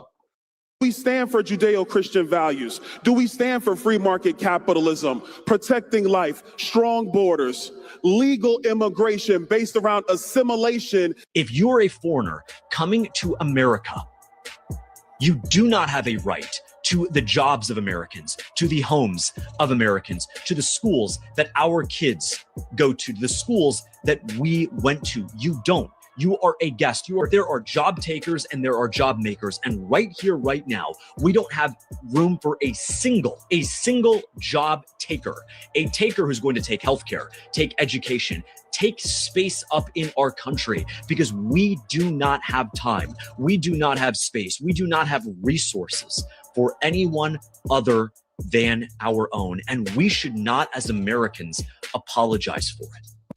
Oh, brother, this guy stinks. Byron, he said you don't have a right to the jobs and homes of Americans. he said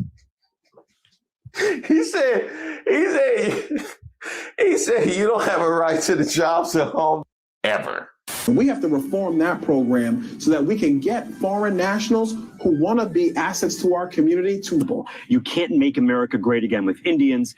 Like the visa systems in our country. Wait a minute. Where you get that old Byron? You on that Beijing?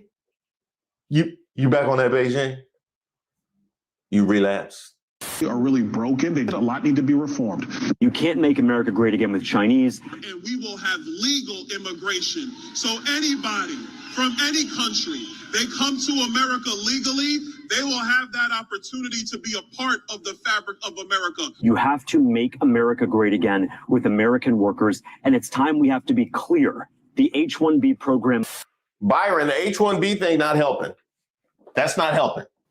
Sounds like a rhino. Went through that too. You thought you were safely entrenched enough as an American, right? You thought they saw you as one of them and that you could sell the H-1B. Now they calling you a job taker. Now they calling you a job taker. You picked me right into that spot. We told you about this the whole time. You picked me right into that spot. The only thing I can say for you is I don't know just how seriously people are going to be taking his candidacy, because I haven't seen him on no major platforms or anything like that. You know what? James Fishback joins me now. Welcome. Thank you for joining. You're entering a pretty crowded field, and there is that endorsement already. Why do you want to get into this race? I want to get into this race, Laura, because I want to make life more affordable for Floridians all over the state. I'm a fourth generation Floridian. I grew up in a working class background down in South Florida. I now live in the Florida Panhandle. I want to do two things for Floridians. I want to keep the ball rolling from Governor DeSantis. I want to keep Florida free from radical DEI, transgenderism, Soros-backed prosecutors. And on top of that, I want to make it affordable for families. I want to make it easier for them to get a great paying job, buy a home, raise a family, and when it's all said and done, retire with dignity. You know, you mentioned DEI. So here's the question. Is this guy, he's a Republican. So is Republicans fighting against Republicans? Like, what is going on? Well, one thing I can say is that there's this term that the Republicans do use. It's called rhino, Republican in name only. That's how they would phrase it. And one is aligned with MAGA, supposedly. But I do think it's really this. One is definitely a rhino. And the other one has to prove how committed he is to America. There's some questions down there in Florida. This is a Florida thing. And that Andrew Gillum 2.0 rumor, yeah, that's about right. Because I remember in 2018, I placed a bet for DeSantis against Andrew Gillum. I didn't know that the Andrew Gillum situation that he was having with the hanky-panky was going to come out later on. But I understood Florida, the way the Floridians think. and I understood that they weren't going to vote for no Andrew Gillum, and I don't see them voting for a Byron Donalds. So do you think that this is like a person that just came out of nowhere? Because I'm like, where did he come from, right? Right, exactly. Nowhere, and now he is going against Byron Donalds, and it's like who is he backed by? Because if Byron is backed by Donald Trump, is there like some kind of like a thing going on, like a hate, like a battle within the Republican Party that's happening? That's you have the super far right or left or whatever, and then you have the middle left that's like a middle right that's going against each other. Like, what's happening here? That's that America First situation, MAGA situation. That's that. So who is MAGA? That's almost like that Groyper. Yeah, situation. MAGA, and is this guy MAGA or is he anti-MAGA? Like, what is going on here? This is really strange. I believe he's American First. He's American First. There's a thing called America First and MAGA. So this is what's going on in the Republican Party. You have America First and MAGA. So even within the same party, you have a polarization happening. Mm-hmm. I think that the Republican Party is about to like have a divide, they're gonna like make a whole new party or something like this. This doesn't make any sense. Yeah, you've been repeatedly calling and referring to Byron Donalds as DEI Donald on social media. You know that Trump made some pretty significant gains when it came to black male voters in Florida and elsewhere. Is that rhetoric going to? So is the Republican Party turning against Trump? Doubtful. Why would there be two separate candidates when Trump is endorsing one? It's just like Tyler Rico out there in Texas and Jasmine Crockett. They're Democrats. One's more far left and one is more centered with professing Christian values. Come on now. Oh, this whole thing is just insane. Make you more successful in Florida? Well, what's going to make me successful in Florida is meeting with voters where Byron Donalds won't meet them. DEI stands for didn't earn it. If he doesn't want to go out and meet with voters like I am, whether they're in Mariana or Miami, Pahokee or Pensacola, then he does not deserve to be the next governor of Florida. Floridians deserve a choice. And I want to go out there and earn the trust of the people of my state, a state that my family has known since my great-grandfather had came here and ran a small hotel in Fort Lauderdale Beach. Well. Well.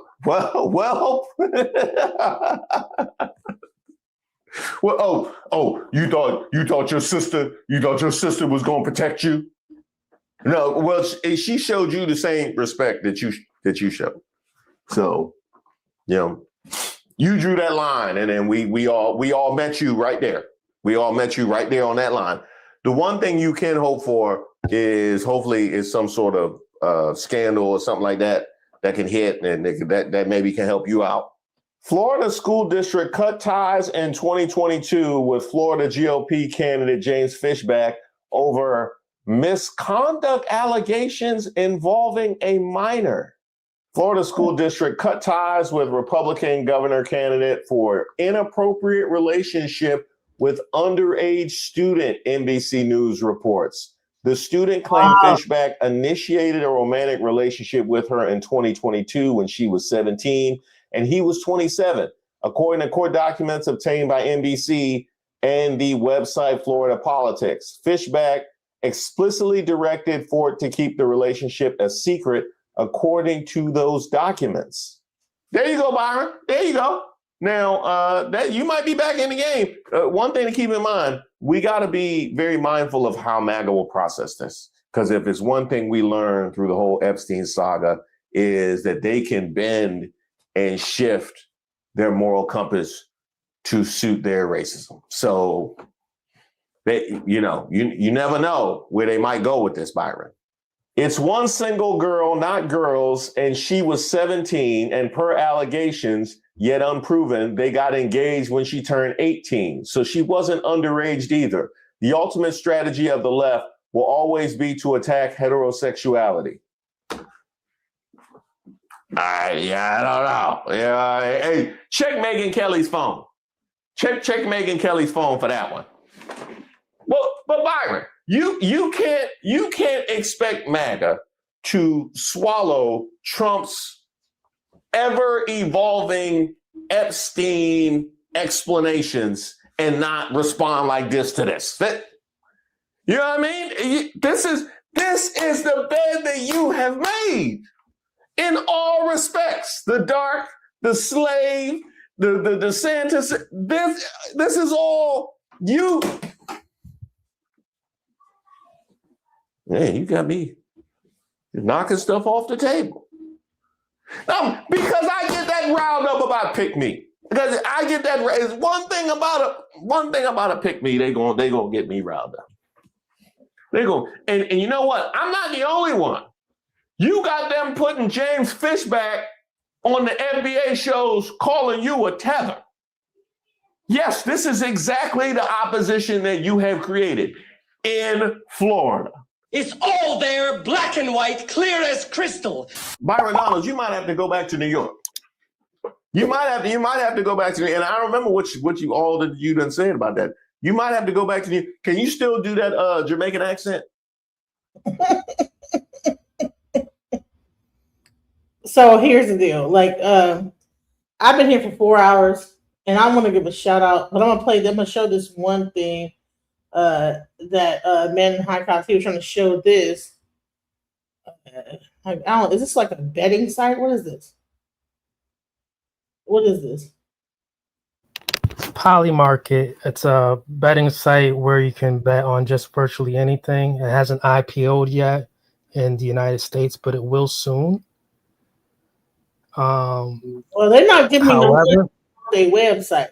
So this is the website where you can bet right now for Florida governor, for Byron Daniels versus Fishback. You're putting up websites, and I ain't getting no money off of that. So I don't even know why you even try to. Probably could if you played it smart and start speaking right to the algorithm. Oh no! Promoting it right now. Listen, you have a chance right now. No, that Run would it be back. No, Okay, that don't be pessimistic. Before I promote something, it needs to be already there. I'm not going to promote something that's not there. But what I will promote is the super chat. Let me just take some time out to give a shout out to all the people that gave super chats today. I'm so happy that the audience was engaged today. We're about to wrap this show up. Shouts out to King Linwood, Napa in the building, becoming how much time. And then he said, I subscribe. Rather hit the Cash App though. All right, send him the Cash App. Okay, the Cash App, if you guys don't know, is down here. Is the same thing. DJ Genesis Detroit. If you want to hit the Cash App ever, hit that Cash App. Okay. Chris Reed 3227 $2 says we can't even have a woman president here in America. All right. The next one. All right. And then Chris Reed said again, will they have a woman president in the future?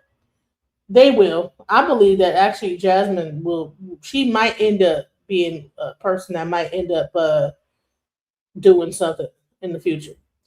Shout out to DJ Witch Doctor with $5 super chat. Channel support. Keep up the good work. DJ Genesis. Thank you. And for that, I'm going to play the money mantra, and then we're going to give some final words and wrap this whole thing up. But shouts out to all the people who gave super chats. Shouts out.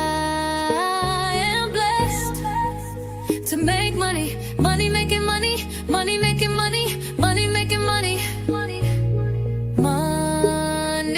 making money, manifest making money, money making money, money making money, money making money.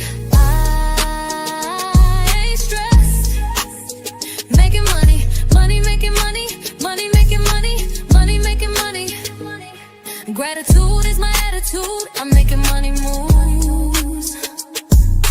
Jewelry in the safe, piggy bank on full. And I'm living life abundant. I'm making money fast. I'm a money making magnet, making cold hard cash. I'm making money. Oh, I am blessed.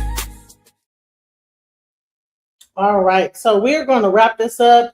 Final words, Men in the High Castle. Welcome. Go ahead. Thank you, DJ Genesis. This was a great episode. Another one on alchemizing energy. Everybody out there, please hit the like button, share, subscribe.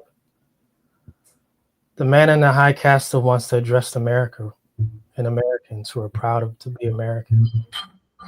Right now, January 4th, 2026, so I've been told. We have to be prepared and ready, not underprepared and surprised of what's happening next. I, the man in the high castle, have seen the video footages in the future where the Democrats shut down the government in January. Be prepared, not underprepared. Remember, November, it was only funded for a short period of time for these agencies up until January 30th of this year. So pay attention to details very closely. Do not allow the media to blow smoke up your ass, Americans. God bless. God bless America.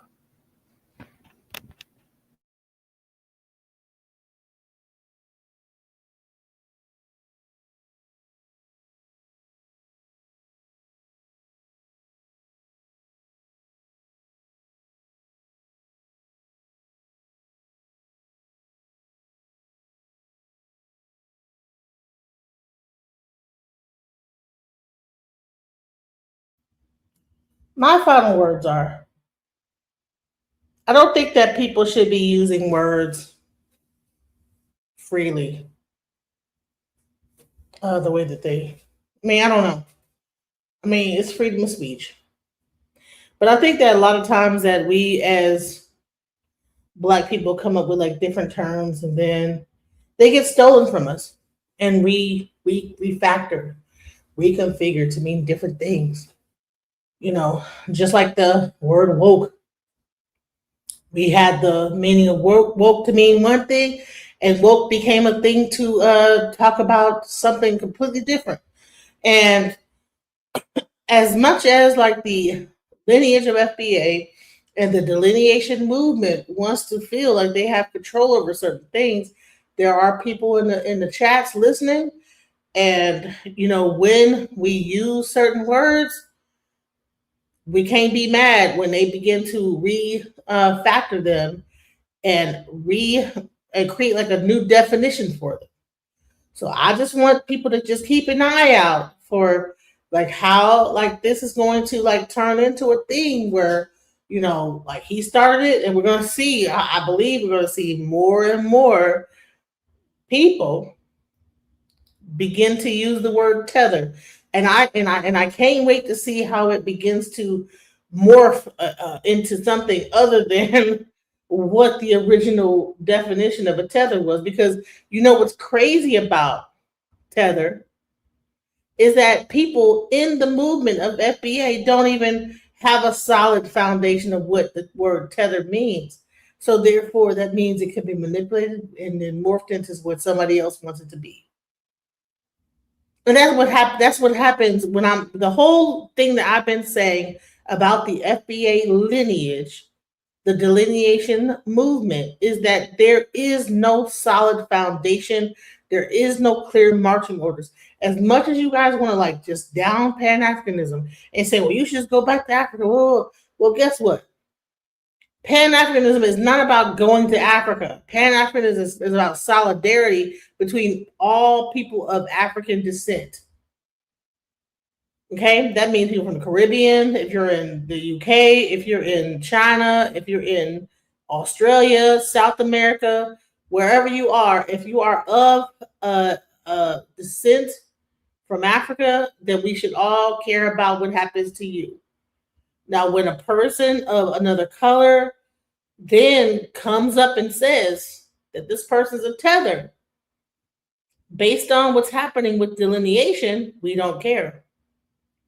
Now, how long is this we don't care going to happen? At what point are we going to say, wait, hold up, wait a minute, now you're crossing the line? Where is the line now? I think we've erased the line. we've made it so that there is no line. So anyone can say anything, and as long as they agree with the like somewhat of what the FBA lineage and the delineation movement, we feel like we're being included because they even said, or that they're paying, the white people are paying attention to what we're saying when it comes down to words like tether. You know, and when they begin to take on more of the vernacular of the whole FBA movement, we're going to champion and cheer that on.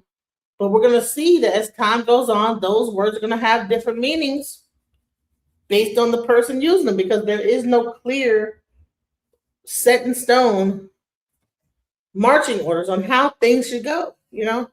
And that's what I've been saying this whole time. And as much as people want to just like only like label me as, well, you're a Pan-Africanist, and okay, so what? You know, the only thing I'm saying is that at least Pan-Africanism had like a specific thing it was trying to do.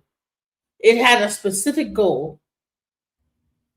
When you ask different FBAs what the whole situation is when it comes to the FBA movement, even though FBA is a lineage and delineation is the movement, you ask different people, you don't know exactly what is it, you know? One person will say it's this, another person will say it's that.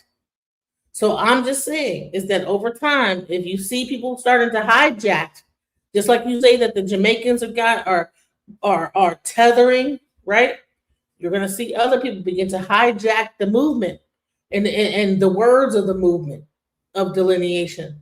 And what are you going to do then? Because right now you're cheering them on. But then when things begin to take on another meaning and it circles around and becomes something that people could use against you, then what? What if a white person says that, you know, you black people are tethering off of us? What if a Chinese person says that you're tethering off of us? That's all I'm saying is that we got to be very careful about when we like point the finger, 3 fingers apart. You're a Pan-African. Shut the hell up.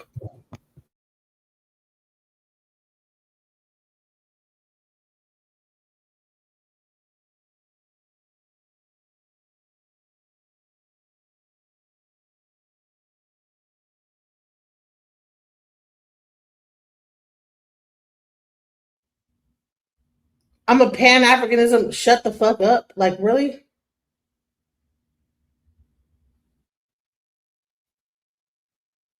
Anyways, I'm going to just go ahead and end it right there. You see how he had to like say that bullshit? Like, whatever. All right, guys. I'm going to end it right there. And he's banned, and that's it. Peace, guys. Shouts out. Just when I thought I couldn't find my way out, yeah, I searched the God in me to find my way out. I know it can seem way out, but the Creator flows to and through me from way out. I'm talking way out, yeah, yeah, yeah. See, if you believe in the God in you, it's a better place. Creating the force and the power to live a better. Just know that love and joy and peace is one in all of the same space. That you were chosen just like God. Your energy. That's right. Only you can make the change. Shine your head at you. Shine so bright from darkness to light.